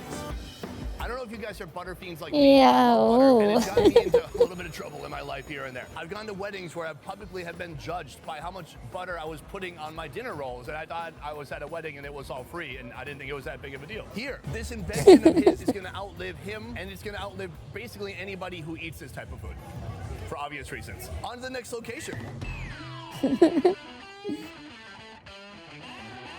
Everything today has built up to this moment right here. I'm here to talk about your savory balls. All right. Meet Greg. His parents, Norma and Robert You Parrish, have earned no their birth here words. in 1985. Like? Gourmet Royale, 99 years after the first fair took place in Dallas. It all started with popcorn. My dad opened a popcorn store, and over time, we just introduced unique items to the menu. But you guys have a lot more accolades than that. Yeah. Greg has a long ball history, starting with the fried chicken Long Alfredo balls ball that were history. nominated for an award but didn't win in 2019. Well, this year, he's bringing home gold twice. We won 2 awards for most creative and best tasting savory for our deep fried seafood gumbo balls. 2 of 3 awards, 66% of the total available awards. Right. Gumbo is a heavily seasoned stew famous in New Orleans. It combines several varieties of meat and seafood. I got to see it with the Gumbo Queen myself. Where's your recipe book? Oh, it's in there. Here, instead of the stew, he takes all the ingredients from the recipe, including rice, chicken, panko breadcrumbs, a homemade roux, shrimp, and andouille sausage. He mixes it all together and rolls it into a ball. How do you keep that bound together? With the combination of the rice, the roux, and the panko breadcrumbs. It creates an adhesive for the meat and everything to stick together. And from that point, you just throw it in the fryer. Well, no. No. Coat the ball with flour, then an egg wash, then treat it in some panko breadcrumbs before frying. Has it helped? You look very busy. Yes, business has been booming. Are you guys able to keep up? We've been prepared for it. Our goal was to have 100,000 gumbo balls made by the opening day. So we have been working very hard since July. Wow. Finally, a miniature cup of gumbo stew is served on the side. This is our final meal today. A bizarre food indeed. A stew that has been turned into a fried Yeah, ball. speechless. I thought you have words. We have some actual soup with the crab legs in it. Tabasco. That is not ketchup. Tabasco. Saltines, because a lot of people like to put saltines in the soup. And then over here we have fried okra. Oh, that is delicious. I don't know what seasonings they put on there. It's not just okra and breading. It's got some delicious flavors coming through. Here, a bit of gumbo. I've got a bay leaf still in the soup, and I'm gonna give this a little bit of a sip. Oh, wow. That's so rich, oily, and savory. Tastes like a little bit more like a condensed gumbo. The first thing I notice about these balls is the heft. There's a lot of weight to them. Okay, these are not filled with air like Lay's potato chips. I'm just gonna take a big bite and see what happens. Oh my God. It's very salty, it's very seasoned, and there's just so much meat in there. This is probably one of the most powerful balls I've ever held in my hands. Oh yes. I love the crust on the outside. It just gives it a little bit of a shell, and you can crunch through that. It's a really interesting, good idea. I think to be a winner, to be a standout at a fair, you have to have something that's a little bit familiar, but a little bit new. So they took something everybody knows and everybody loves, gumbo, and then they just kind of reconstructed it. They changed the configuration. I'm very proud of Greg. I love the story from the beginning to the end, from selling popcorn to selling over 100,000 of these balls in 1 month at this state fair. That's incredible. So that is the most strange, most bizarre, unique food I could find here at the State Fair of Texas. But for me, there can only be one most unique, strange, lovely creation in my heart. In fact, it's a creation that nearly stopped my heart, and that is fried butter. Fried butter knows how to take a perfect moment. Someone making fresh baked bread and putting on nice soft butter that's just barely melted. That really specific moment that you only get to experience a few hundred times in your life. They've narrowed it down to a special fair bite that you could purchase for only $8. Yeah, but $8, that's $2 per box. It's quite expensive. I'm taking down as many beautiful Just for barbecue butter creations as and humanly flour. possible. Luckily, I'm not alone. Yo, great to finally meet you, man. Food reviewing veteran Mike Chen is by my side as we choose to eat or accept defeat. I don't know how many stomachs you have. This will fill you up. So who's gonna give in first?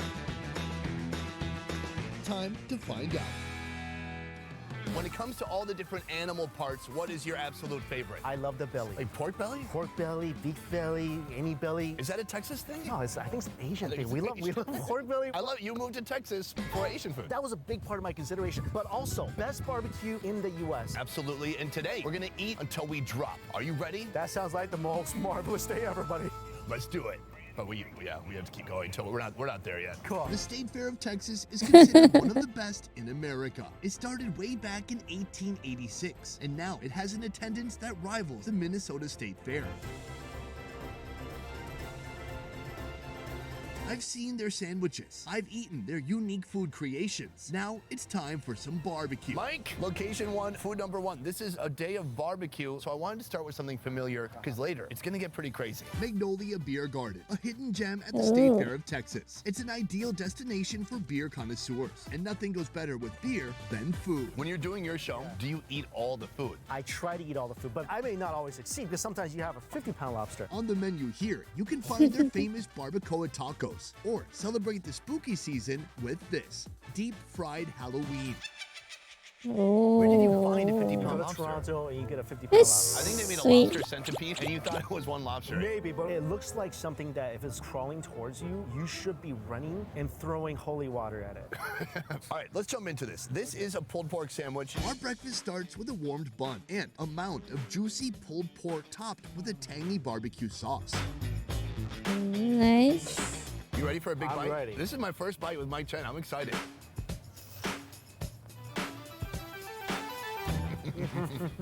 This is wet. It is raining pork oil over here. Oh. I love that it's heavy, but the sweetness from the barbecue gives it a little bit of balance. And also, find pulled pork that's not dry actually is difficult. This is a good sandwich. Should we keep going? Yeah. This barbecue train is powering straight ahead. Now we're headed inside Holy the food water. court to a booth called simply Stuffed Wings. Right here, we've got a $10 wing. Yeah, I I've was never paid thinking for that as one well. wing that costs $10. I have not. It's pricey, but you can see why. Look how huge this is. This booth was first established at this fair in 2015 after the owner had already built a successful Thai restaurant outside the fair. Would you believe it if I was like, yo, this was like a tiny rabbit or something like that, a tiny mouse? Absolutely. Here you can order garlic fries or delectable pork pot stickers. But the wings, these wings are like no wings you've seen before. Usually you can find something like this coming out of Southeast Asia, maybe Thailand. They're usually going to stuff it with glass noodles and some other Asian spices. Here, they've kind of changed the recipe to suit the audience at the Texas State Fair. First, these wings go from bone-in to boneless, with a few precision Steven Seagal-like arm breaks. I mean, I Wow. don't know what kind of stuffed wings you had before. This is crispy. Yeah, oh, it's super crispy on the outside. After deboning, the wings look like this. They're a bit limp, but she'll fix that soon. If this bird was on steroids and it flexed like this, Now, the stuffing. Angel feeds the wings a mixture of spices, onions, cilantro, rice, and even more chicken. After the wings are looking plump and bloated, they're deep fried until the skin becomes irresistibly crispy. Oh. oh, that's a beauty. So it was Expecting deboned. cheese to just fill my Yeah. mouth and burn my tongue, which would have been 100% worth it. The rice and chicken inside could be its own dish. And the skin, that is So crunchy, but like thin and delicate. Oh, it's still steaming like crazy. We have kind of like a vinegar sauce here. Give it a little bit of a dip. Woo! I'm really happy with this. I mean, this will fill you up. What I love here is at the Texas State Fair, everybody's doing their best to recreate these common comfort foods of the USA. Then we have this Asian food stall where they just have taken a classic Asian recipe, they just tweaked it slightly, and it's a perfect match. People should be eating this on Thanksgiving. Instead of stovetop. Stovetop can go sit on the back burner, and this stuffing should take over. Oh, yes. Fiery statement. This is fantastic. A big winner for me. I like it too. Ferris Wheeler's Barbecue. These guys have been hosting a state fair theme at their own restaurant, including a 50-foot operational Ferris wheel. Yeehaw! There's a cruise ship coming through. We are on to our next food. We're outside and it is hot. It's hot, but this thing looks hotter. Their menu has unique items that still manage to hang with other fair food classics, like their creamy brisket mac and cheese, or their sweet powdered sugar covered funnel fries. What kind of fries do you like the most? I like a thin, Funnel crunchy fries? fry. But if these are crunchy, I'll like these too. I love waffle fries. These are no ordinary waffle fries. This potato perfection is the foundation for their brisket waffle fry nachos. They shake the fries in a mixture of dry spices, salt, pepper, cayenne, paprika, garlic, onion powder, and more.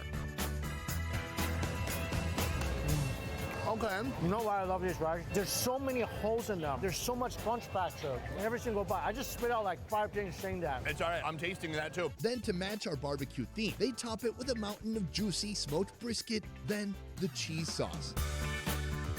Ooh. Lastly, add some fresh This looks toppings so and good. barbecue sauce. Here's what I found out. If you want to make something like a Texas-ified, you just add brisket to it. The other day I had like a peanut brittle, but they replaced the peanuts with brisket. That's Here awesome. we have fried nachos with brisket on top. Yeah. All right, I'm going barehanded. All right. There we go. I got a nice juicy bite here. Let's go for it. That's awesome. These briskets are so smoky and rich. Texas brisket. Okay, I'm feeling really full now. And they research brisket. And that's how you make it so amazing. The only way you should try brisket in a different state is if they're claiming to do Southern style barbecue. If they're like, we have our own New York style brisket, run. Exactly. All right, boom. French fries, brisket. This is how you know you're in Texas. Like, All right, we gotta hurry up and get on board. When people say bigger doesn't mean better, they're lying. And no one does food bigger than Dickle's Smokehouse. I think that's Tickle. Where's Dickles? You're right. Can I look at him? But just do a quick glance and look like past him. That's Tickle. I think Tickle can hear us. Oh, no, he can't. Open since 1980, their menu now features one of this fair's, no, one of this country's most oversized giant wings. We'll get back to those in a moment. First, a meaty morsel to whet our appetite. Here, he has a menu item with about 13 words in it. It's called, You remember this, right? This, come on. Lollipop fried From- bacon wrapped sandwich.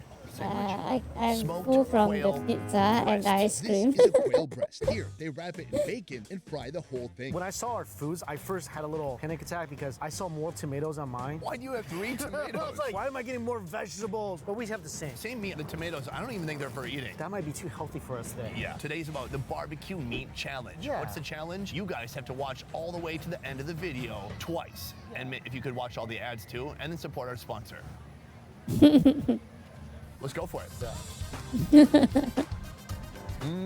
Now I know why he needs bacon. A little bit dry, but imagine that is one whole heck of a quail. We got some sauce here to lubricate it now. Let's try it out. There's a jalapeno inside. Yeah, this is what you find out when you bite it in half. There's lots of stuff hidden in there that we didn't even know about. This is our appetizer. We're just building up Wait, to the this main is the course. appetizer? Yeah, there's another one. Turkey legs are very popular in many fair settings. You can get at Disneyland, Disney World, the Minnesota State Fair. But this is a different turkey park. Can you guess which one? This pterodactyl Having a wing hole in your lookalike is less stomach. popular than giant turkey That's legs. beautiful. But for the life of me, I couldn't tell you why. I don't know why these are more common. Look at this thing. It looks awesome. Doesn't it look better than a turkey leg? It looks better. Preparation here is straightforward. Smoke the turkey wings until Eh? they turn this rich, dark Oh, shade turkey of roasted wings. perfection. I don't know about the wingspan, but I'm about to find out. I'm going to see if it... Whoa. Oh, Well, how much effort is that taking? Yeah, it's thick. Oh, Are you sure we can eat this? Good. pretty good. Look at that wingspan right there. That was like your elbow. Oh, it's my arm? Your forearm, yeah. just right? about. Look at this skin. Oh. That's very thick, and you can see the fat here. This is still like big, thick chunks of unrendered fat. I do like the fat. That actually makes this taste more gelatinous-y texture. Oh my God, this is a workout. This upper part of the wing, it looks like a leg. The Asian guy is not eating much. Fat there too. Oh, there is so much fat here. I am greasy. I could help a cow give birth right now. If you're gonna help a cow give birth, you need to lube your arms up to your elbows. You just gotta slide it up there. How do you know this? I've seen videos. I'll send you links. No, don't send me links. No. That's great. I think the flavor is much better. It tastes like smoked turkey, not a ham. At the Minnesota State Fair, for some reason, it's desirable to them for their turkey to taste like a pig. Some say turkeys drown when they look up into the ring. Is that right? I don't know. Have you ever helped a turkey give birth? I'm learning a lot of stuff today. Our next stop, an icon at the State Fair of Texas. The banter is great. Yeah.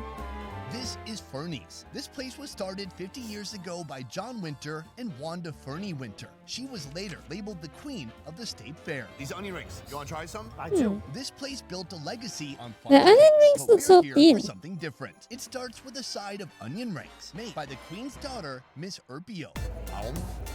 That's very satisfying. It's got really good flavor. Let's talk about this right here. For our main dish, the fried burnt end burrito. First of all, I was like, oh, burnt ends. What? So it's not brisket? Turns out burnt ends is brisket. Burnt ends. These delicious beefy morsels are not actually burnt, but they've turned black after smoking and developing a bark. Asian parents usually tell their kids if the meat is hard or burned even a little bit, you can't eat it because it's poisonous. It's going to give you cancer, right? Yeah, that's my favorite thing to eat, though. These are the smoky, crunchy pieces that come from the ends of the brisket after it's roasted for 12 to 14 hours. In Korea, someone will come by, take it off, and cut off all the little burnt parts for you. You can cut that off in my mouth. Right.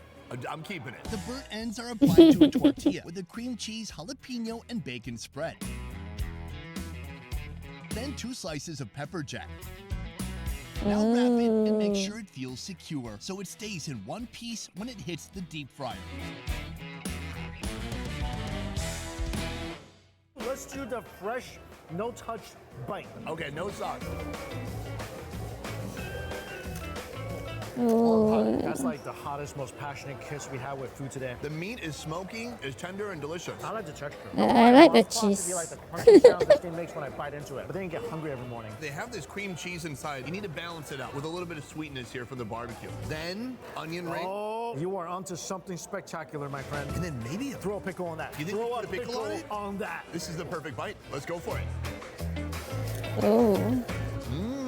I think we just helped them create something new. Also, I think the pickle is almost necessary. You know, that little acid Yes. balances that cheese out. Okay, let's wrap it up. Maybe I'll do a little conclusion. We ate this food. Let's go eat some more food. We've reached our final location and our final bout with some bangin' barbecue. Welcome to Hunt's Mueller Sausage. They've been here since 1972, cementing their place in the State Fair record books and winning some awards along the way. Oh yeah, you better disinfect. Yeah, I touch people. Our appetizer, one of the finalists for this year's Big Tex Choice Awards, the pork shot. I think they mean shot as in like a one-shotter. Like Okay. you just shove it down. It's like taking a vitamin. This cheesy, meaty bite of goodness is formed by wrapping smoked bacon around a piece of sausage, creating not a meat ball, but a meat bowl, waiting to be filled with creamy mac and cheese. Then sprinkle with spicy barbecue rub before heading to the oven. Talk about a party in your friggin' mouth. That is very salty. I don't think this is gonna leave my stomach for a long, long time. I mean, it's gonna just sit there. It's solid. For me, I was like really looking forward to the mac and cheese aspect of this, but it Cheese just is your disappeared in a favorite river of standalone oil. food. That sausage Pretty is so much the oily. same. I'm pulling out the sausage for the second one. I agree with you. I like that better. The bacon is good as bacon. The mac and cheese is not coming through at all. It makes me a little sad. I want to praise this for a second. That smoky flavor came through. Yeah. This is today's final surprise, and I can't wait for Mike to see it. This ordinary looking ball is something special, created by Glenn Cusack in 2016. These are injectable Great Balls of Barbecue. I think it's like a play on Great Balls of Fire. Great Ball of Fire, yeah. After its debut, it became an instant hit. Now, there's something sticking out. The ball itself is made from shredded beef brisket that's formed into a ball shape, then deep fried until it looks like this. Do you know what that is? It's a syringe. It's a syringe. Yeah. The best part, the flavor enhancing technology. This is like what I got my COVID shot with. I shouldn't be sitting next to you now. Here we go. Oh, and then here's the thing. You can get more. Suck up more barbecue. Ooh, this is like a fun game now. Anything we can do about that? All right. we could go find a quiet corner where we could eat some balls. More drama. We're right in the middle of a scene right now. And then out there, they're playing music. You can't see it. It's all white. But this meat is hot, and Mike Chen is ready. Time to power through. How many syringes are we supposed to pump in? I think 2. All right. Let's go for it. Wow, it's almost like a mashed brisket. I think what they did really well is that the barbecue sauce is perfect with this. But you know what worked just as well as injecting it? What? This right here.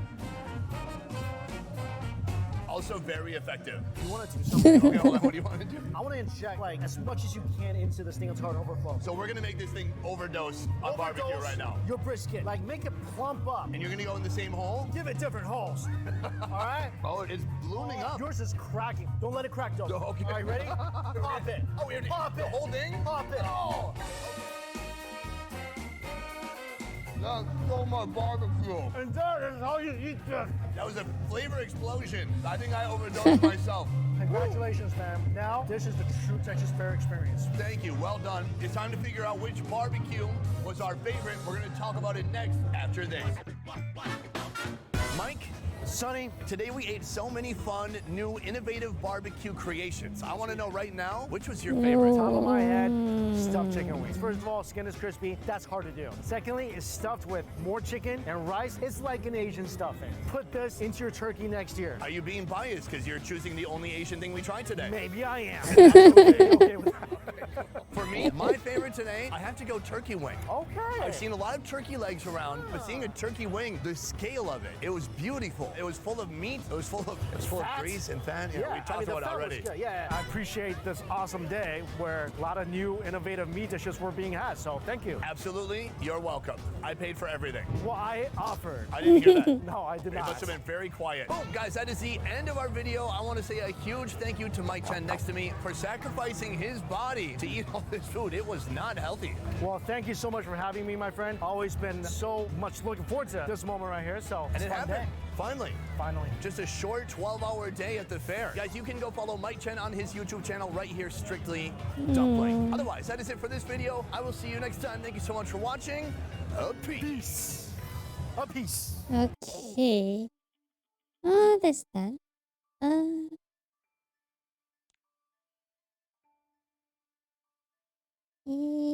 Go back.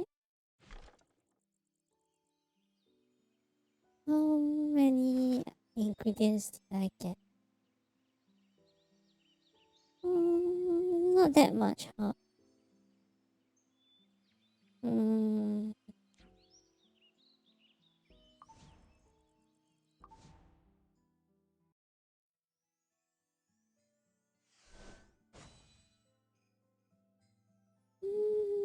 Try again. Specialty. 3 more. 3 more, 3 more.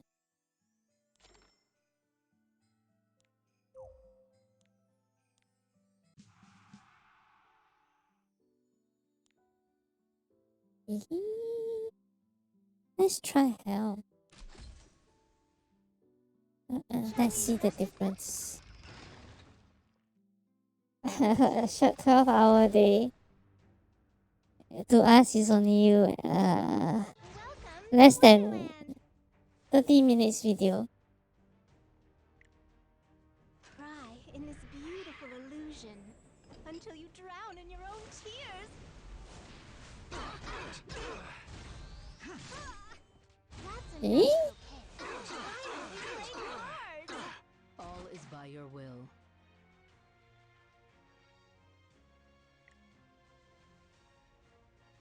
Obey. Die. No. If they won't get out of the way, we'll cut our way through. Die. Die, please. No. Hey, over here. Yes, sir.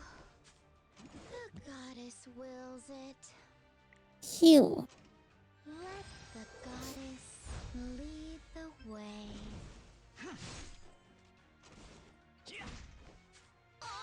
Will you join me for a Hey, finally died. Okay.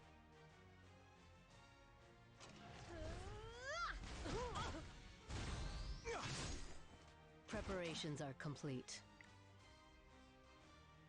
Please disappear.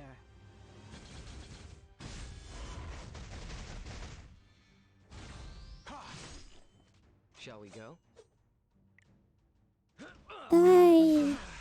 Dancing blade. Oh, it can't be helped. Bong. This is fun.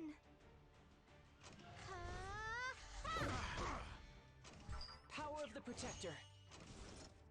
Have you prepared for death? All right. Shall we clean up? Help me. Clean up. I'm here. I am at Eh? your command.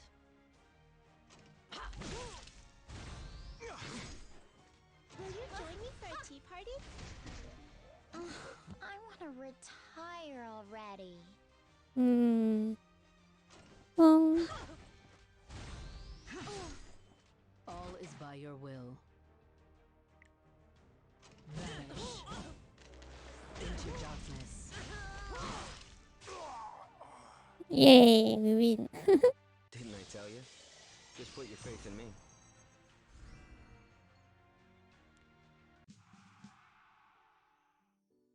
Okay.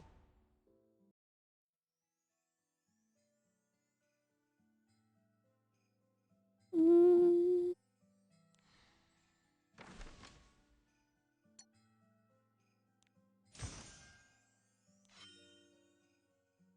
Upgrade.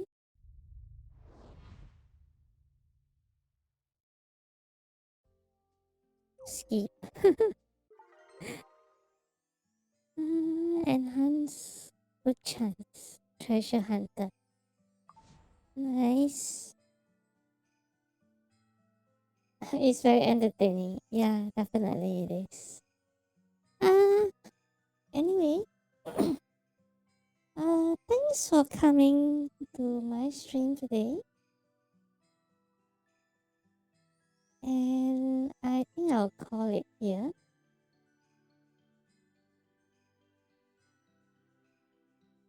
And let me look for someone to read.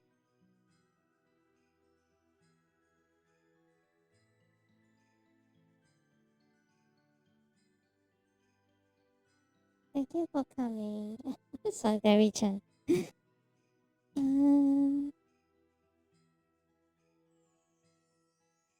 Let's see. I will continue farming Epic 7. But, oh.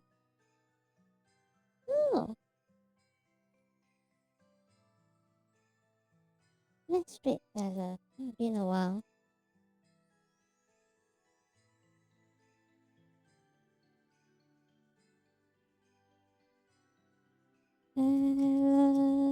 The unique. Oh.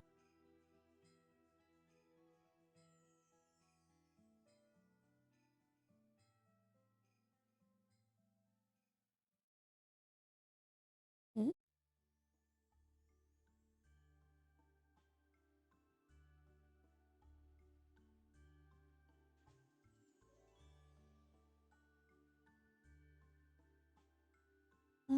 Okay.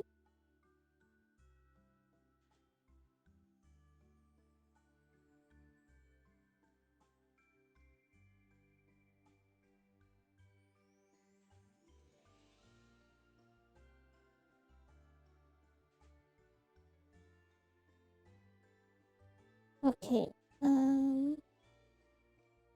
Thanks for the read message, Gary Chan. The first read message is if you're not subscribed. The second read message is if you're subscribed. And yeah, see you guys in 2 days' time. Bye.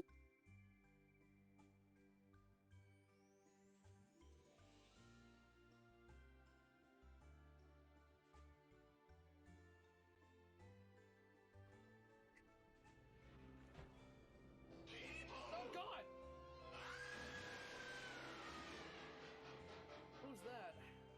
1 second. Just gonna look real fast. shit, Nozomi, hi, how's it going? Hi, how's it going, Osri?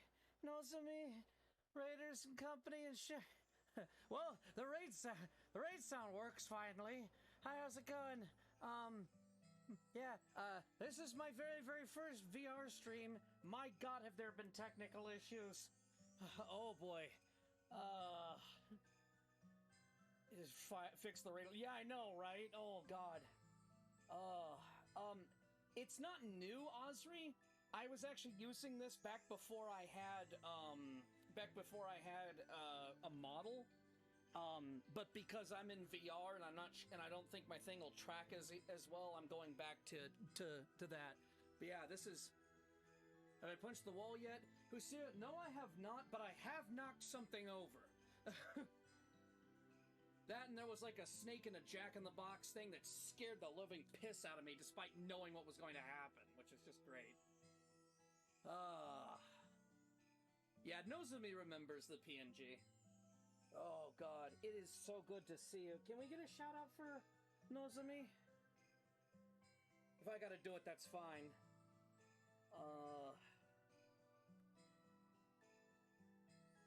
Sound a little stressed out.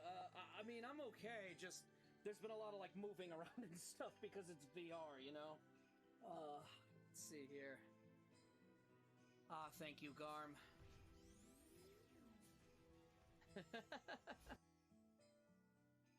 Alright. VR can be stressful. Honestly, I'm getting used to the motions and stuff, so I'm really happy about that.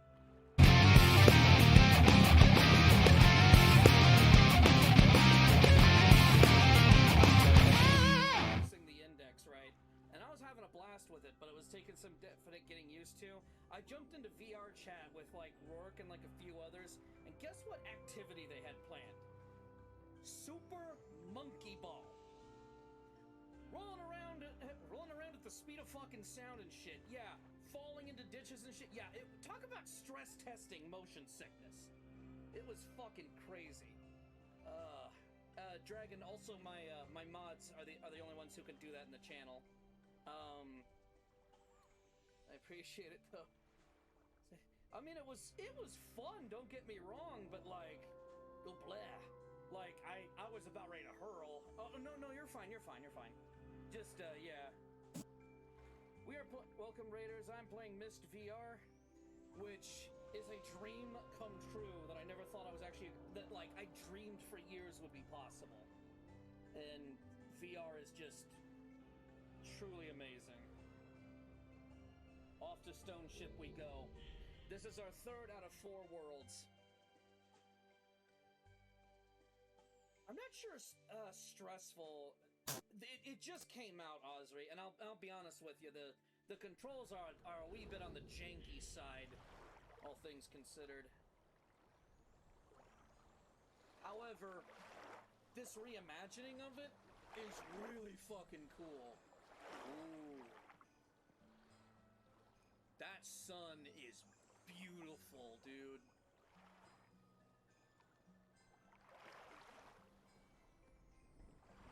Oh, man. There's water up here, which we can't get into. Oh, man. It is good to have you guys here, though. It really is. Nozomi, it's great to see you. An artificer who throws his Eldritch artillery cannon like a grenade. Okay. Sure, I guess let's talk about D&D right now. Key! Lock!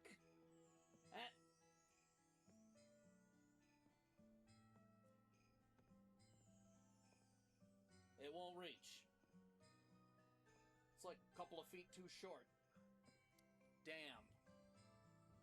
Also, look at the way it slow-mo goes back into position. Alright.